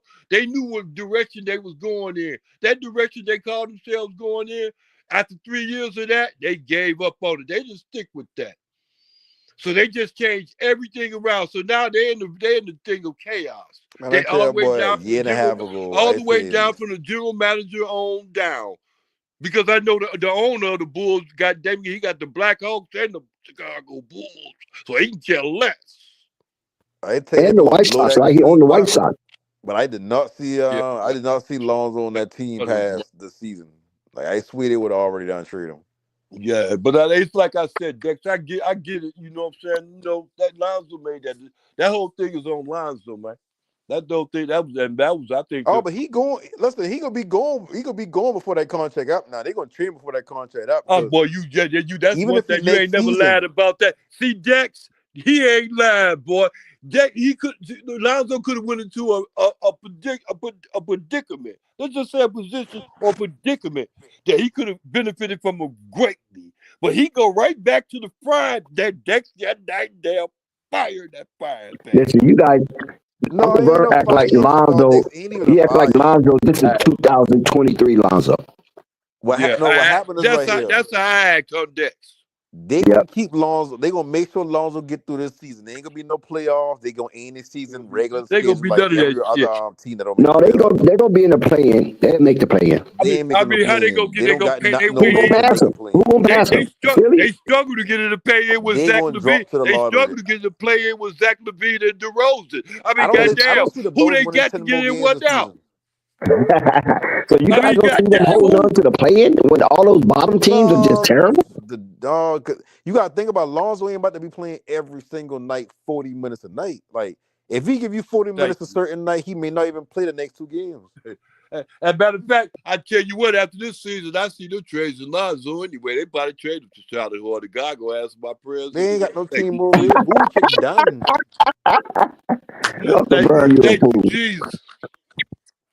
Vucevic is done. He just down biding the time around. They gonna pack He about to just get us numbers. He ain't that they ain't focusing on winning over there. Yeah. Lonzo basically agreed to help them tank. To They don't help them believe who? in Wait a they minute, don't believe in hold him on. making To help making them, all them to shit. help them who? Lonzo agreed to help them who? Tank. Basically. Tank. Yeah, there you go. Well, I'll tell you, Dex. Hey, Dex, you heard me say that before, didn't you? About 30, But 40 that's why minutes they ago. signed him to a Hey, contract because it's well, hold like Yep. on, goddamn. you Hold giving them a on, hold name, on. you giving the fans a Hold name to on. cheer Hey, for, and on hold top of on. that, Just for a think about minute, it when they please. move Just a 1 minute, contract. please. Dex, did I say that? Dex, did I say that 40 minutes ago? Yeah, Okay, sure that's did. okay. Go ahead, Unstoppable. Don't stop now, goddammit. Keep No, but talking. that's what that's why they give him the contract. It's the name he bring. He gonna keep fans around. Cause like think about it when they trade Luka away, right? When we trade Luka away, the entire vibe of the season unkilled. Like I come into the season like, oh, we go into the finals this year, and when they trade Luka, he been like, damn, like even if we still good, it's like, damn, like the team going, like the team as we knew it when I first get there as a fan, like that shit, like it was Luca. Forget Kyrie, it was Luca. And then it's like, then AD get hurt. It's like, man, listen, the season to watch. When I look at the Bulls, it's like you gotta make deals with Lonzo. Give him 10 million a year by next season All-Star break. Somebody gonna need a point guard. Somebody, you know how these teams think in their mind, like the Lakers, they want to give a first round pick and a young their rookie for Mark Williams, who ain't honestly he ain't proven, but it's like he ain't been consistently healthy. He's just been a big body that They see, oh, he can play defense and he's a lob threat. That's all they care about, and Lakers they is make the trade or desperate though. whatever. So imagine what somebody would give up for Lonzo if he is putting up a decent stat line and you a team that contended and you like, damn, if we get him, we getting a defender, a point of attack of defender, we getting a good 3-point shooter, and we getting somebody that can handle the ball. And he ain't nobody who need to put up points. He can fit into any offense you trying to run in this league. You- I don't know what that gonna be worth next season, or who gonna make that trade for a team. Because I know Lakers can use him right now. They can use a player like him, but it's like, what a What team about next year Lonzo willing to get give up up? there in Sacramento? That would be crazy, right? Yeah, I don't think Sacramento even want that. I think they'll want to duplicate it because you know you got some bonus out there who is I want to say offensively as far as like playmaking a better player than Vujacic. I know. I mean, why not? You got Malik Monk over there. We can go off on certain nights. The Shit, Bulls lost. I mean, why? Shit, why not? Yeah, Why the not Bulls give it a lost kick the around the game. It's over can? with. I think I think Zo if he come to a free agent choice and everybody offering the same amount of money, and Sacramento one of them teams, I think he'll go to Sacramento just because it's in California. Hey, I think is he'll go to Melo the playing Suns tonight? just because it's on the West Coast. Is Melo playing tonight? No, I think he had Nah, a re-injury LaMelo's with his out. ankle. LaMelo's out. He hurt his ankle. Yeah, to see So, what. yeah, if Charlotte can find, or if Charlotte can, if the GM or whoever running the organization can get a behind the wall handshake deal with some agent to bring this big superstar player over to Charlotte, LaMelo going. Yeah, that you asking for the impossible. Yeah, I know. Why I saying is like after this Lucas shit, boy, listen, ain't gonna take long for a motherfucker to start up a. Yeah, man, LaMelo he's always hurt and he doesn't, focus. He all playing games all day. And it's like, I don't know. It's like, does he really want it? I mean, that's all he take nowadays, seem like it. You know they been saying Luka been damn basically on the bear shit, drinking a lot, not taking rehab serious and all that shit, not watching his weight. He ain't gonna do that with LA though. He ain't gonna do that. And if you do it, he ain't gonna do it to sign later. That was a Yeah, good thing. I think this That season he could try to lock in was a this good season. that was a good thing. That was a good thing. Hey Dex, what you think about that? What you think about that trade though? He Luka gonna lock Magic. in this season. Can you It's all expound about about Luka that? Magic. Can you expound on that about that? Can you expound on it? Because AD go, you ain't got no And problem with 80 that. out for the season. Yeah, I understand that too, and I know why too. But yeah, what you think about that move though, Dex? You said you 100% behind that. Yeah, I co-sign that. Okay, there you go. I got that's Oh, all. Yeah, I don't know no Laker fan that didn't like the trade. yeah, that's what I mean. I don't know a Laker fan that just wouldn't be like, oh, nah, I hated the trade. We needed AD. We needed a big center next to him. I don't think nobody arguing about that shit. It's like we got Luka and LeBron. They'll figure that shit out. Yeah. Hey, but see They this. don't even care if they win this season because they don't understand. Like next season, they got time to put something around Luka and LeBron. Like, look, a Lakers fan in La La Land right now for real. Like them boy living in the dream. Hey, I mean, that's big because look at the age difference, right? AD, what is it, AD like 30, 31? Yeah. Luka 25. He's been first team All NBA 5 times and only been in the league, 7 years? That's incredible at 25. So when we've seen Luka in his debut, because he played tonight, I don't know what his stat line is tonight. I didn't watch the game. I was watching the Bulls. But right. Luka debut with the Los Angeles Lakers looked like it's going to be a seamless transition. LeBron yielded to Luka early on. Luka's first shot as a Laker in purple and gold was a 3-point shot. So that sent the crowd into a frenzy. We're going to see Luka and Jackson Hayes make magic together because that's the type of center Luca always kind of like, even though Jackson Hayes is a little, Jackson Hayes about 6'11", Hey, 6'10". Dex, look here. It's the score of the game right now with the Lakers game against Utah. It's 102 to 125. Utah with it. 4 minutes and 40 seconds to go. Hey, I yeah. didn't even know Yeah. Lakers had that good of a record. To be real with Yeah. you, I didn't know the boy had that JJ good of a Redick is record. doing good. Oh, my bad.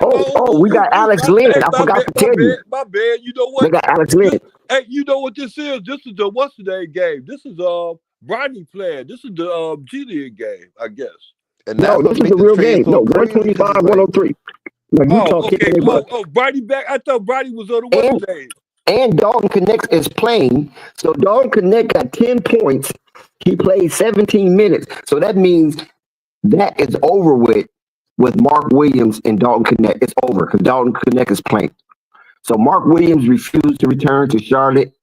So they got a problem on their hands.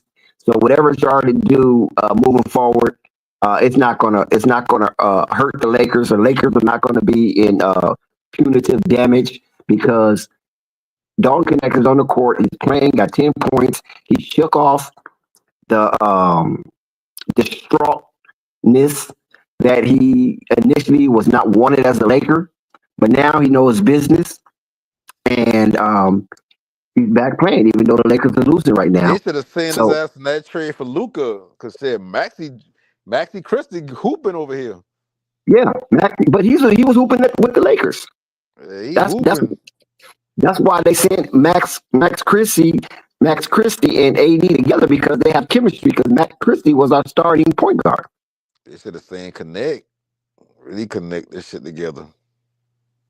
So the Charlotte Hornets is trying to sue the Lakers. They trying to Drake the Lakers. And it looks like the NBA told them, man, swallow that shit. You drafted a man and you try to send defective goods over to the Lakers, and they caught you red-handed and rescinded the deal, and that nixed the trade. So it looks like everything's going to fall back. Everybody go to their source of origin, and the NBA move on. I mean, I guarantee any money. Dex, let that go. You don't blame. Don't crucify Charlotte for that. You ain't got to crucify him. I guarantee any money. LA been trying to either take something off the deal. Uncle Vern, you a maniac. Have mercy on them. God dang. You want to? What you gonna? Jeff Peterson trying to use car sale the Lakers. You gonna stick to the Lakers a limit. Make sure they dead up. I'm just saying, why would Jeff Peterson would do such a thing like that? Send the Lakers a limit.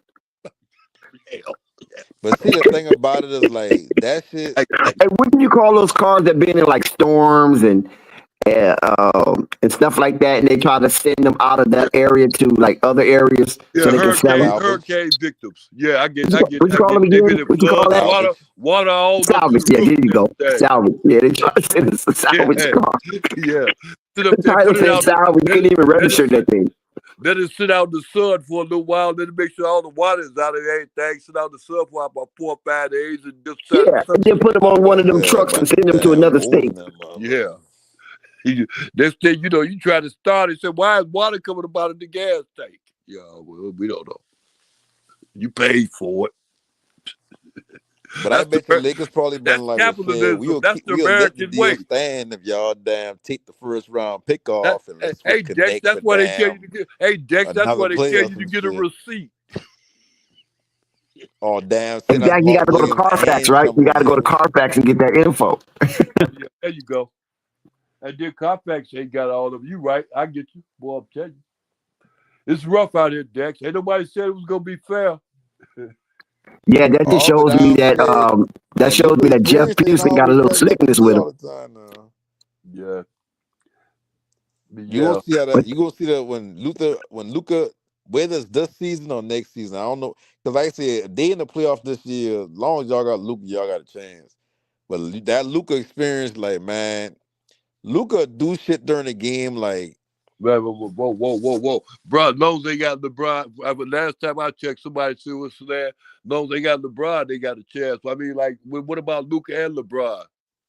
I mean, well, you No, got. see, I I mean, see when I mean, see that still just give you a I chance don't to look at really give you a LeBron as that bubble type of chance. player where as long as we got LeBron, we got a chance.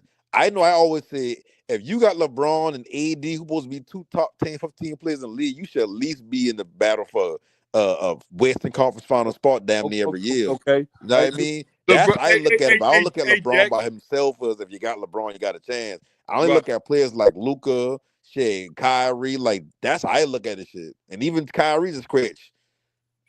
Yeah. I just feel like shit. If y'all boy even through 3 quarters, Kyrie can take you home in the fourth. That's why I put him in that category. But I know, man, because shit, Luca can do some shit. Luca do some shit where Luca go 13 straight on his own, and then he'll just throw two long passes down court that'll be dumb passes to throw and he'll get steal. Then the momentum going, and then he'll start complaining about a foul he don't get. Then he running up the court real slow with the ref or whatever. Now it's a 5-on-4 basketball behind him. Then when he actually do get in the play, he can't guard nobody. It's like it's two sides of Luca. It's two sides of Luca.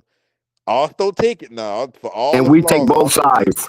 We take I'll both take sides. it. As a Laker fan, we take both sides of Luca. Yeah, cause shit, when in Dallas, I feel the same way. Like, yeah, for all the negative shit you see, that would be like, well, that's why that happened, or that's why this team in this position with us, or that's why them boy getting buckets early, or that's why it's like Luke can go 13 straight by himself. In the blink, he gonna wind them That's right. old Golden State runs by himself. Yeah. And not just off of threes, off of just getting to the bucket, little turnarounds, Into like the free throw line. yeah, like Luca's an offensive machine on his own. That's why when LeBron said, like I know they had a chop out when they had been like LeBron tell Kevin Love, stop trying to foot out and fit in, but he tell Luca, stop trying to fit in and foot out. It's like Luca don't play within your system. Like he's like LeBron, but with the actual like scoring threat. Not saying that Hey, LeBron can't score. I hey, just mean it with Luca's an actual threat to score. hey, LeBron hey, just hey, more hey, so hey, look, like hey, you know what made me realize how valuable Utah won. Lakers lost Hey, hey, 131, 119. you know what made me realize how valuable Luka is to the NBA? Now I look at it like this, because I see all the valuable players in the NBA sit up there and give their opinion about that Luka trade. You understand me? So then when yeah. I realized that, they realized that man is better at basketball than they are. Because if they compared their game to them, they couldn't, because they could see themselves getting traded, but they couldn't see him getting traded. And these are the best basketball players playing in the world. They could Yeah, see because themselves basketball is an getting traded, offensive sport but they, now. they they thought it was impossible for that man to get traded. And it was because his basketball, At that age, not because he was this Vernon. great white hope. It was because of his basketball abilities. They see his basketball abilities greater than his, greater than But theirs. Uncle And Vern, that's what Kevin Durant and what's the names of the world? What's the name? The one that's playing with Dallas right now, the guard, Kyrie Irving of the world. Those supposed to be the greatest, and the LeBron James of the world. And yeah, Jack, if you believe that LeBron James didn't know nothing about that trade, you well, delusional. listen, it's not what I believe. We got Luca. He's a Laker now. It's a new era for Laker basketball, and we moving forward in the future. We have our future star. We don't need to search anymore. All we just got to do is make sure Luca stays healthy and focused, and the Lakers will constantly be a threat as long as Luca is focused on basketball. Right So, now, there ain't no threat for Utah tonight. well, I mean, you're gonna lose. I mean, nobody's going undefeated, right? I've never seen a team go 82-0. You I should have watched the game. I don't see how Luca been in the fourth quarter because I know like Luca got a thing where like he's on minute Luca's an restriction. alpha. Like don't take nothing why he's saying is take from that he ain't an alpha. Luca's an alpha, but Luca also is like he also got like this childish side of him where it's like Yeah, he don't mind certain shit. Like he ain't gonna stand on business about certain shit.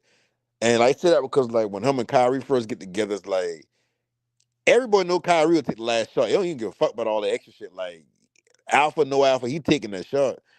But him being the vet, understanding I coming on Luca team is like, well, okay, I gotta give Luca the ball because I gotta let Luca understand like I here to help you. Like this is your shit. But what Luca been trying to get a ball back because in his mind is like, well, no, you're Kyrie Irving. Like, oh, no, you're Kyrie Irving. It's, Luca got to have that switch where it's like fuck a LeBron, this Luca Lakers, this Luca Nope, Magic, nope, like this nope. He my can't shit. do that. Only way Now he can do that is he got LeBron to. tell him to do that. If he Like LeBron. stole, Hey, if he, hey, I'll stop. Look I'm at stop for telling you, a second. Just look at if that happened right there, Luka can't come in with that attitude. If that happened right there, LeBron got to turn over like Wade did with LeBron. You did it like that. It got to be like that. If not, there's gonna be a whole lot of going back and forth. And LeBron ain't really good at letting that go. But to a certain extent, he got to be letting it go, and he got to do it on free will. He ain't got too many more years in the NBA, so that's So, self-explanatory. okay, so Uncle Vern Yeah. and No Panic can chime in.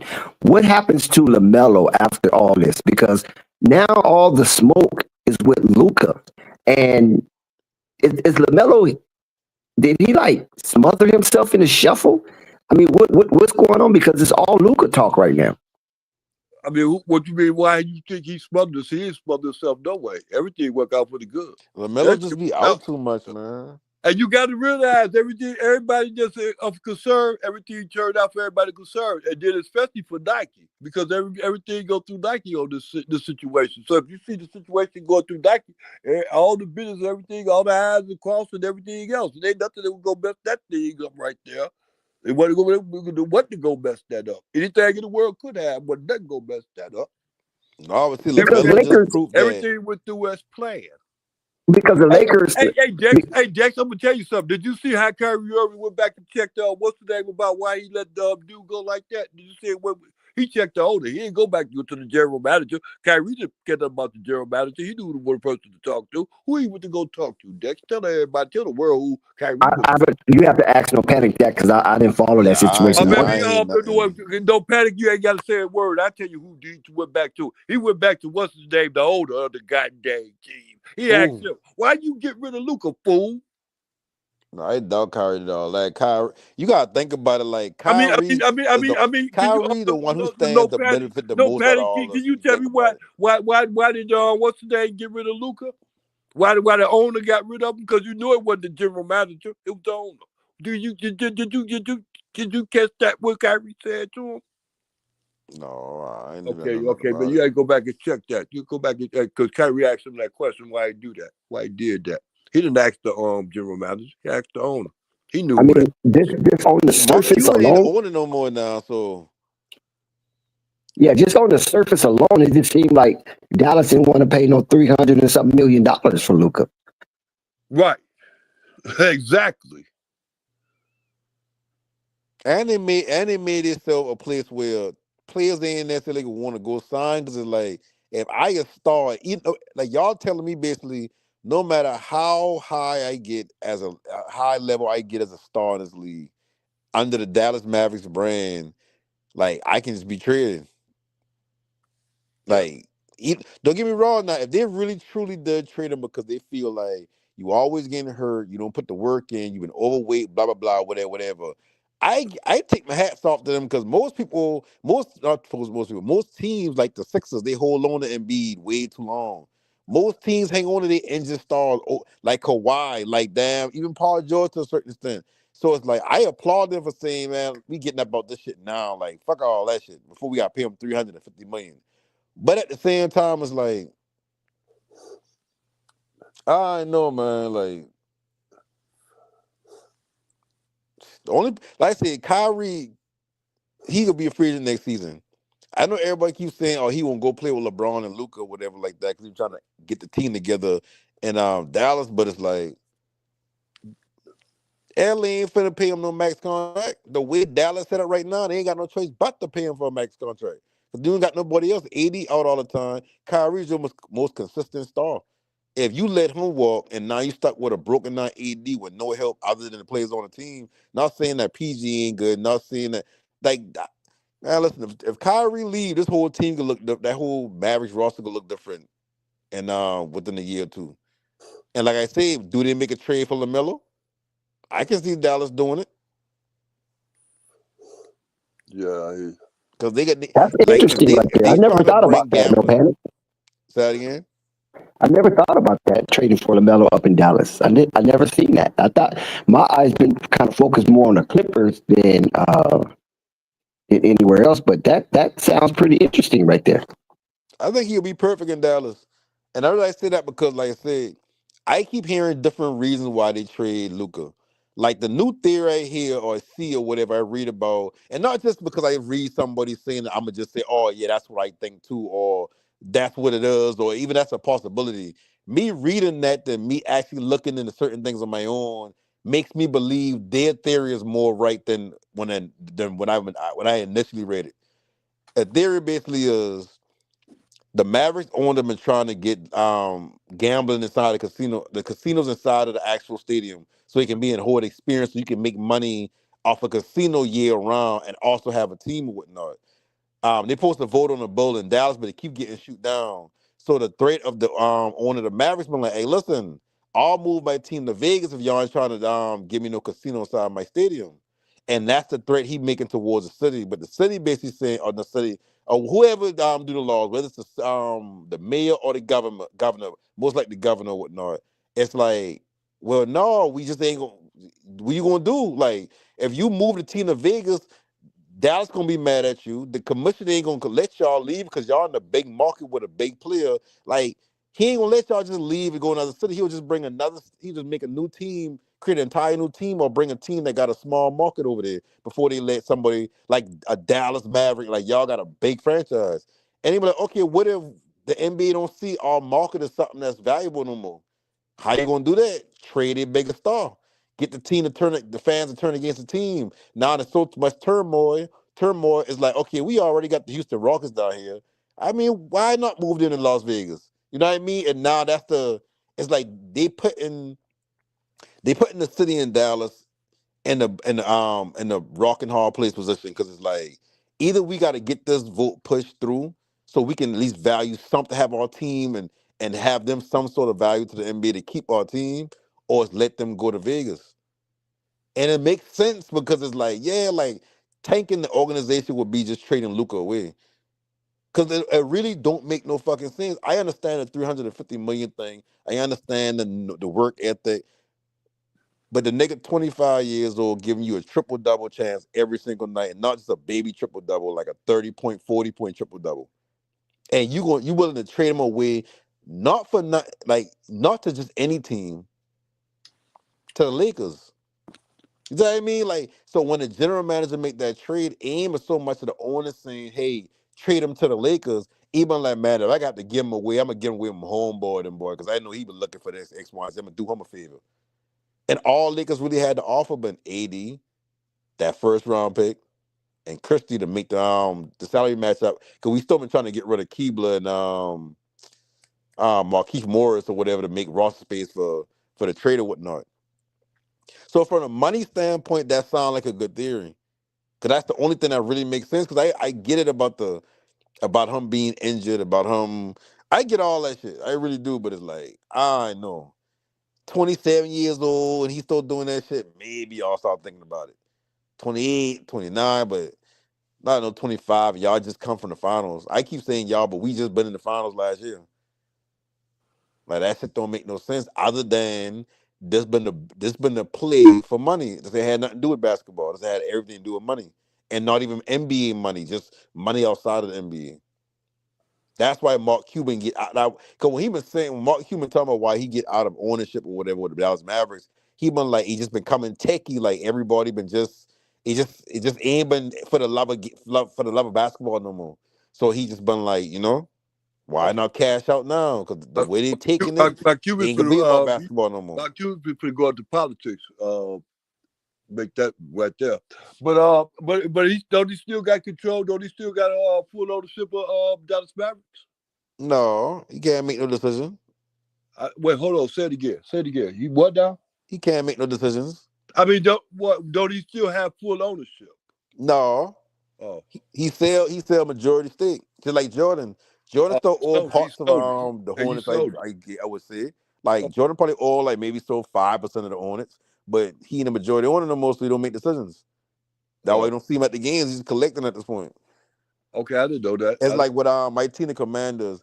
Our main majority owner is Josh Harris because he put up the he put up the bulk amount of the money to buy the team. But then you got minority owners like Magic Johnson who don't make no rules. He don't make, you know what I mean? He just, his money just there. He collecting on it, and he's known as an owner, but he's a minority owner. But the big owner is the one that, like, whenever sports analysts talk about owners, like they talk about Jerry Jones. I don't know if Jerry Jones 100% own the Cowboys. I'm pretty sure like he might have, like, someone might have, like, or some people may have up to like a 5 to 10% interest in the Cowboys. But I just know with like the Lakers, that's a family owned thing, so it's just the Lakers, just the Bucks family. But teams like Dallas, they got the big owner, and they partner with somebody else and shit like that.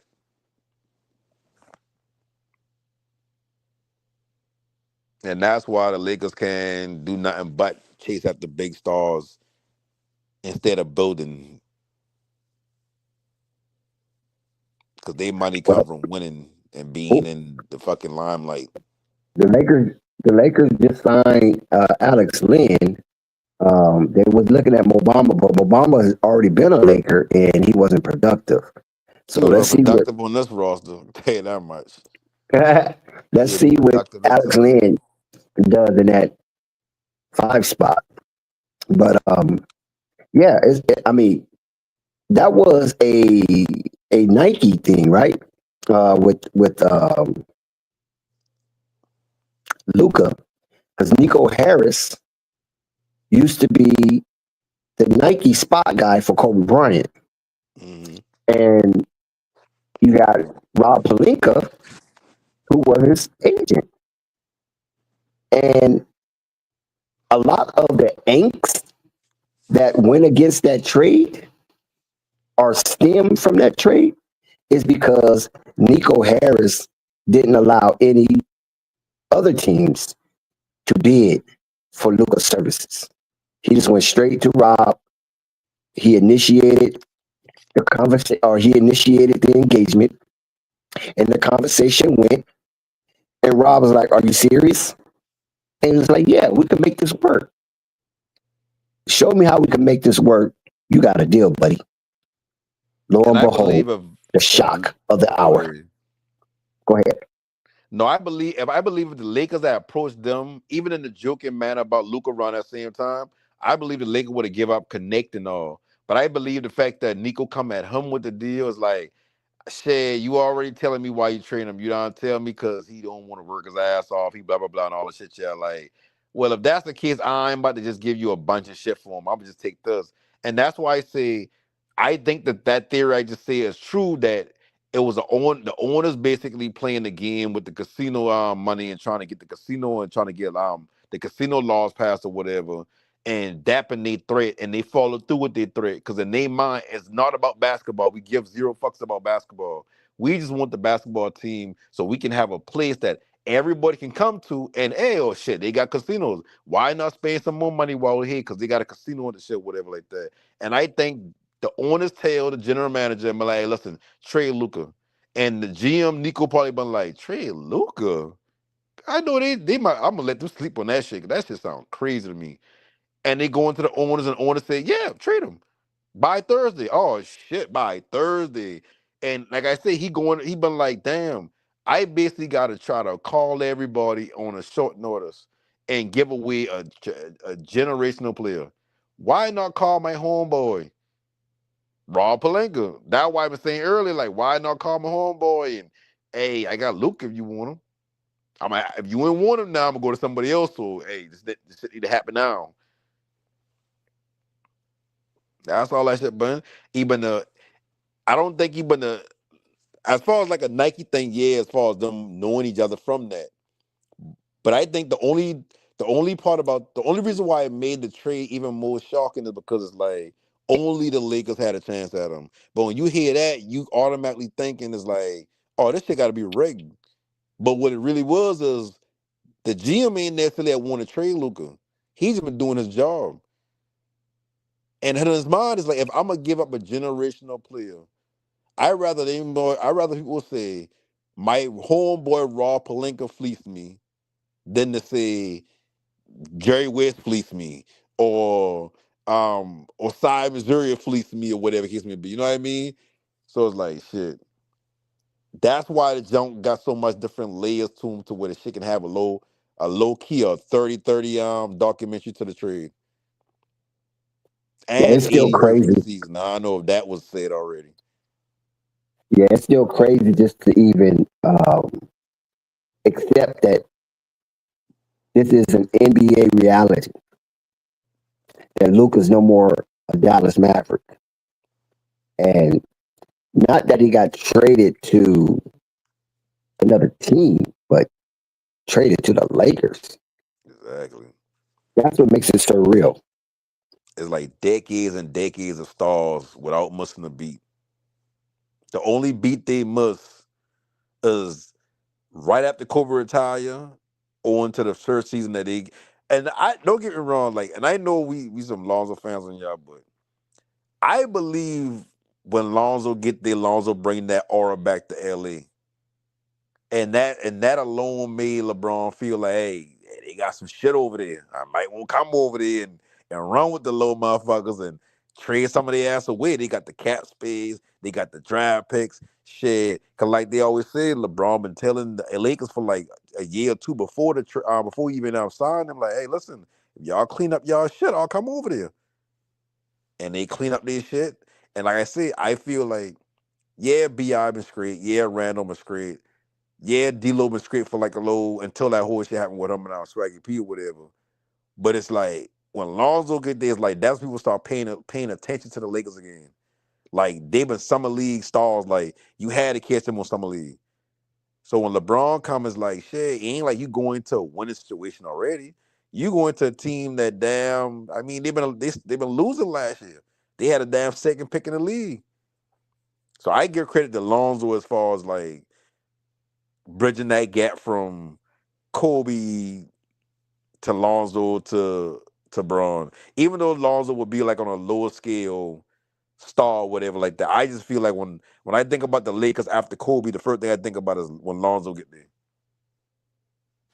I don't give him credit because he was sit out there making them bombs great. He could have been out there making his brothers great at the same time. He the bridge between them three. Boy, I'm telling you, if you Brothers wasn't in the league then, keep though. on giving him credit, if that was the case, you might as well go and give him with out there Brandon Ingram and Zion Williams and all the rest of them guys credit too, and see how that turned out. See how it turned out. Give him credit out there when he was with the Lakers.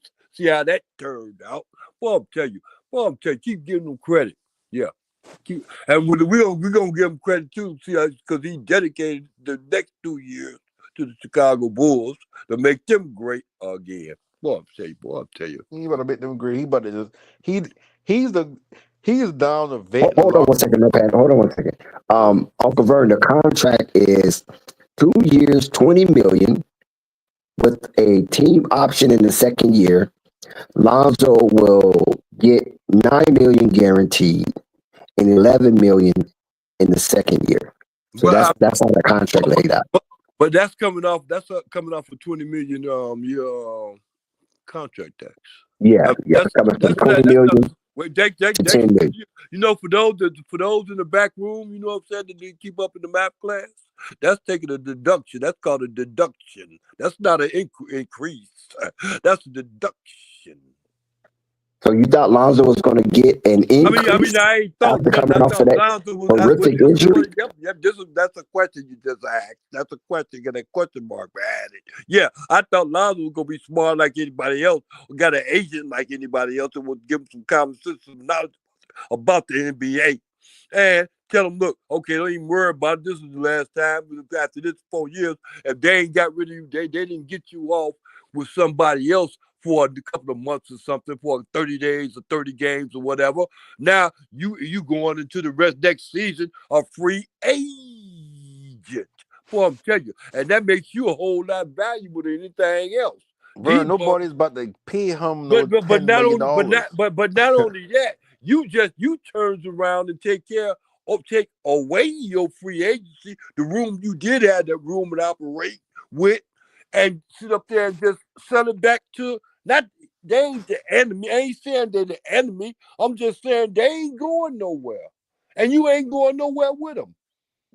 But he big. Listen, you got to think about like They he gonna pay want his. you, yeah. He's Pay you somewhere where real. he's No, they ain't gonna even comfortable. pay you real good. They giving you less than what you was getting. Listen, he's somewhere Less. comfortable, They right? giving you less. They giving you half of what you was getting.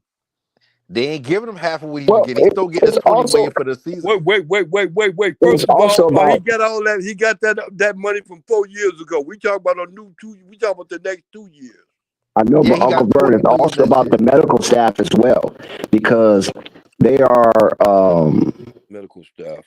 they're they're working with him I mean, through see, this Dex. Remember I said about 2 hours ago. I said, hey, goddamn it, he ain't no fucking welfare participant. Come on, Dex. Don't bring me that. Don't do that, because they did that when it was Dex. They did that when it was with the Pelicans.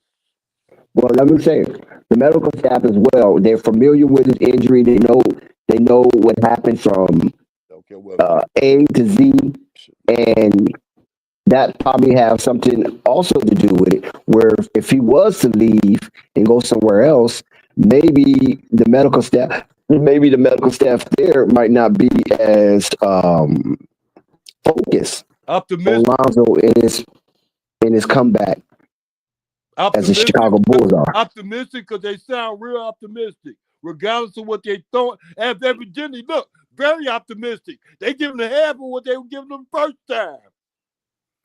Fern, I That's don't think you understand. That's I not don't the think you problem though. understanding. I mean, I ain't said it was his problem. I'm just trying to find what the word to use. What you just said. They ain't stringing them along. They optimistic about the whole thing. And what's the name? No Panic said a while ago. Look, they ain't doing them prepared. Make sure they cool because they got that insurance. Yeah, They insured. listen, they don't got. Listen, they got the Mob contract off the books. They got Zach Levine contract off the books. And they Vucevic ain't about giving to a be out throw a the dime. door. They taking money from them instead of No, giving them that's more. not taking money from them.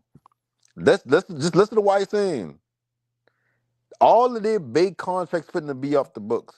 You got to spend money in the NBA on your roster to a certain extent. You got to start throwing money around to get to a certain threshold anyway, right? That sounds So like a personal problem. But I no, mean, what that it's got to not do a with personal something? problem. What happens is right here. Lonzo Ball, if he were to go anywhere else, if he was a free agent, maybe not right now in the middle of the Right. season Yeah. because. Well, not right now because after the season, he can't do it right now. After the season, he But become a even free if it was, agent. There ain't no if if, there's no buts let's about. say he did it, let's say he did a sign a contract, and Yeah, right. Like a damn fool. and Right. he became a free agent A John June Doe 1st anywhere. or Yeah. whatever the season over. He Yeah. became a free agent. He was not getting a contract up to $10 million. He was going to the most hit that somebody give him was like You maybe you three, you 2 million. you you believe that? Yes, he's coming off No, a. no. He's listen. Just listen. No, Just no, listen to this one no, simple no, thing real no. quick. And matter of fact, if he really thought that, his agent would have told him to test the waters, bro. His agent is Rich Paul. With an agent like Rich Paul, he gets you more than what you He need worth to get the fuck rid because of who he of is. He need to get rid of Rich Paul, man. He need to For get him why? an agency. He need to For get to what? another agency. Lonzo, Yeah. Listen, Lonzo And, ain't played and basketball in I get almost that point too, three because I years, see bruh. right. And I'm gonna And give he you getting a another 2 year example. Let me give you extension for another the example. mid-level Just extension. slow down for a minute. Let me give you another example. You know what I've been seeing lately? I've been seeing Lonzo picking himself up and he's more on YouTube right now as far as pod shows and podcasters and all that than anything else. I understand that because he got a lot of time on his hands because he ain't playing a lot of minutes right now. But I see that thing out in Chicago is going good, real good for the pod. I see him retiring out there in Chicago now in the next 2 years. Yeah, I can see that. I don't think he'd be on Chicago roster past the All-Star break. Yeah, I see. I see if that's the case with the If All at the Star break. very, at the very least, If at the very they're gonna least, get rid of him latest, at I the mean, All-Star. he getting traded in that second year of that contract when he ain't got no more years left for him. Oh, okay. You talk about the second. Okay, you talk about 2 years from now. Oh no, shit. I can see that the All-Star break. That's why I'm trying to tell you, like, if they can find a trade where Lonzo value out because he is a good trade piece now because he is a player that you can just buy out if you trade for him, Yeah. or you can use that team money just to make money work. Because in the NBA, you can't trade a player making $40 million for a player who making $8 million. You got to match the money up to a You certain gotta make extent. that work. I get you. That's and that's it. That was good because they So might even change if it's that. Vooch and Lonzo in the first round pick for, let's say, Zion or somebody, whatever, or just to bring a star in or bring somebody establishing or whatever that's Yeah, worth that. yeah. That's what it But yeah, takes. money got to add up. Yeah, I get Yeah. it. So that's He why they good holding trade. He on to good Vooch trade bait now. instead of just trading them for 2 second round picks that they could All possibly right. get. Like they gotta get a first from the Lakers if you really think about it. Yeah. Because Lakers need a center and Vujicic from another country. That'll help.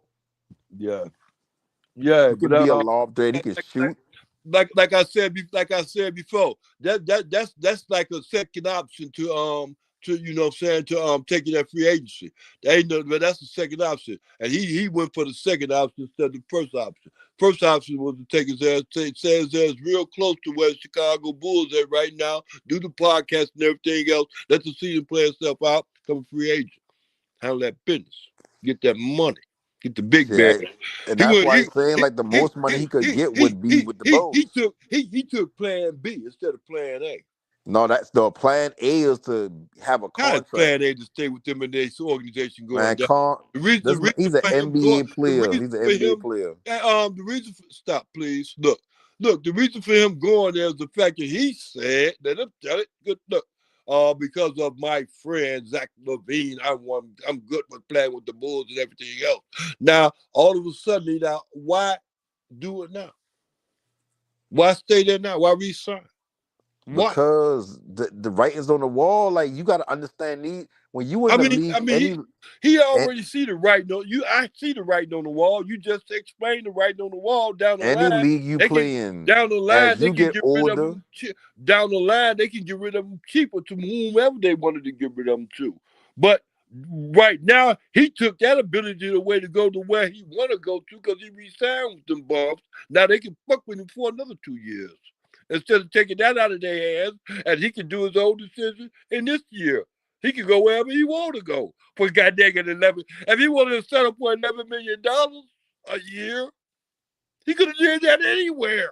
No, I'm telling you, he was not. Do that in Chicago. Nobody would have signed him for the mid-level exception. He sold his soul away again. Like think about it. Like think about it without even going through the advertisement, without even being being. I'm gonna do exercise. I'm gonna do exercise. He sold his soul away again. That's what he did. To a losing organization. I'm about to look up a list of players that making the mid-level exception. Man, mid-level. Dude was getting $20 million. First of all, look. How many this year low? I mean, is he taking a step up or down? A paycheck in the paycheck. Just explain that to me. Is he next 2 years No. financially better off than he was 2 years ago? I don't know why Uncle Vern keep talking about losing organization, but acting like the Charlotte Hornets is the crown of the NBA. We talking money now, Dex. Is Lonzo going to financially be better off than he was 2 years ago to the next 2 years, Dex? I ask you that stupid ass question. give me a good ass, please. Oh my God, you guys got me up past my bedtime. Financially, he's going to be better off. Tell me, Dex. Tell me. Listen, you got, like I keep trying to explain to you, he's comfortable there. I mean, the medical staff there. How the hell he lives there. He bought a condo there. He's not just the type of dude that just want to move everywhere. As a matter of fact, the cost of living in Chicago more expensive than LA. That's time I check. It's not about that. It's about how he feel with the organization right now.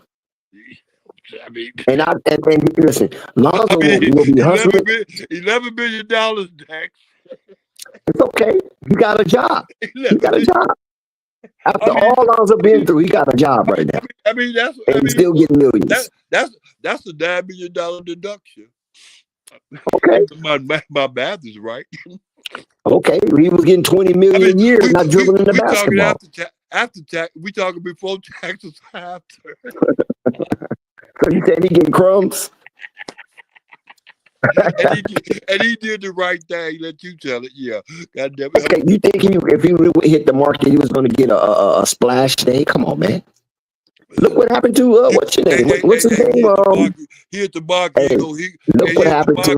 to Thompson. He could have went to Charlotte Clay for Thompson.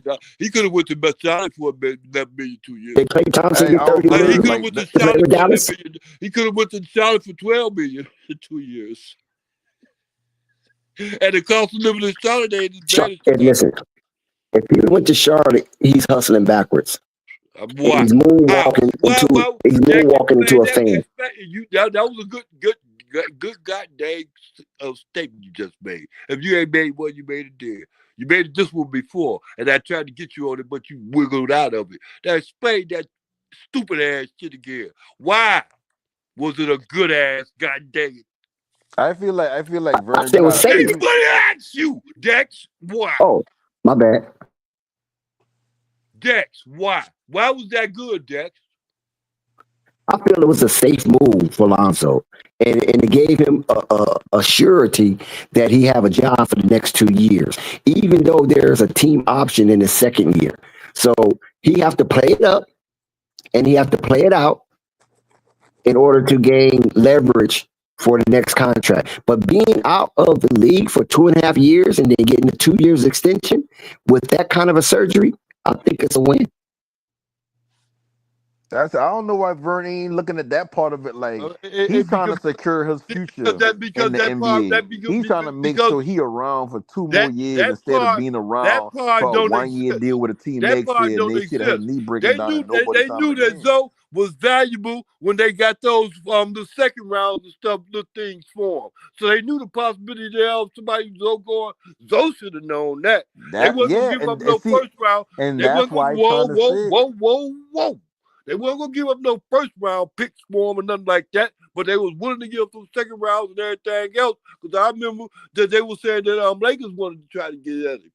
You understand me? So I realized that then, but it was okay. And you know why the Lakers call it? So right now, when y'all said Zoe wasn't valuable on the market, that's a goddamn lie. You know why? You know why you keep inserting words that we don't even speak? Nobody said no one valuable. No value on the market wasn't gonna be as strong. See, Vern, the problem was like Zoe wasn't gonna get no $20 million. You cut in at a certain point in the conversation and don't understand the full context of somebody telling you. $20 million no more a year. Listen, I'm gonna stop you right there, right? That's what y'all said. No, what happened is the Lakers can't afford to pay Ain't nobody asking about no goddamn Lakers. No, you said the Lakers been trying to trade for him. I said no, the Lakers even when the Lakers got Luka, they was trying to go. They was talking about and you know why they couldn't. You know why they couldn't. Talking about going. You know why they couldn't. You know why they couldn't. Because they wasn't gonna give up enough picks to get them. Give up enough. No, it's not even a picks. What the problem is, he makes $20 million. I get that point. I get that part. So okay, 9 times, right? Look, stop for a minute. I get that part. So 9 times, my thinking is Joe is too valuable to shop around. So he gonna stay with the Bulls. They got to stay with the Bulls until the rest of the contract will leave out, and that's at the end of the season. Therefore, he's making $10 million a year. That's so no. Instead of him jumping out of the prime pan, he's making $10 million. Right back. That means he can slide into any mid-level exception, whether it's a non-tax or the regular one. He can slide in for a draft pick without having to give up a boatload of players to match the deal or whatever. They don't like the Lakers. If the Lakers got a mid-level, if the Lakers got a mid-level exception right now, they can't trade for Zoe because they need it to be. They can only pay him up to $12 million. They only got room to pay up to $12 million until they start counting against your tax. When they start counting against your tax, now you playing with the first and second apron. But if he makes $10 million, hold on. You sit up there saying Zoe take everything away from them doing that because of the fact that he signed right back with them again. If you understand half of what I'm saying because you only listen to half of what I'm saying. If he'd have went free agent, he'd have set his own price. Now he got to go with their price. mid-level. Now he made that happen. Let me ask you a question. Who you And think? if he would have signed back with him, he would never been a mid-level player, right? Am I right or wrong? Who you think? Who you think? I mean, making more? answer my question. If he didn't re-sign back with the Bulls, he never turned mid-level, right? He wouldn't even be a minimum. He probably wouldn't even get picked up. You say probably. Anything I less say than the minimum. I say that ain't gonna happen. I say there's other teams out there and other players and other teams that want him, especially Charlotte. I'm not saying a team ain't gonna want him, but a team not gonna invest no damn mid-level. Yeah, I bet you they would. I bet you they would. That shit too valuable to be investing money to anybody. We talking about. They went out even if you want to be the biggest believer ever in Lonzo Ball, bro, no team is going to waste their mid-level exception on an injury-riddled player. Teams that competing like to save that exception for players that can come in and help them win a championship, whether that's during free agency or that's in the middle of the season. Bad teams are ones who got all the mid-level exception players because they got to spend the money. You're right. I get you. Yeah, well, it looks like Zoe gonna be sitting on his ass for another 2 years. They're gonna retire his ass. As a matter of fact, he's probably washed up before the 2 years is over with. But why you saying that's good for him because he probably got a plan. Let the Bulls get his way because they can afford to sit his ass on the bench now. At first, they really couldn't afford to sit his ass on the bench. Now they can afford to sit his ass on the bench even if he's healthy or not. Don't make a difference. But see, that's my point. But see, as like I said, it goes deeper than that because he put his old ass back in the frying pan. His agent is Rich Paul. Rich Paul got a bunch of connections to LA. Yeah, Rich Paul got more business. If he knew he's trying to get Lonzo to go back to LA because Lakers won't make a trade, that's kind of like the behind the damn mirror way of LeBron kind of, hey, get him on this contract right here, so we trade for this, we can get him on the mid level instead of this, that, and the third. Like Lonzo, like I don't give a fuck. I fuck with Lonzo. Lonzo ain't worth no $10 million over 2 years. Lonzo ain't trying to get out there with his brother. Lonzo trying to get everywhere else, but man, listen, this them boy lives now. They all that playing together shit. I don't want to say that shit dead because dead as hell. I get you. That shit is like they can't think like that. Like LaMelo can't be like, oh, I'll take this contract instead of that contract just to play with my brothers. Like that shit ain't gonna make no sense. Like think about it. If Lonzo making the mid-level exception, then you got LaMelo making he the what's it called? He the star of the team or whatnot, and you want to bring Jilla on or whatever. Cool, but there ain't gonna be no team. That gonna be a shit show because they don't got enough around that.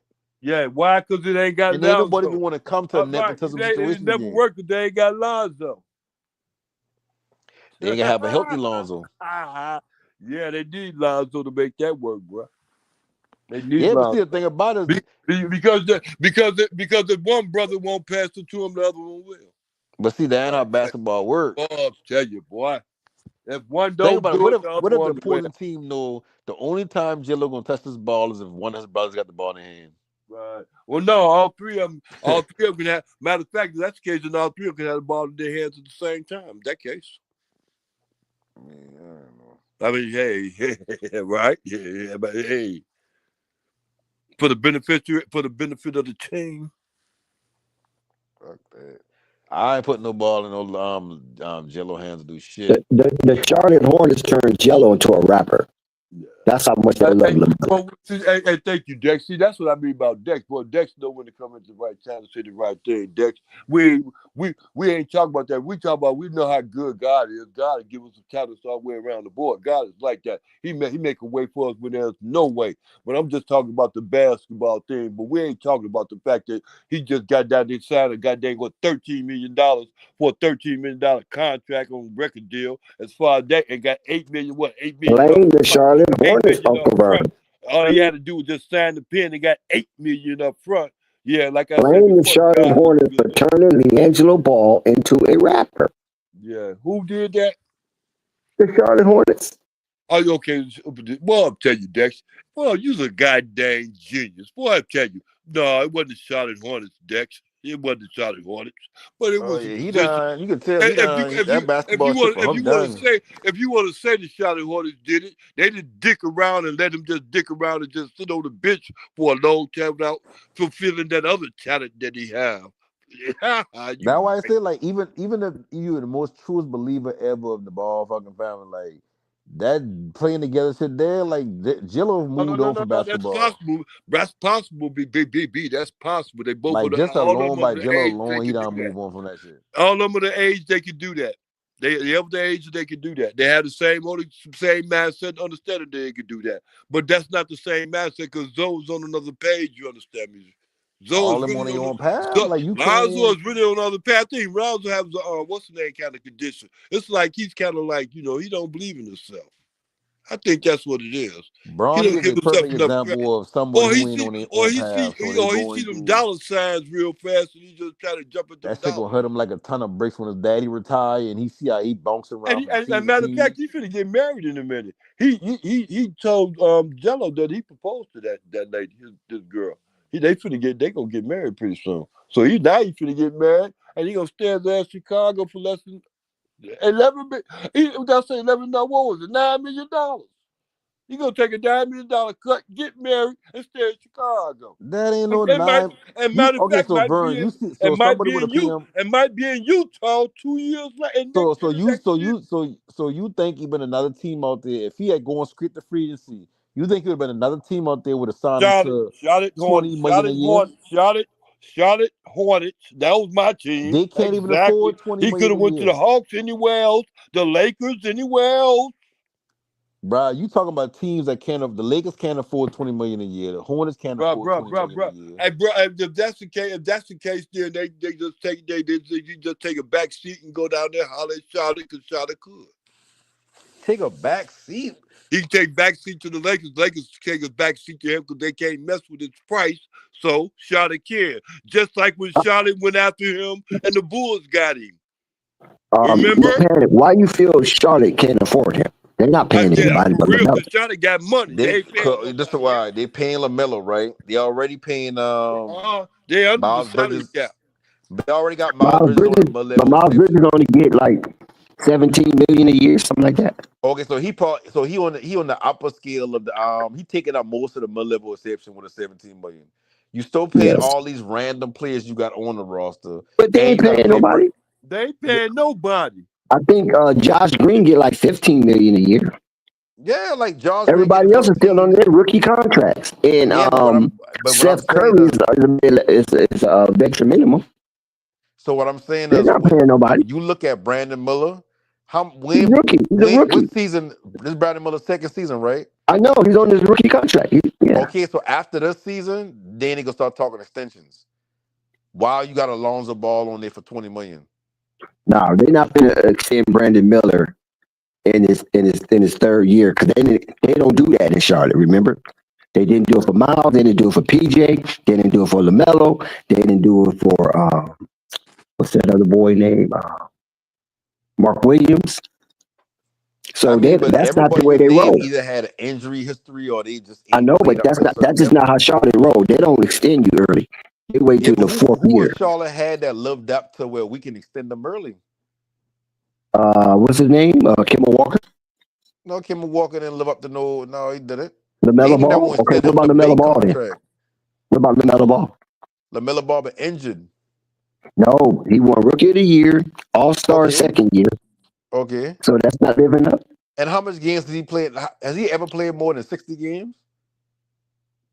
I think the second year, yes, sophomore year.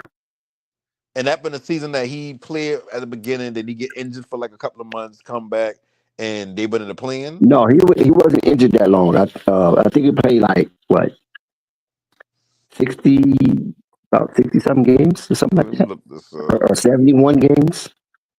He didn't get injured that much that second year.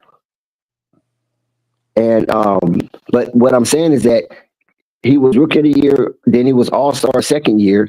Charlotte wasn't even thinking about extending LaMelo. They wasn't even having talks. The only thing they did for LaMelo was what was that, qualifying offer or something like that they do?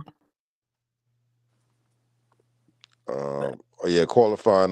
You see, they extended a qualifying offer. Mm-hmm. I mean that's Him and wow. PJ Washington went up for the same year, so they got the qualifying extension or whatever it's called. They both got it the same year.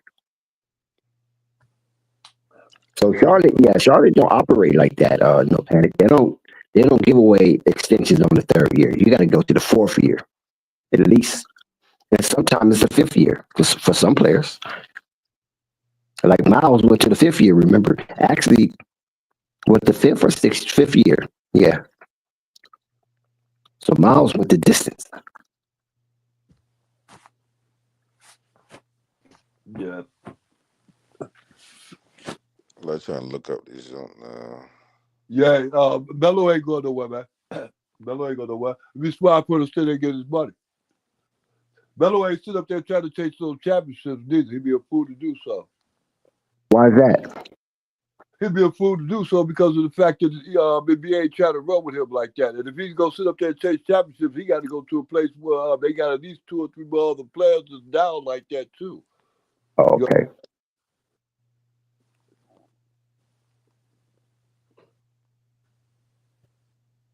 So like even with that Dallas thing, that Dallas situation, you got to go out there with Kyrie. Yeah, that to a certain extent, that'd be a good thing and that'd be a bad thing. Kyrie really too much, you know what I'm saying? It's like, it's a lot of drama to a certain situation like that. I can see Dallas not winning those championships just because of the drama. Just like I saw how Dallas went. Hold on, so this LaMelo, this is games played. 51 is rookie season, 75 is second season, that was an Yeah. all-star season. 36 the third season, 22 last year, and 33 this year. Yeah. So his healthiest year was the sophomore year, like I said. So Yeah, he so played only more had than I expected. one season playing the majority of the season. He still had injuries throughout that season. Well, not too many injuries because it's only 82 games and he played 75. That's so why I say, like, 7 games. outside of that, Are you going to count 7 that games against season? LaMelo? Well, let me go because it's set.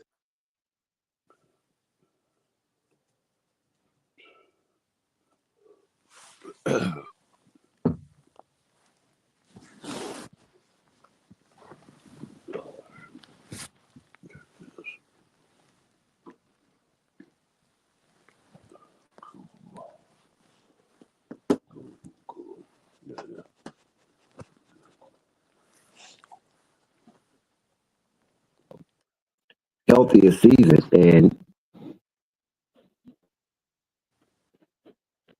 and the Charlotte wasn't even contemplating talking about extensions with LaMelo.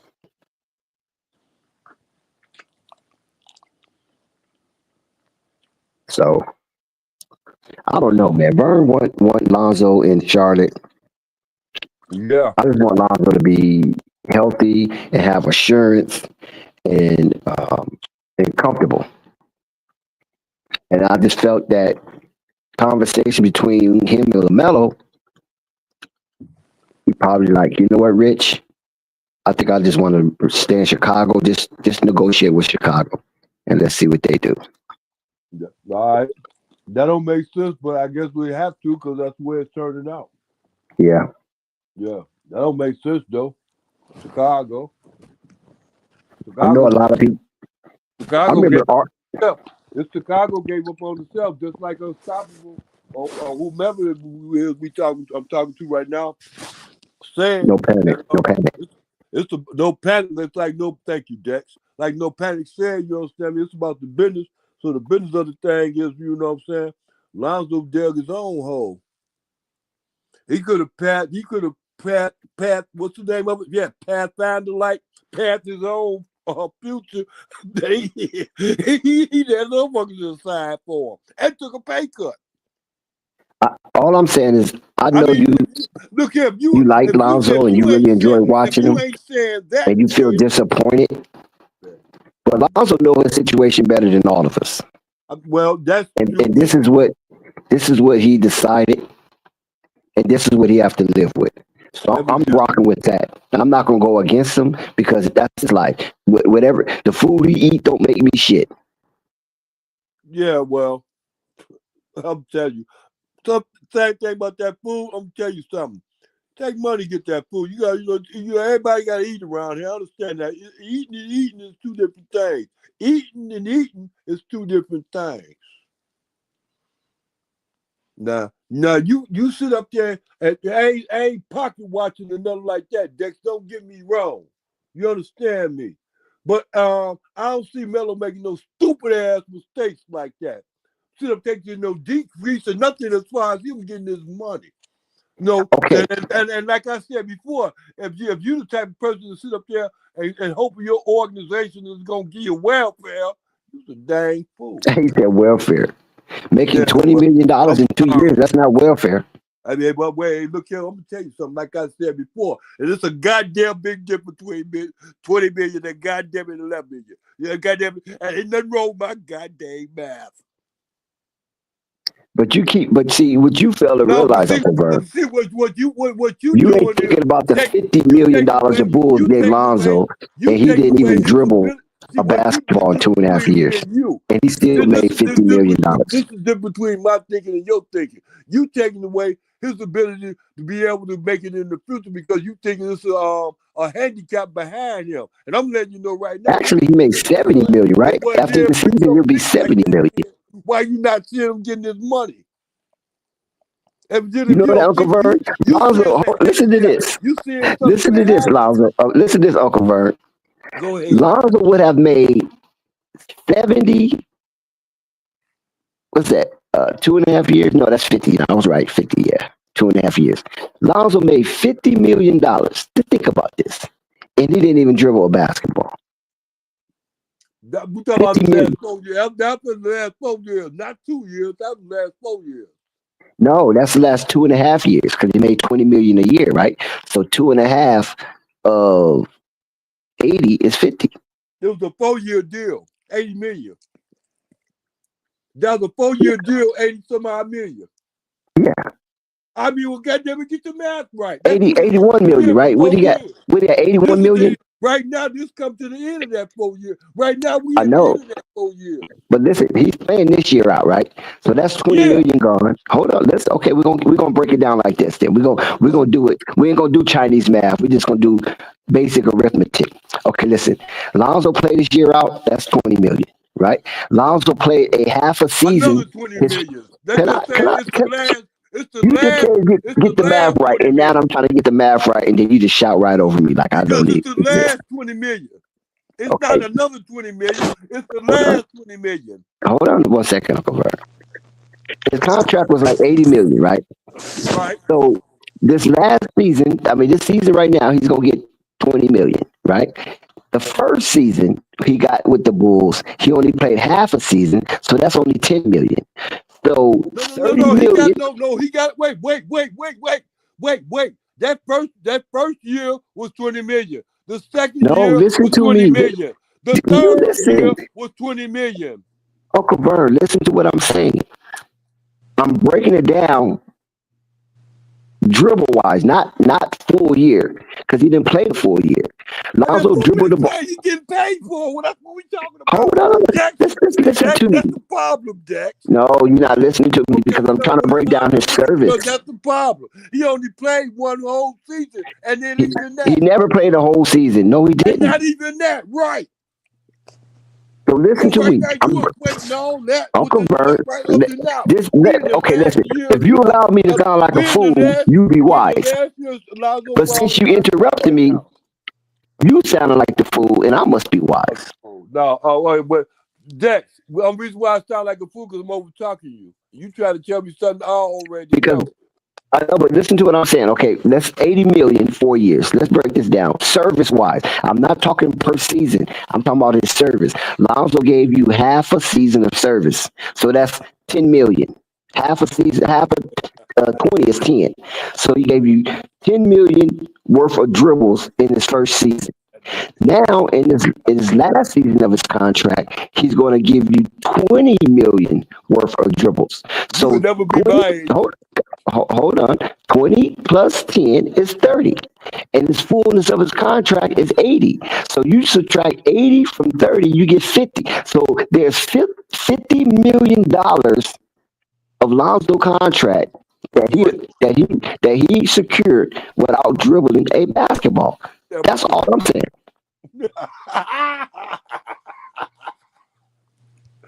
I mean, how many more years he got on this contract that he get for free money? How many more years? What is free money? I don't I mean, understand. What's free wait, money? hold on. Wait, hold on. You didn't say for free. That wasn't the word that came out of your mouth. I forgot. Yeah, dribble. I mean, how many more years can he do that? Now, officially. Now that he's back, he's next after this season. He got 10 million. He got 9 million to dribble, and then a team option. He got 11 million to dribble. So what I'm saying is that 50 million avoided space of Lonzo service, and you crying that he only got twenty I'm not million crying. when he got 50 million doing nothing. I'm not crying. Come on, man. What I'm saying is that was a damn stupid ass decision to go back into the frying pan. How? Like He had a chance to get up. He had a chance to get up out of there free and easy. for what? That's the Like thing. for what though? Like for Chicago, what? because Chicago Bulls is a sinking ship, Okay, but where was he going to get the 10 million from? bruh. Charlotte Hornets. How many times I That's gotta not a tell sinking you? ship. They done sunk Listen, already. I'm glad Okay you said then. that because I can go back to it right I mean, now. Dex. Hey, Dex. If that's the case, well, if I see everybody else committing suicide, if it's a whole organization committing suicide, why would I give them one bullet, to put in the gun and shoot me too? When I got a chance to get out scot free, what the money? But you jumping from Now I gotta be a the. slave. Now I gotta I be a know, but slave Uncle to. Vern, Now I gotta be a slave. Now the I way gotta you be a explain it, slave to them for another the way 2 you years. explain it, Uncle Vern, you want Lonzo to jump out the frying pan into the skillet. No. We have the skillet. Well, if you call the skillet the whole NBA, No, you're not saying the whole NBA. You keep talking Charlotte. hey, So wait, that's what. no, because first of all, he got to be a free agent to make his own moves anyway. He got to wait and do that. He ain't got to re-sign back. It's like getting out of the service. Now you were gonna re-sign for another 2 years to go back to the service. You was talking at first. Let me time for me to get up out of here. You tell me don't look good over here. So every day they do look good, huh? Okay, then you That's I want mean, Lonzo to. all and the you real. gonna That's take that's why a that's why decrease Charlotte in can't pay, afford and you gonna take a deal. Lonzo. What did he do? What did he do that? LaMelo making What 35 did they million. do that at? Miles Bridges A 27 decrease million. in pay. Bullshit. Nurkic 18. And Grant now, I Williams mean, you talking 13. Josh Green 12. Brandon Miller 11. if that ain't Okogie a at stupid 8. ass move, I don't know what it is. Sejuan at 7.5. Trey Man 5. Mark Williams LeBron 4. turn around and just turn it Daquan over in his Jeffries grave 3. right Nick now. Smith 2. Then you got Bertrand, they still paying 5 million. Charlie Brown Jr. 2 million. Dwayne Washington Jr. 2 million. And Reggie Jackson 2 million. They can't afford Zoe for no, they don't got the slots for him to go into if they even want to Charlotte. Because he's making 20 million this year. The only way they can foot him is if they move off some of these contracts like Grant Williams making 13 a year. And he making that for the next 3 years. I mean, how many dollars is Nurkic making almost 20 his damn self. how Miles many Bridges making almost 30. how much is Charlie Hornets over the salary cap? Let me look. What salary cap is? Because their They team total is You said 163. who's making over 30? No, I say Miles Bridges making almost 30, making 27. The only person making over 30 is LaMelo. This year could be 35, next year could be 37, then he go up to 40, then to 43, then to 46 by 2029. And he got 200 million guaranteed. And then we just talking about guaranteed money, 200 million guaranteed to LaMelo, 75 to Miles Bridges, 37 to Nurkic, 40 to Grant, 40 to Josh, 20 to Brandon, 15 to Tijon, a Kogi getting 8, 10 to Mark Williams, 5 to Nick Smith, and then a bunch of 2 and 4 million, like Trey Man, 4 million. And then like money that's still left on the books, I said earlier. And like mind you now, like the bulk of these players on contract this year and next year. Like Grant Williams ain't going nowhere until after the 26-27 season. And then then you still got Josh Green on the contract for 14 million that same season. Miles Bridges for 22 that same season. So that's 3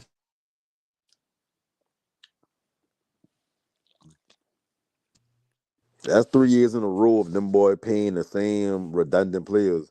So at some point, are they going to trade him away early enough, or are they going to do the same thing they did with Terry Rozier and wait till he had no more value other than the value he had to the Heats to get the trade off. Cause like I said, Nurk is there for this year and next year on the books. Miles Bridges on here until after 26, 27. So if you bring another $20 million contract in, shit, that means you have a $20 million Lonzo competing with Josh Green, Kogi. Josh Green already making 12, Kogi making 8. You have to trade a Kogi and Josh Green for Lonzo if you want to make the 20 million work. And I don't think that's the trade Charlotte would give up.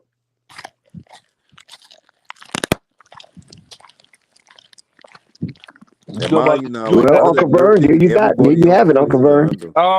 You talk about him doing that next year. Next year, that whole solid situation gonna be changed around anyway.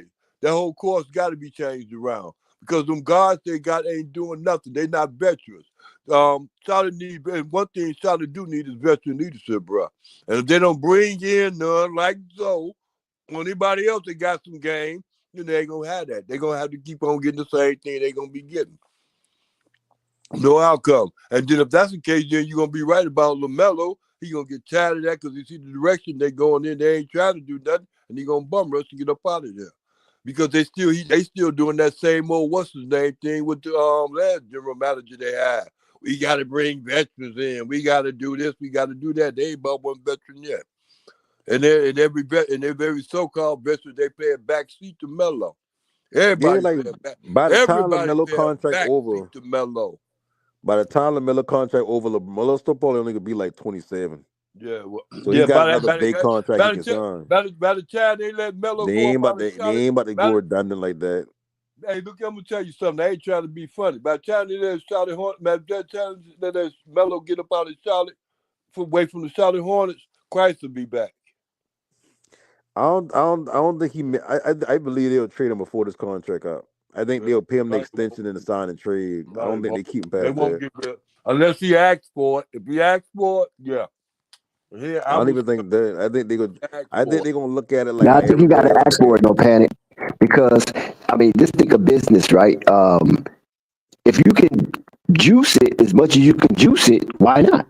Why Yeah. would you give it? Why would you give it away if it still have juice left in it? Because if you a team like the Hornets, I don't know why they owners are. I don't know if they basketball owners or they more business owners. They claim to be basketball owners, but it looks like there's more business than anything because If they keeping that payroll very, very low. yeah, they got a lot of players like Grant Williams. He ain't worth that contract. George Green not worth the contract. Like all these players that get in 10, 11, 12 million on up.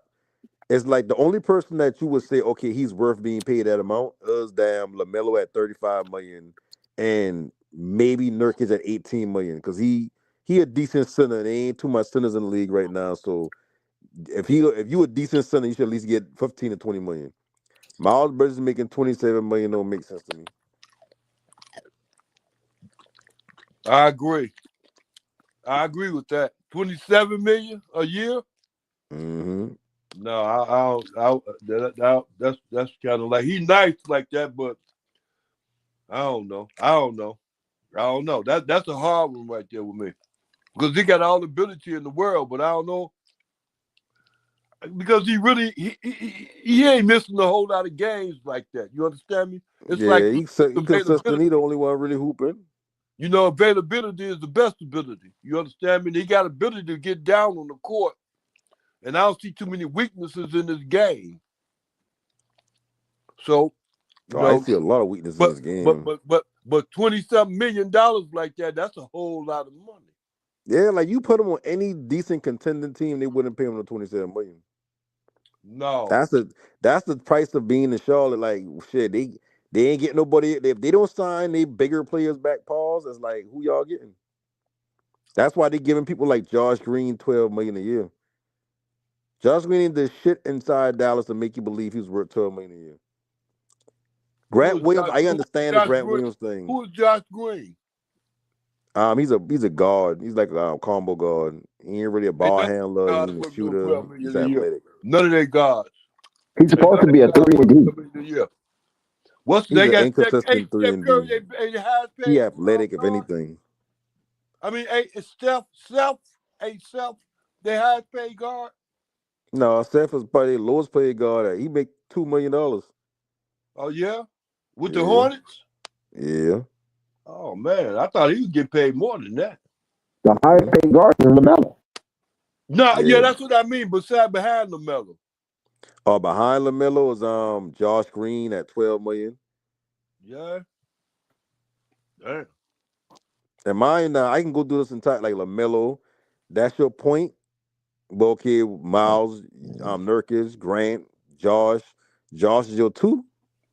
It's like that backcourt don't even make sense. Melo need a ball handling guard next to him, a ball handling guard that can get his own basket, but also got the patience to play with the ball in his hand and let LaMelo play off ball comfortably. Josh Green's the athletic player. He ain't no defender. Don't get me wrong, he can play defense. I ain't saying he a lockdown defender, but he athletic. So of course, if you athletic and you got certain measurables, you're gonna be at least decent on defense. If you got effort into it, you're gonna be a good defender. So Yeah. that's how I look at Josh Green. I don't see him as a knockdown 3-point shooter. He can hit shots and big moments if you kick the ball up to him because he have hit those now, but he don't consistently crack the line up in Dallas. Yeah. So for him to get 12 million is like, yeah, I need to spend the money. I mean, I get it.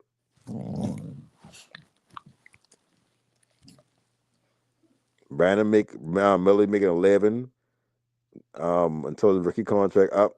Last year he was making 15 in that year. Oh yeah.